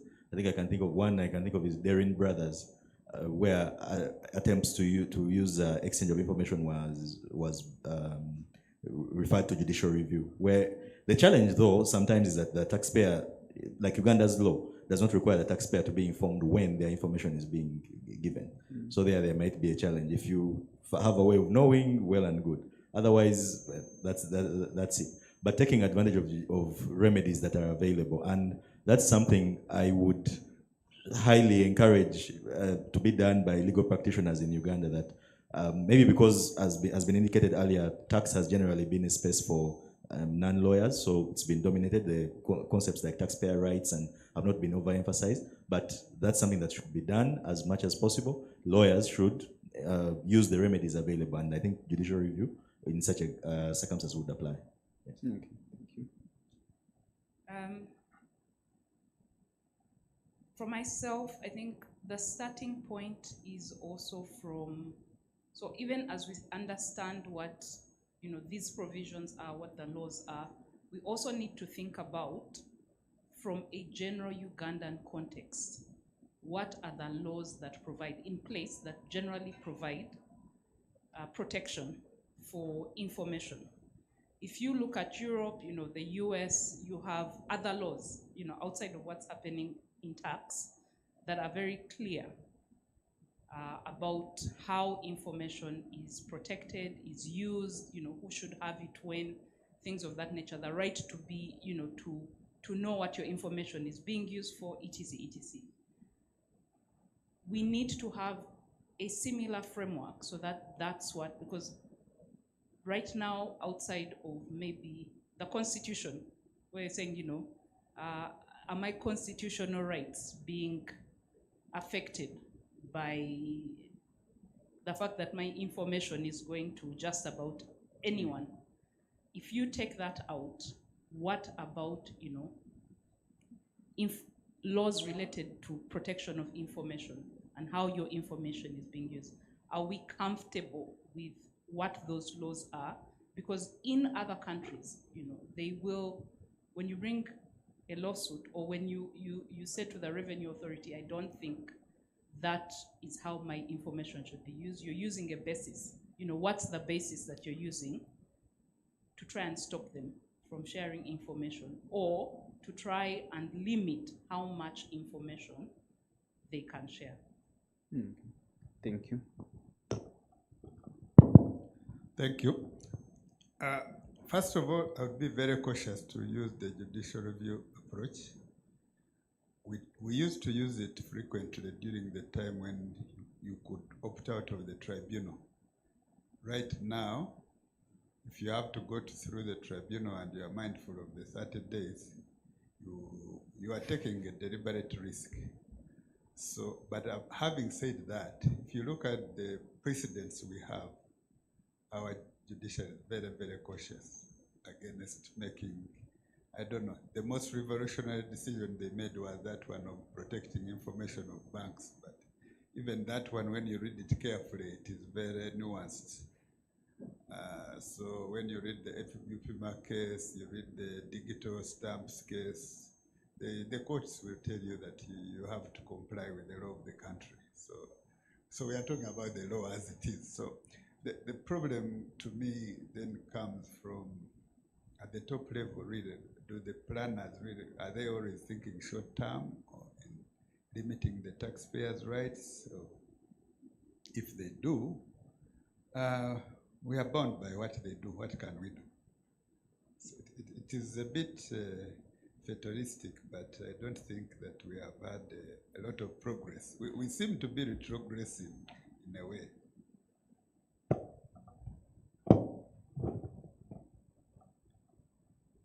Clearly, we are in a tight corner. But I believe with everybody on board, if we can at least have the members of Uganda Law Society highlighting this concern, having understood what the rules are saying, we have the accountants highlighting the same, I believe that we can form a much bigger voice that can't be ignored. But if we only complain in our corridors, in our chambers, chances are we shall all be hit. So my request is, in this kind of environment, we should, one, understand, be updated as to what is happening and what's the right approach. If all of us in this room and everyone online are speaking the same thing, I don't think the policymakers will say, these guys don't know what they are talking about. Probably we might also get a letter inviting us. Thank you. Thank you, John Jett. I would like to open up the floor for a question or two from the audience members. If you do have a question, you could raise your hand and address it to our panelists. Yes, we do have a question from this side of the room.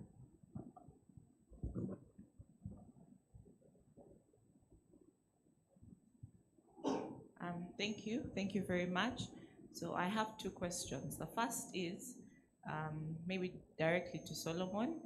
In what ways will the adoption of the OECD standards, the new rules that you discussed, by the East African member states, specifically Uganda, affect their ability to attract foreign investment? And then my second question, generally to the entire panel, is regarding the Ugandan tax landscape.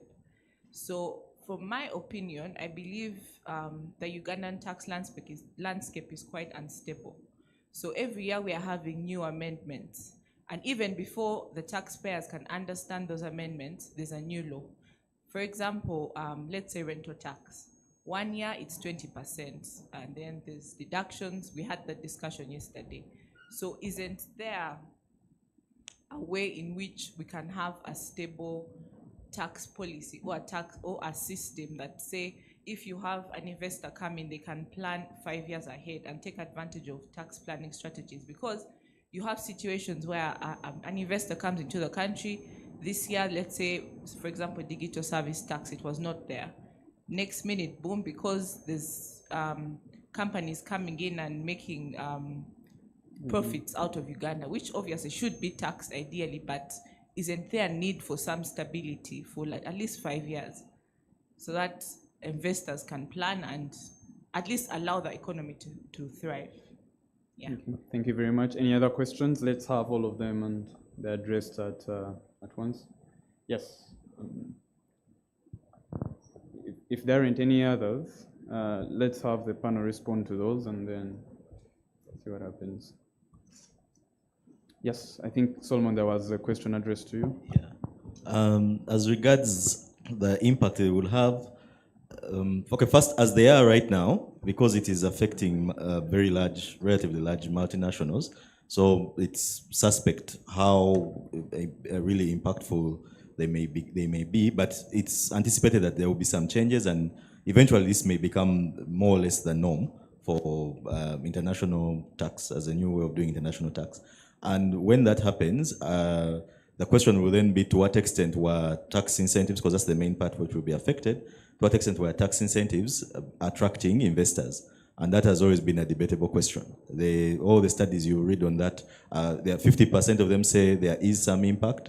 Another 50% say other factors, such as the political stability, general economic climate. Is there a market for the whatever is going to be produced?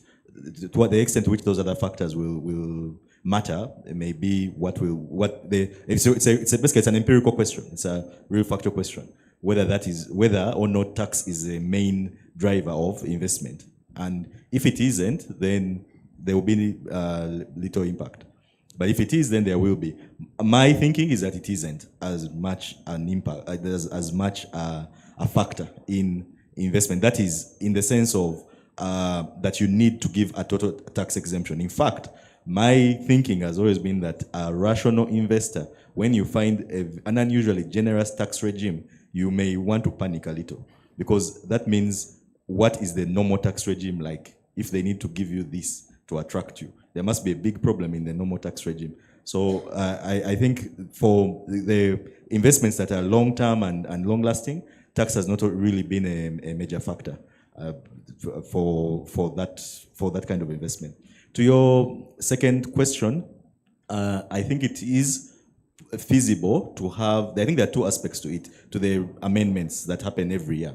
Around the world, there are some kind of tweaks to the tax law every year. The dramatic thing about Uganda is that there can be radical shifts within a year. One of the ones that still perplexes me is the attempt to overhaul the capital gains tax regime in 1 year. That they were actually going to have a different capital gains tax regime, all done within the same year, no warning to the public, given how sensitive capital gains tax can be. So I think the frequent amendments may not be a big problem if they are just correcting the small challenges that are there, and those can actually be there. And if you go through amendments provisions, you usually find some are reasonable and are necessary, but then the large dramatic changes, rental changing every year, going through like four changes in a year within a span of 4 years, those are real problems. So that one can be addressed possibly through having a medium-term revenue strategy, which is what the domestic revenue mobilization strategy, DRMS, was supposed to be, but it wasn't really adhered to for a number of reasons. So if you can have one that is actually adhered to, I think there would be a good chance. Yeah. I'll start with what Solomon said last, adherence. We have a lot of things in place, on paper, good intentions, all that. Unfortunately, when it comes to tax, that doesn't always translate. Whether it's the interpretation of matters, whether it's the implementation, even, we've had case law that has come through, and URA still simply does not comply. It continues. I think the most recent one relates to the valuation of motor vehicles, affects everyone. That was a case that they lost, came back, they've still, but now there are all these exchanges. So I think the biggest issue is even where a framework has been developed, it's applied at will. So if you look at the DRM4D, and one of the pillars was about the dialogue between the public, and the tax authority in terms of development of some of these things and how we move forward. But I think that's the aspect that's missing. People have asked about when was the last practice note. People have asked about, okay, you've implemented something, when was the last discussion, just to take people through what this means. So that aspect is missing, in spite of how, ULS is quite strong and very vocal in regard to a lot of things. Uganda Manufacturers Association is exactly the same.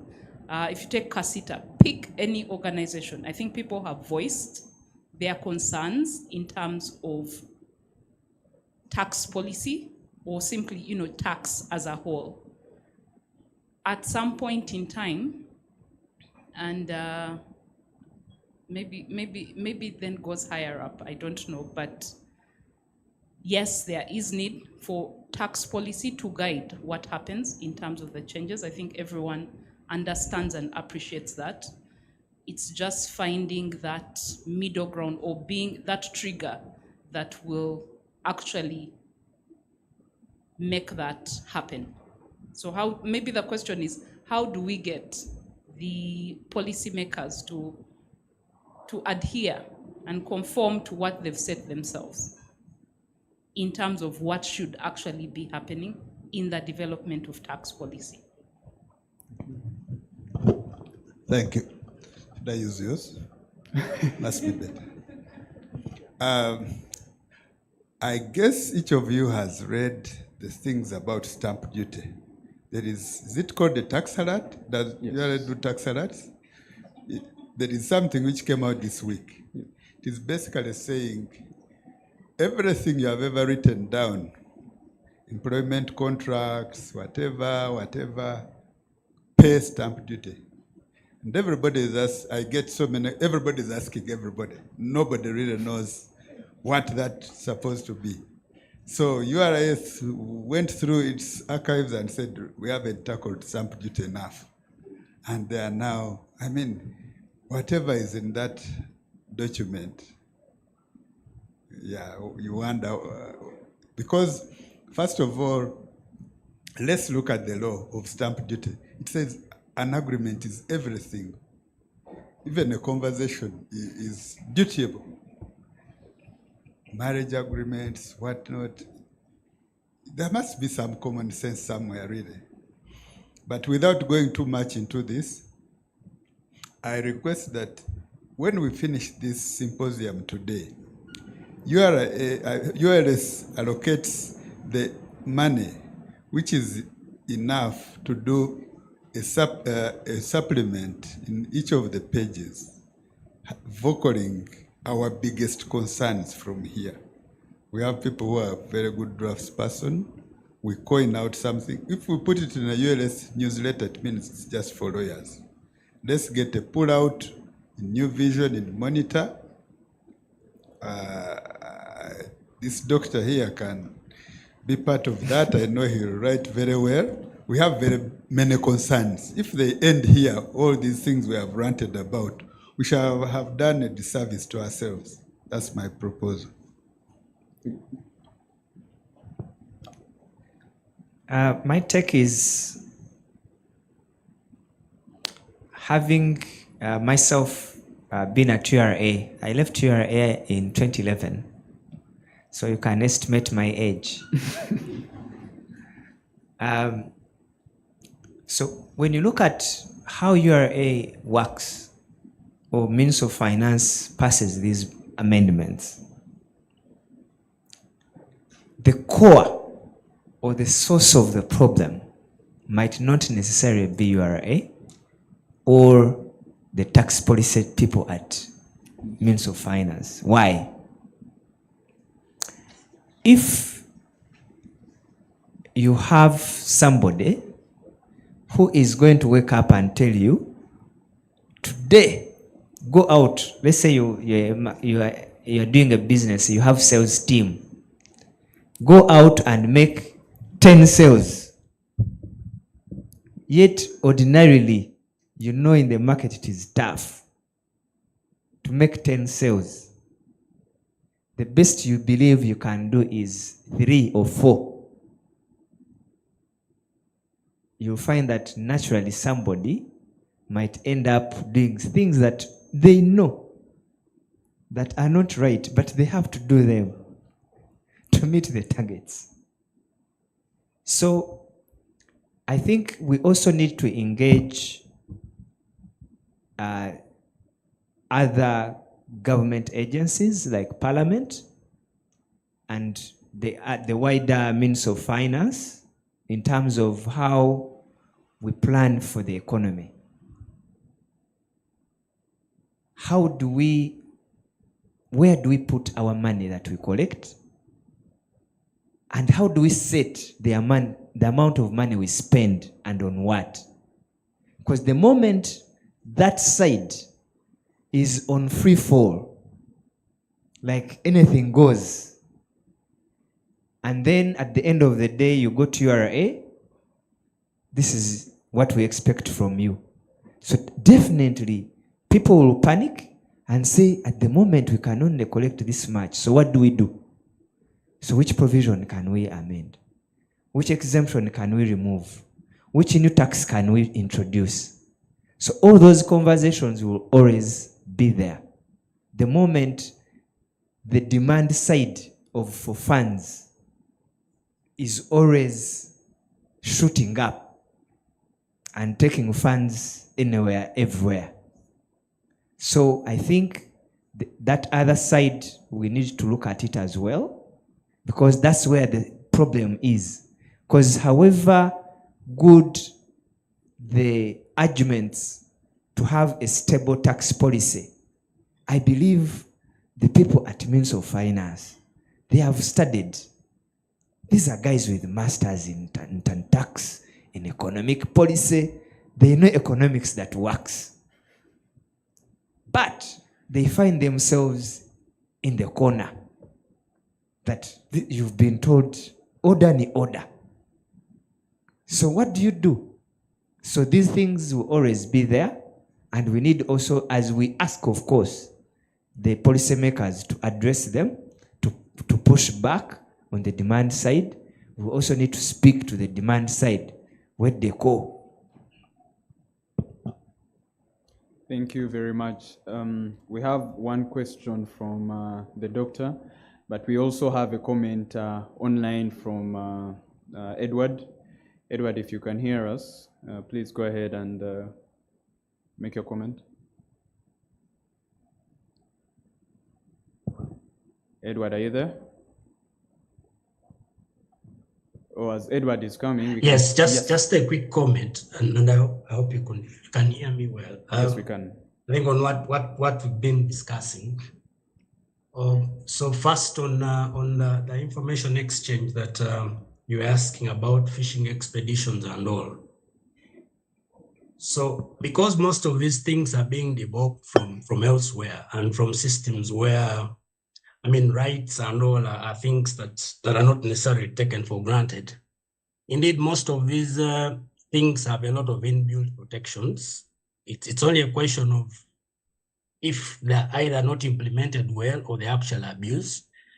For example, for the information on requests, there is a test and a standard that information must actually pass. It has got to be foreseeably relevant.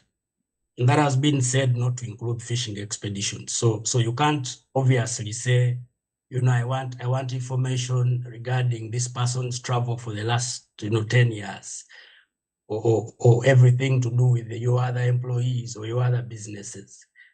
I mean, there are protections to do with how you actually can't share information relating to commercial or trade secrets. I mean, things about professional secrets and all. You can't, for example, share information that is under legal privilege. And fair enough, most of these things actually have been included. If you look at our double tax agreements, they tend to follow the same route, or even the conversions we've adopted. So one can only hope that, I mean, we keep within the straight and narrow of what we've chosen to adopt, and hopefully that will help. The other things, it's a difficult one because again, it depends on how much a country has chosen to protect its citizens. We have our privacy laws and recent laws, on that. I mean, interestingly, the Implementation Act has not expressly overridden that law, which happens elsewhere, that you have to expressly override, that law. So again, we wait to see how that plays out when we start having issues to do with that. And just the other comment is on the tax policy and the ever-changing taxes. So, I mean, we've got to agree that it's a given. I mean, everywhere taxes change. You have changes happening nearly every year, in most of the places. But I think what we need to ask of our policymakers should be some level of consistency. So yes, you can have changes, but if the changes are so fundamentally different, then you're going to have problems. The DRMS that my colleagues there were talking about, which I think has since expired, the 5-year, I think ending 2023. I mean, I had all those things on paper in terms of how the pledge was. Actually, the problem being that there are so many consistent changes, and the solution being that, going forward, that should not happen. And then the only changes envisaged should be around improving processes and procedures and making it easier to collect, as opposed to fundamentally changing tax rules, especially things to do with the tax base. I mean, you can mess around even with the rates and all, but you see, every time you have, an inconsistent tax base, then, for any investor, it becomes a problem. So I think if only we were to pay attention to that, that was a strategy for 5 years. It went through the 5 years and was barely adhered to. We now don't have it because that is expired. So hopefully another one is made for that purpose. But if we only did that, then that would be helpful in that regard. Finally, amendments, or rather practice notes. I honestly think it must be deliberate, because what URA appears to have done is to replace practice notes with public notices. You'll all agree with me that there are actually so many public notices which are supposed to do what practice notes are supposed to do. So all they serve as a newspaper public notices to that effect. Yes, they inform us. The trouble with them is that they are not practice notes. So they're not binding on them. So you'll go there and they'll tell you, did you read our public notice on I think the famous one was on the one of the digital. Yes, several of those. Did you see the guidance we've had to give? You see, this has got to take the form of a practice note, which is binding on you, and hence can protect a taxpayer who has decided to adhere to it. So I think those are a bit of the challenges, and it's on that one. I think it's deliberate. I think the last 2 or 3 commissioner generals have issued 0 practice notes. I don't know why. It's deliberate, I guess. Thank you. Thank you very much.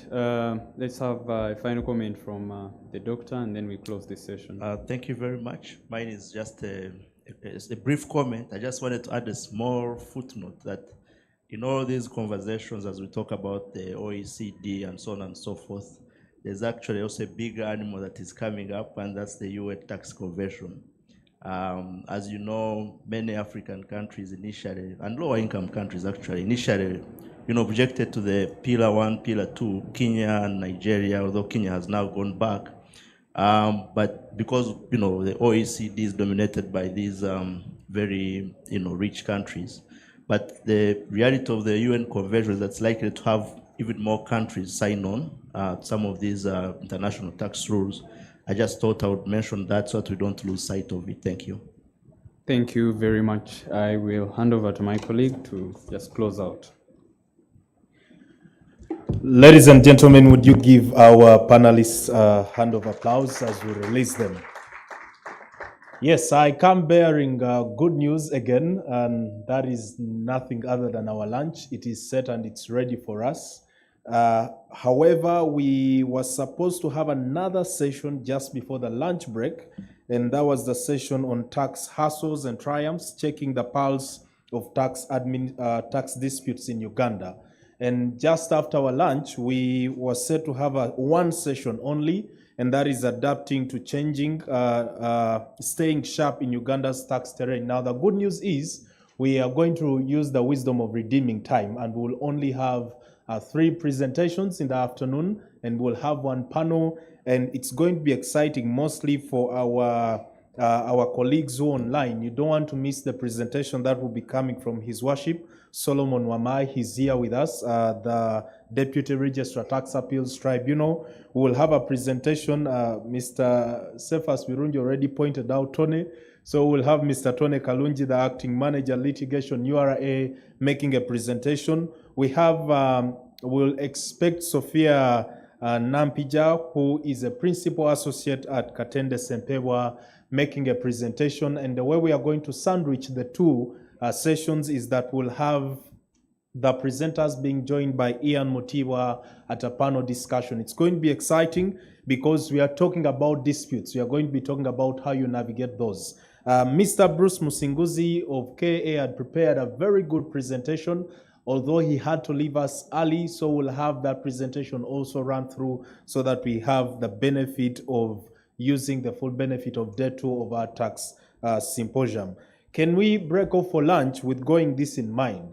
Winston Churchill said, and I think this is one of the quotes that you would expect to hear in Mr. Cephas Virungi's voice. For a nation to try to tax itself into prosperity is like a man standing in the bucket and trying to lift himself up by the handle. So those are some of the things that we want to reflect on as we come to the end of day 2. Our lunch is going to be served where we had lunch yesterday. Just when you get to the reception, you will take, I think, your left, but we'll be in the marketplace. That's where we're having our lunch from.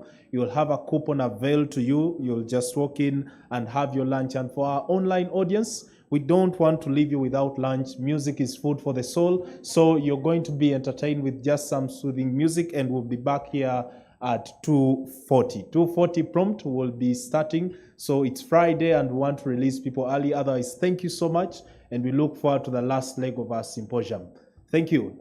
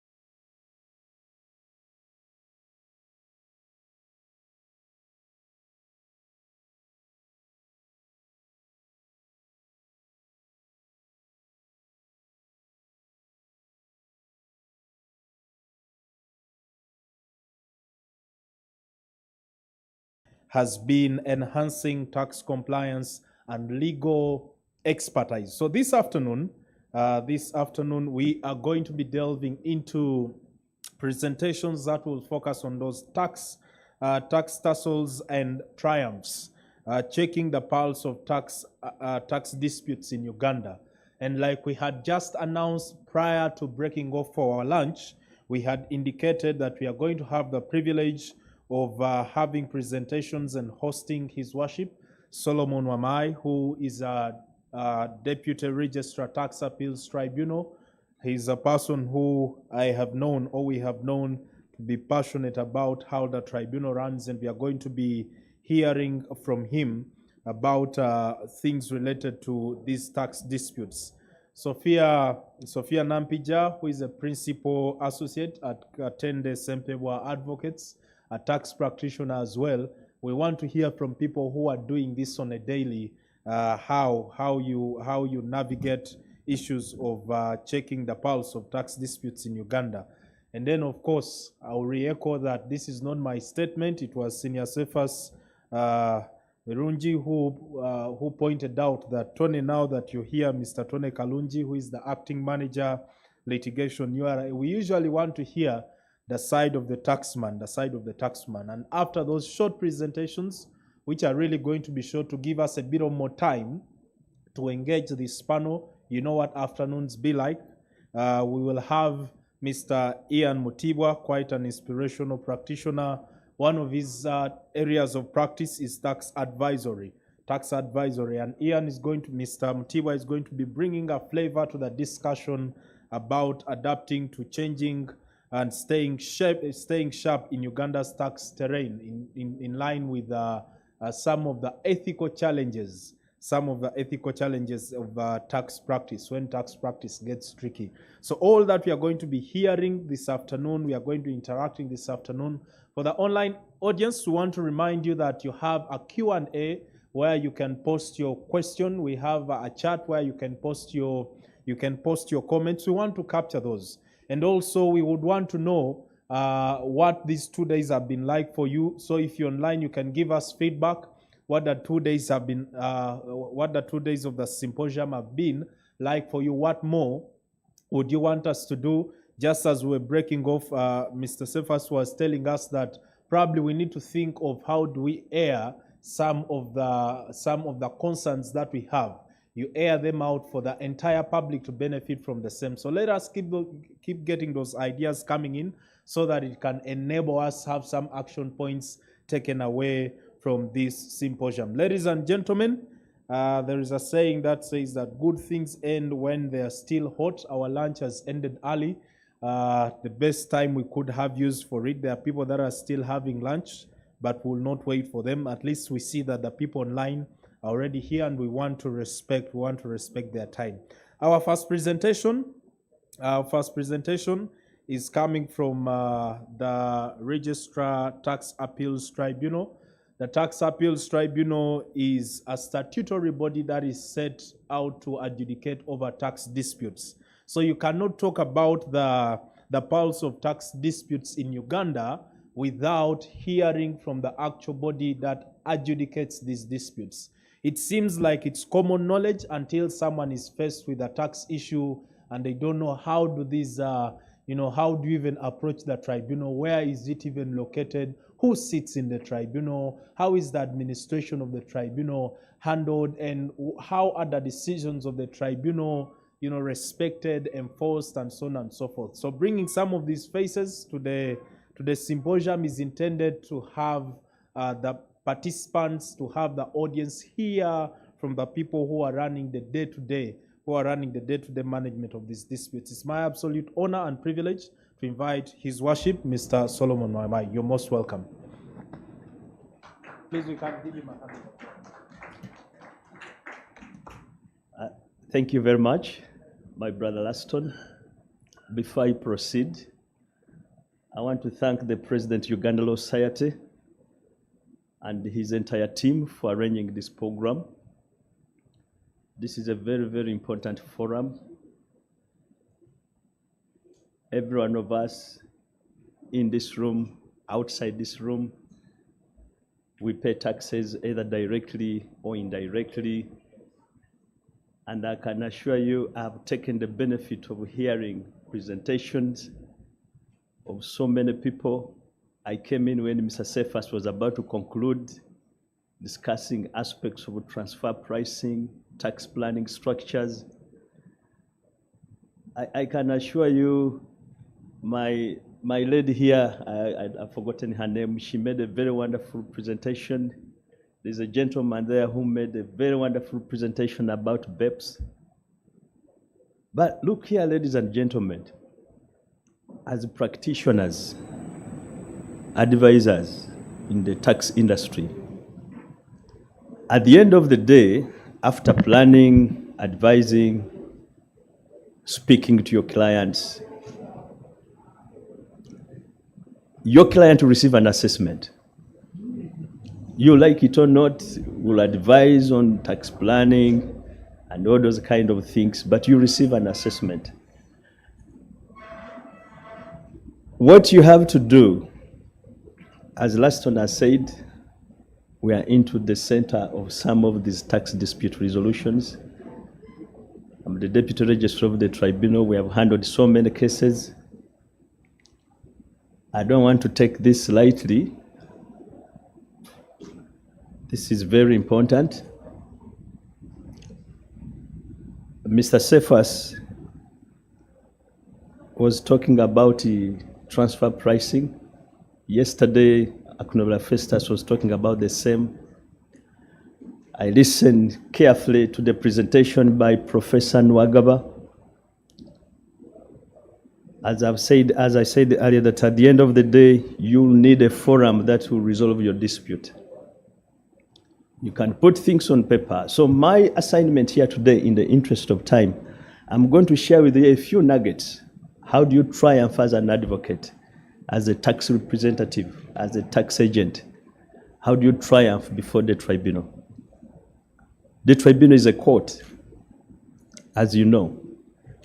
It exercises both judicial and administrative functions. I made some small slide presentation, but I think the gentleman is not here. So as a tax court, for you to 100% excel before the tribunal, you must do the following. I'm stepping in the shoes of my boss because of various assignments. She's in Mbali, we have so many sessions. The tribunal has branches all over. Ladies and gentlemen, if you have a client in Mbarara, in Gulu, Arua, please, we have branches of the tribunal there. So my assignment is to share with you a few strategies. How do you triumph? How do you succeed in the tribunal? You have a dispute, your client has an assessment, there is a response to the assessment, and then there is a reply. What do you do? When you read the Tax Appeals Tribunal Code Act, it gives the tribunal mandate to handle disputes arising out of the taxing statutes. It depends where the dispute is arising from. It could be the Stamps Act, income, VAT. But what do you do as a practitioner? One thing I've observed with experience at the tribunal is the strategy of an advisor before the tribunal. You have to hinge your points on the following presentation of your evidence. Ladies and gentlemen, this is one of the key areas that you have to master as an advisor. Okay. Okay. Pardon? Okay. So I was telling you, Mr. Birungi, Senior Birungi, I welcome you. Thank you. I want to acknowledge the presence of our senior lawyers. I saw Mr. Campbell, I think he has stepped out. So I was telling you that in order for you to excel before the tribunal, always be cautious about presentation of your evidence. How do you cross-examine which witness is good? Which witness can you call to testify? When you're assembling your evidence, which evidence is very relevant? Sometimes the rules of evidence have to come into play when you're marshalling your arguments before the tribunal. The evidence you present has to be very, very important. Which documents are you going to rely on? That is one way you can challenge an assessment from Uganda Revenue Authority. Mr. Festus yesterday talked about record keeping. At this stage, it is important that our clients have to prepare and keep very wonderful information, documents. Because if you receive an assessment and you want to challenge it before the tribunal, Section 18 of the Tax Appeals Tribunal will say the burden of proof is on the taxpayer, and it can only shift in certain circumstances. So as a practitioner, as an advisor, when you're before the tribunal, be careful about the evidence, presenting your evidence. Are you calling an expert witness? Are you calling an accountant?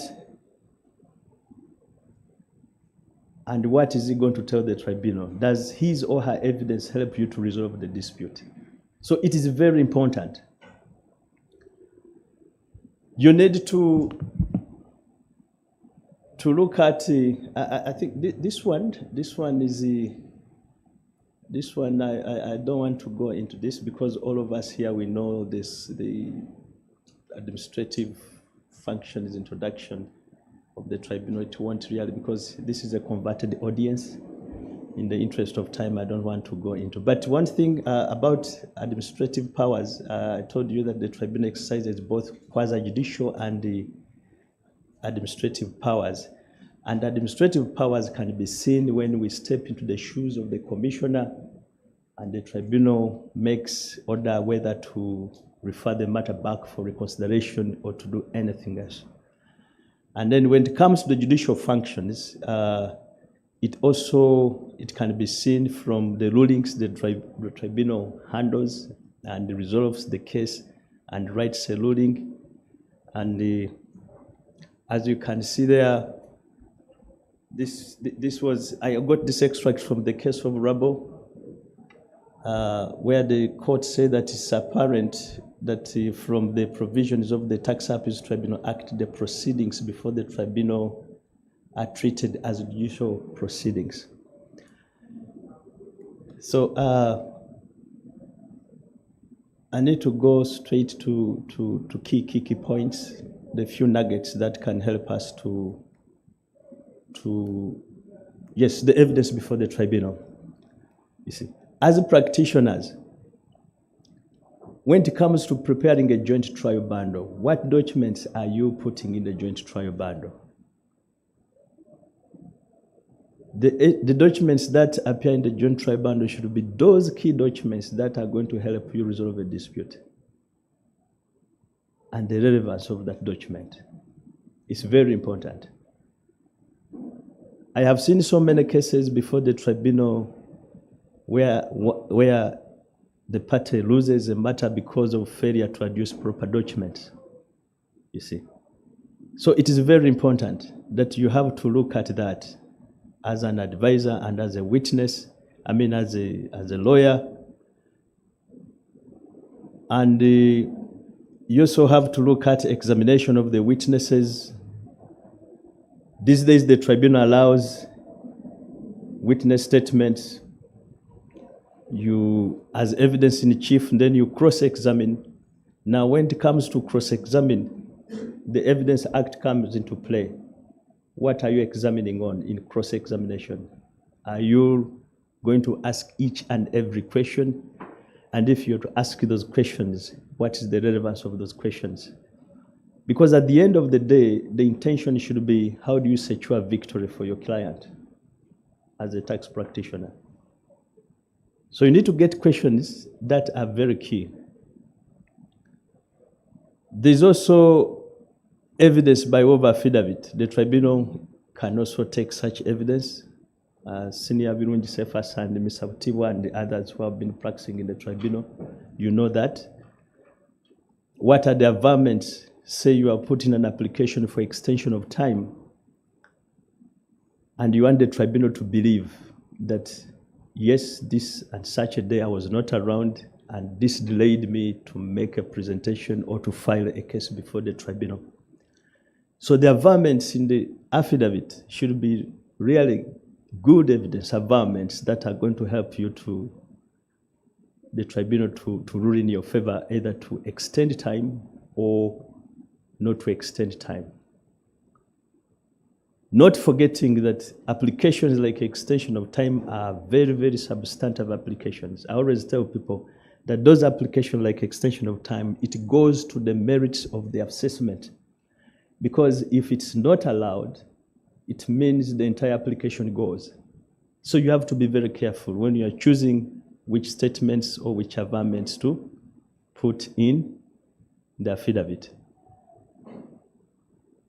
After the trial, the case has been concluded, filing submissions. What are you putting, what are you filing as submissions? I have seen cases where the tribunal is saying, you see, counsel brought submission evidence before in the submissions and all those kind of things. But submissions have to be structured according to how the case was presented from day one. And at this stage, it's now you as a practitioner to excel, show the tribunal that this assessment should not have been made like this. Push a case for overturning an assessment, you see.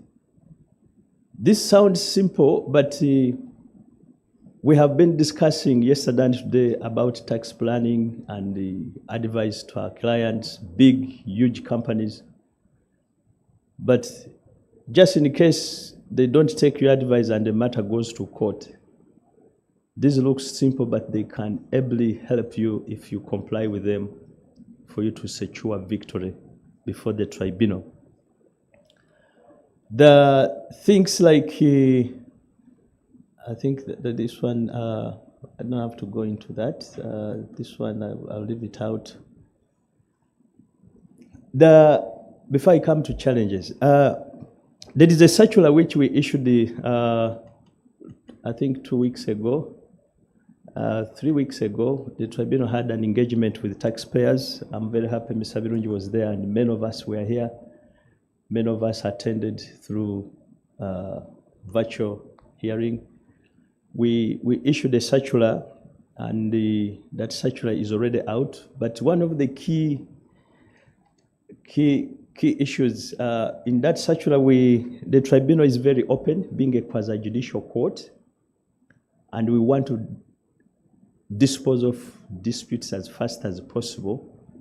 So what the tribunal has done, as you're aware, right now we have some backlog because from January to April, the tribunal has not been sitting because of challenges of having a panel fully constituted.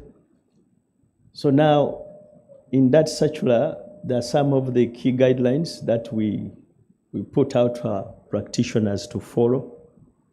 And then we are also inviting parties, if you want your matter to be disposed as fast as possible, please, you can approach the registrar. Approach me, and we see how we can fix such a case for. There are some lawyers actually who have okayed the idea. Others say we want our matters to be disposed as fast as possible, and we're making necessary arrangements. This is one way of you to navigate through some of these disputes and resolve them as fast as possible. You see, instead of waiting for a protracted trial that might take over 6-5, a full year, you see. So you need to look at that. There are cases where I have seen where the URA, when it comes to filing an objection decision, you find one statement, assessment disallowed, and there's no any other explanation whatsoever. What do you do as a practitioner, you see? So in our circle, at least we request that the parties have to make sure at least you get the management letter that has detailed information, because that information, the tribunal is going to rely on it to make sure that they dispose of the matter as fast as possible. And then there are cases also where, as a practitioner, you must embrace mediation. That is one of the easiest way for you to triumph before the tribunal, because before you wait for a full hearing, if your case goes for mediation and you have engaged proper stakeholders from the URA side to make sure the matter is resolved as fast as possible. I have seen cases, it is filed, a statement of reason is on file, the request for early mediation, mediation takes place, and before you know it, before the case comes up for mention, you receive a consent settlement order. Though, of course, there are challenges that are associated. I've received the complaints about delay in consent settlements from the side of URA. That is something that has to be talked about, you see. Some taxpayers complain that the matter goes all the time before the tribunal, the consent is coming, but it doesn't come forth. That is something which Tony Kalungi must really explain to the public, you see. Because short of that, the tribunal will proceed to hear the matter with or without the consent.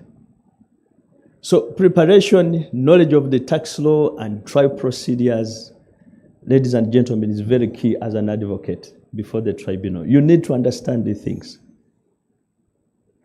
Procedural aspects in the tribunal, how do you marsh your application? You see, the tribunal is very open. If you want early mediation, the tribunal is willing to expedite that case. We have so many mediators, and they're fully paid by the tribunal, willing to handle those cases and resolve them. You see, I understand the challenges to do with 30%. Indeed, it's a big challenge that a taxpayer has received an assessment of 10 billion. You want him or her to pay 30%. It poses a challenge. But the tribunal in this case, it is also constrained because this is the law. And this issue, I'm happy that we have a man himself who has tested it in the courts of law. Even after the Supreme Court has also had a pronunciation about the issue of 30%. It is something that is very complicated, but we have nothing to do. You see, we have to follow what the law says. 30% has to be paid. Things like time management, case management, all these are some of the nuggets for you. How do you manage your case? A case is coming up for hearing, and you are digital hearing. You're on Zoom. How do you make sure that your case is well handled? I have seen complaints, I've received complaints from the tribunal that some members don't respect the Zoom hearing. Zoom is on, counsel is busy doing other things, which in a way affects, and because of that, the tribunal can be forced to adjourn the matter, you see. So we need to look at some of those aspects as practitioners and see if I go for mediation, early mediation, certainly the ultimate end is to help your client to get out of court, because you are going to agree on the modalities of resolving that case before a trial is, you see. And when you're appearing for mediation, you know, I'm a trained mediator with International Law Institute. One of the challenges I've seen in mediation, I've been a mediator before. If you approach mediation with a lot of, you know, one day I mediated a matter whereby an auditor came and started abusing URA lawyers. Straight away, I'm going to teach you a lesson. You don't know this, you don't know this. I said, no, this is a reconciliation, it's a mediation. Can we respect each other? You see, can we respect each other? You see. So, case management can be one of the greatest nuggets that can help you to making sure you don't spend a lot of time adjourning the matter without properly giving proper reasons, you see. And the tribunal actually is so much concerned about adjournments that some adjournments are not necessary, you see. Delay in handling written submissions. If the parties are up to date in filing submissions, it makes it easier for the tribunal also to respond to the time given for the ruling date. Because I've seen cases whereby there are delays in filing submissions, you see. So as a practitioner, and if you want to excel before the tribunal, how to avoid some of the back and forth, you need to take note of that, you see. Trial procedures before the tribunal. I don't want to end without talking about the silent futures. As you're aware, TAT is independent from URA. We don't follow directions from any agents of government. And for that, I commend TAT. We have never been biased in any of our rulings. What we do is, if you're not comfortable with the ruling of the tribunal, you have to act professionally and appeal, you see. We always make sure that in case if I have received complaints, by the way, from taxpayers, and Tony, you have to explain this. Some taxpayers come, they say, you see, after all they have told us, even if you go to the tribunal is part of us. Tony, where are you? That even if you go to the tribunal is part of us. So what I want to demystify here is that the tribunal is independent of URA. That's why when you look at our statistics, most of the cases we have resolved, we have ruled in favor of the applicant based on the evidence presented, and we have also ruled in favor of URA based on evidence we have presented. The tribunal also, the act was amended, we grant damages. Do not forget that if you're making your necessary prayers in your pleadings, don't forget to put the aspect of damages. Currently, the tribunal awards damages and costs. So for you to tussle well before the tribunal and triumph, you have to pay attention to the following things we have talked. By now, you have to know the aspect of judicial precedent. Which cases does the tribunal dissolve? Does your case, is it similar to any of the case that the tribunal has decided? You must embrace digital scientific technology for purposes of practical purposes. You have to understand. You have to be aware of the knowledge of tax law and procedures and embrace mediation. And when you're embracing mediation, I request you colleagues to be courteous enough, because I receive reports from mediators, the cooperation of some of the parties before mediation. If all that is complied with and presenting your cases very well, I can assure you you'll excel before the tribunal. You will not lose. Yeah. Thank you very much. Come on, let us. Thank you. Wow. Can we give His Worship another round of applause? Given the interesting time that we have left, that is going to kick us into our next presentation, which is going to be a panel because of the time that we have. And I'm going to take this opportunity, I'm advised to welcome Counsel Sophia Nampija, who is a Principal Associate at Katende Sempebwa Advocates, as one of the panelists. You are going to allow me to invite you to take a seat. Because our time is well spent, I am going to invite everyone has been mentioning Tone, you're here. Some of you probably you don't know Mr. Kalunji, but he is the acting manager, litigation URA. He's always sent to hold fort in times like this. I'm going to invite you, Mr. Kalunji, to take a seat as one of the panelists. And of course, we have heard from the man himself who is in the steering wheel of the administrative side of the tribunal. Your Worship, you'll allow me ask you to join the panelists, because this is where it's getting interesting in the next few minutes. And then the person who is going to speak, he's a very attractive voice to young lawyers whenever they see him because of his dress code, and he has not disappointed today. Mr. Ian Mutibwa, please, you're most welcome. The comments I'm getting online, you're going to see what the young lawyers will say, but you're welcome. You're welcome. Friends, we had a presentation from Counsel Sophia Nampija, which you'll allow us to circulate because of the interest of time, and then one from Tone Kalunji, which will also circulate because of interest of time. There's one that was supposed to be from Mr. Bruce Musinguzi, who left us earlier, but will be circulated to the members. Very good presentations when you read them, and also the one that has just been presented by His Worship.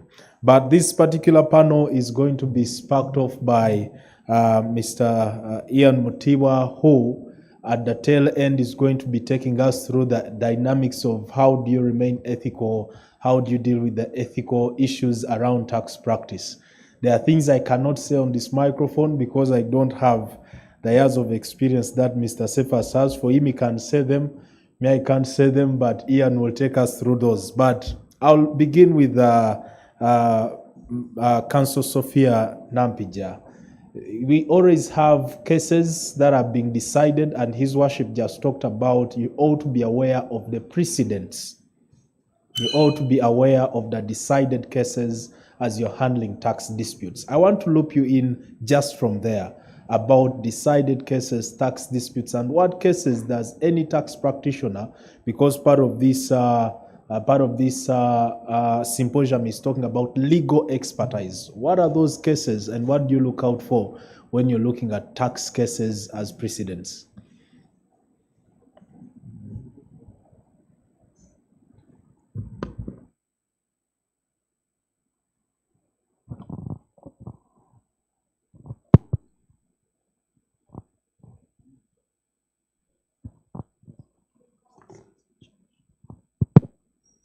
Thank you, Laston.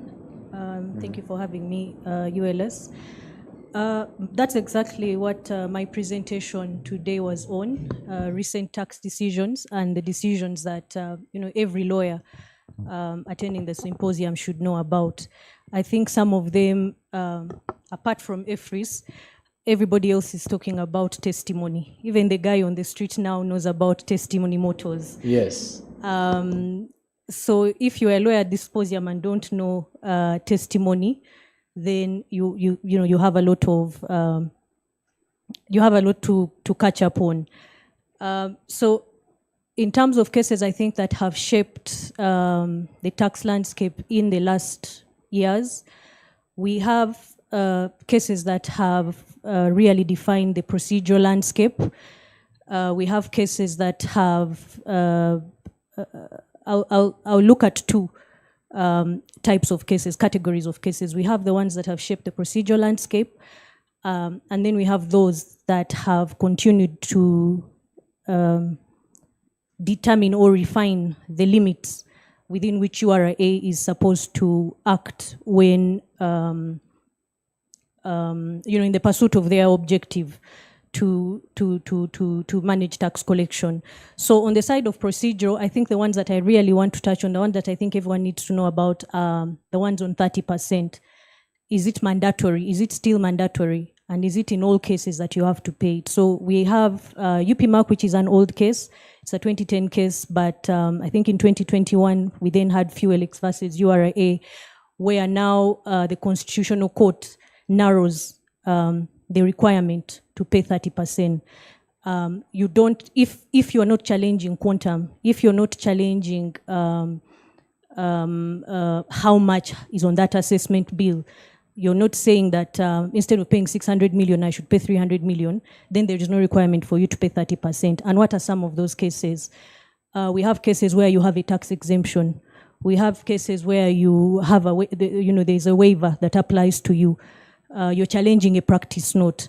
The Constitutional Court in the case of Fuelex came out and guided that in those cases, you don't have to pay the 30%. So any lawyer practicing now needs to look out for that. When your client comes to you with a matter, the first thing is, what are we challenging? This, understand the matter really well, and then say, yes, on top of this bill, I'm looking at it, but when I look at the law, I think we can squeeze into this exemption. May not be under Section 21, it may not be a clear exemption, but for instance, for us in the case of Lua versus URA, we noted that there was a clear and apparent inconsistency between Section 118B that requires the payment of withholding tax on the purchase of a business asset, and Section 117, which talked of exemption. So we looked at that, we are not challenging the quantum. Yes, probably assess the correct cases, but this is not what we are challenging. We are challenging that as a financial institution, our client, the bank, should not have to pay when they dispose of, when they foreclose an asset, even though it may qualify as a business asset. So, and again, also on the 30%, the other developments I think that came out, we also have Bullion Refinery, which went on to say that UPMAC and Fuelex are not inconsistent with each other, whereas one is a Supreme Court and the other one is a Constitutional Court. The one, Fuelex, just explained, if I can say, gave us the practical application of the Supreme Court decision. Yes. And so what else do we know from Fuelex? From Bullion Refinery, if you don't pay this 30%, you lose your right to access STAT. So clients need to be made aware of that there's no running away from this 30%. The only thing you can do is, if you're not challenging quantum, yes, you can run away from it. But if you're challenging quantum, what are some of the things that you can do? Can you pursue maybe installment payments? Can you pursue providing security to URA as opposed to paying cash? Can you look at, there are options now. The cases have shown us there are options. And yes, for a tax practitioner, now it is for you to make yourself knowledgeable about some of these changes. So some of these ones that I'm talking about, like Fuelex, we know that URA is appealing. So this year and next year, we may be, looking at, if I'm challenging, if I'm not challenging quantum, then I can get away with not paying 30%. But in 2 years' time from now, that may not be the case, because the Supreme Court could come in and change the landscape completely. Sophia, when you say URA is appealing, someone online is almost reading as if it's Tony Kalunji appealing. So I want to bring you in at that point, Mr. Kalunji, as the acting manager litigation. We are talking about tax disputes and URA's perspective. There are precedents, decisions are taken. When those decisions are made, when URA tells you we are appealing, it's as though it does not recognize the position of the law as set in the decision that is being appealed against. So can we hear what is URA's perspective on this specifically? Well, Laston, thanks for the mouthful of a question. I'll try to answer. Well, generally, URA's perspective about settling tax disputes, yes, we try to avoid them as much as possible. And if you look at, let's even begin up above us, the Tax Appeals Tribunal. 1995, they make the Constitution, Article 152.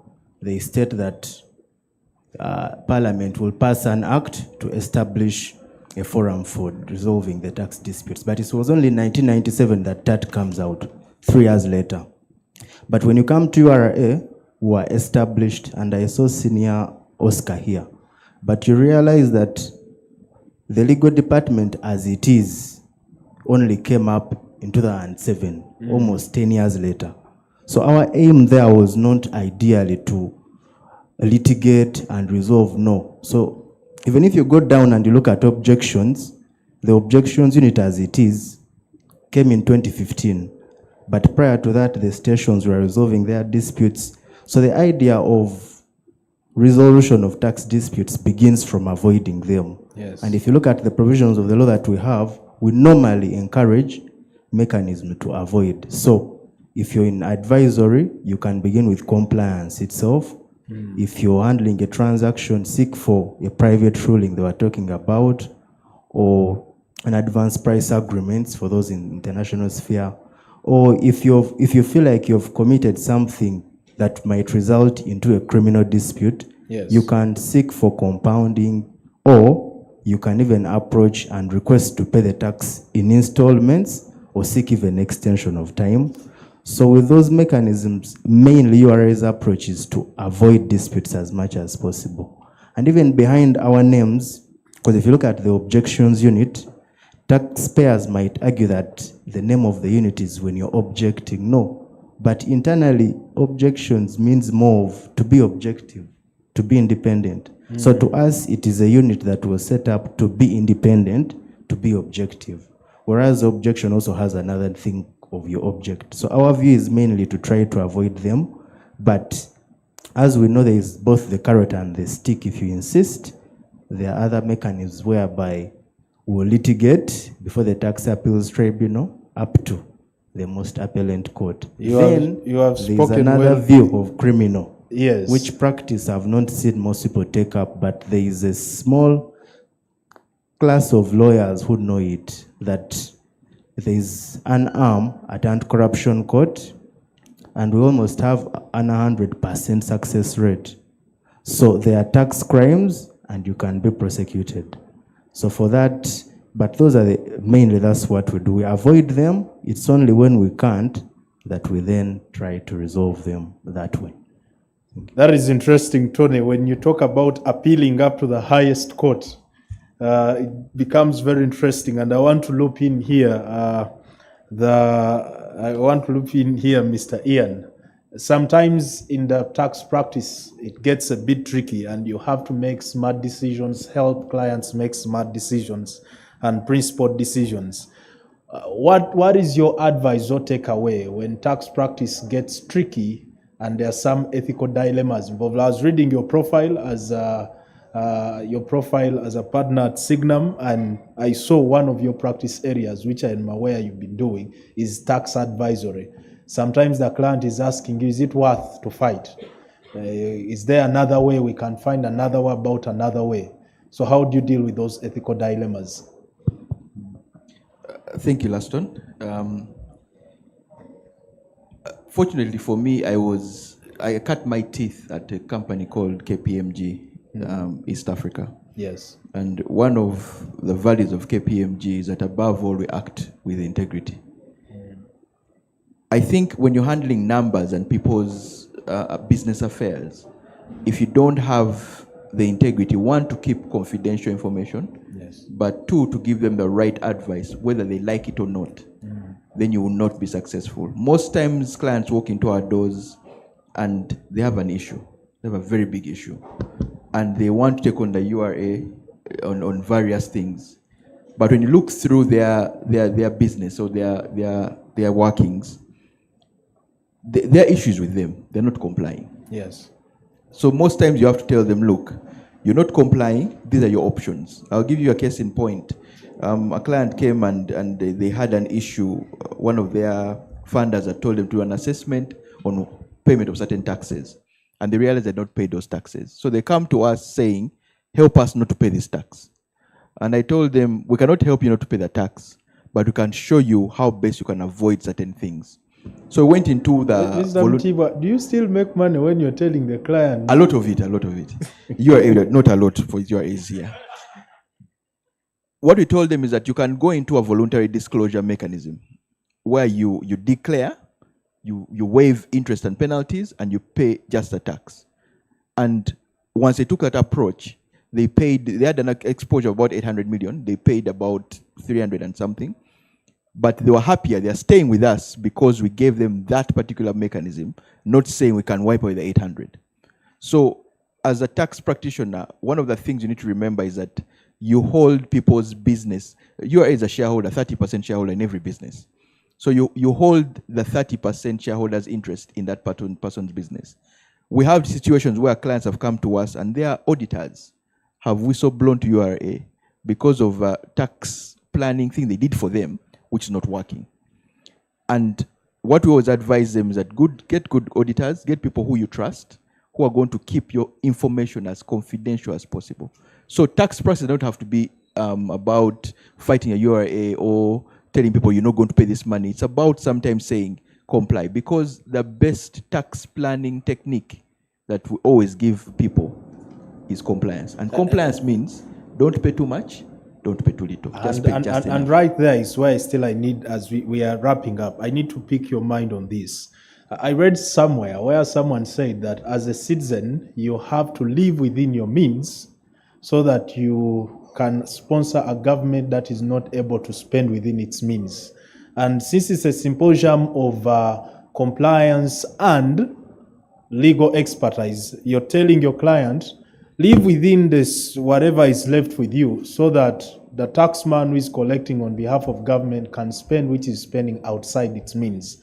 Someone is asking, how do you then, as a tax advisor, yesterday, if you were online and you had, someone introduced the concept of there is what is legal and allowed, tax evasion versus tax avoidance. Is this the kind of advice that you would think would be innovative when advising clients? Yes and no. The yes part of it is tax planning, as we call it, or you want to call it tax, planning your tax affairs such a way that you pay the right amount of tax. Yes. You need to always look at the law, always advise your clients in accordance with the law, because once you don't do that, then you're entering evasion. And with the latest trends, where you have tax representatives being criminally liable as well for the advice or the things that they do for their clients, you need to be extra careful. As you heard, they're litigating or they're taking people for criminal court. Yeah. So I'll give you an example. Apple and Facebook and other companies use tax planning as a way of paying as little tax as possible. There's what they call a double Irish Dutch sandwich, but also what they call hybrid mismatches, where people use different jurisdictions to use the same amount of income, coming back differently. So you need to understand as a tax practitioner, what are those jurisdictions where we have a DTA or we have a tax treaty or we have some favorable tax treaty, where my client can establish a PE and then they can come into Uganda and pay the right amount of tax. And once you understand that particular aspect, then you can advise your clients on how to structure their business so that they do not evade, they're not getting into issues of interest expense not being allowed, or they're getting into issues of overpayment of royalties, transfer pricing, and things like that. So you need to understand, one, Uganda as a taxing nation, but two, get expertise from a different jurisdictions where we have a DT. I think there are 9 right now. Yes. So that you can be able to help your client plan within those 9 countries. I hope they can get more than 9 because the more the merrier. Why people tax plan better is because you have a huge DTA network. You can bounce off in 2 different jurisdictions. I'll give you an example. One time I did a tax advisory for someone, and I figured I didn't know about this, but I learned that in Hong Kong, as it was then, I don't know if it has changed now, once you have foreign sourced income and it's taxed in that foreign source as a sourced income, let's say Uganda, and you tax 15%, when you get to Hong Kong, that is a final tax. Now, people don't know why people go to invest in Hong Kong, because if I get 15% tax, that would be a final tax for me. So most companies will go to Hong Kong because of that. Luxembourg is a very big tax haven, but people think about Cayman, Guernsey, Netherlands, but Luxembourg is one of them. Ireland, people didn't know Ireland was one of them until Apple's issue was raised. So get to understand different jurisdictions, what works in different jurisdictions, and then plan your clients' affairs so that they're not evading the law, but they're using the law to their advantage. Some countries, I think one of one of the presenters came, and I think it was Mr. Cephas, who said you have to have explanatory notes. Some countries have detailed tax procedures. If you look at the UK on employment income, they will tell you when you qualify to be a tax resident in the UK. They even go to the number of midnights you've been in the UK. Wow. Because they have immigrants from Poland who come in by train and go out. They work in the UK, they earn everything in the UK, they're employees in the UK, but they live in Poland. So are they taxed in UK, are they taxed in Poland? So they went to the detail of saying, do you have a permanent home? How many midnights have you found? I've found in the UK. Where do you do? They get into those very big details. But in the detail is a tax planning as well. So you tell the client, make sure by 11:59 you've left the UK. So you don't count the midnights. So you're not evading. And you're still ethical. You're very ethical. Wow. About it. And this is my last one, since our time is well spent. Your Worship, Sophia talked about the 30% when it applies, when it does not apply, and we want to triumph before the tribunal. This is really a 1-minute question.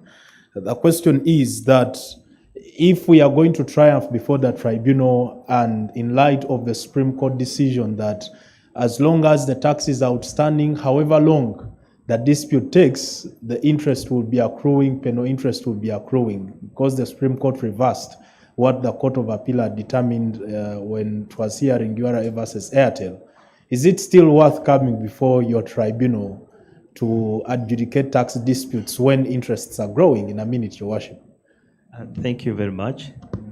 Before I go to that, she talked about the aspect of 30%. Now, one thing you have to note, ladies and gentlemen, if the assessment is in respect of an interpretation, either an exemption or a section of a taxing act, now when you're structuring your application before the tribunal, be very careful when you are filling that form, because there is a paragraph somewhere where it says the amount of tax in dispute. Now, when you state the amount there, it is very difficult to jump, Tony. They will say when you are filing your application, there was the amount in dispute. So you have to make sure when you're filing your application, you structure it properly to show the tribunal that this is a case where there is no aspect of 30%. Now, coming back to the interest and as it was held in Airtel, that is judicial precedent. We can't change much what the courts have said. If the other court said the interest is supposed to stop running when I'm pursuing a judicial remedy and another one changes, I think as practitioners, we have no option but to follow what the precedents say in the circumstance. Wow. Thank you so much. Yes. Thank you so much, Your Worship. Ladies and gentlemen, that has interestingly been our time for the online audience, as we said, and also the people that registered, you'll be getting all these presentations. We've not had the benefit of getting any parting shots because of our time constraints, but I'm going to invite Belinda, who is going to be announcing just in a minute 1 or 2 other things we are going to be doing, the takeaways we are picking from this tax symposium and other engagements we are going to be having as a tax cluster. Otherwise, would you join me to give a hand of applause to our panelists? Thank you.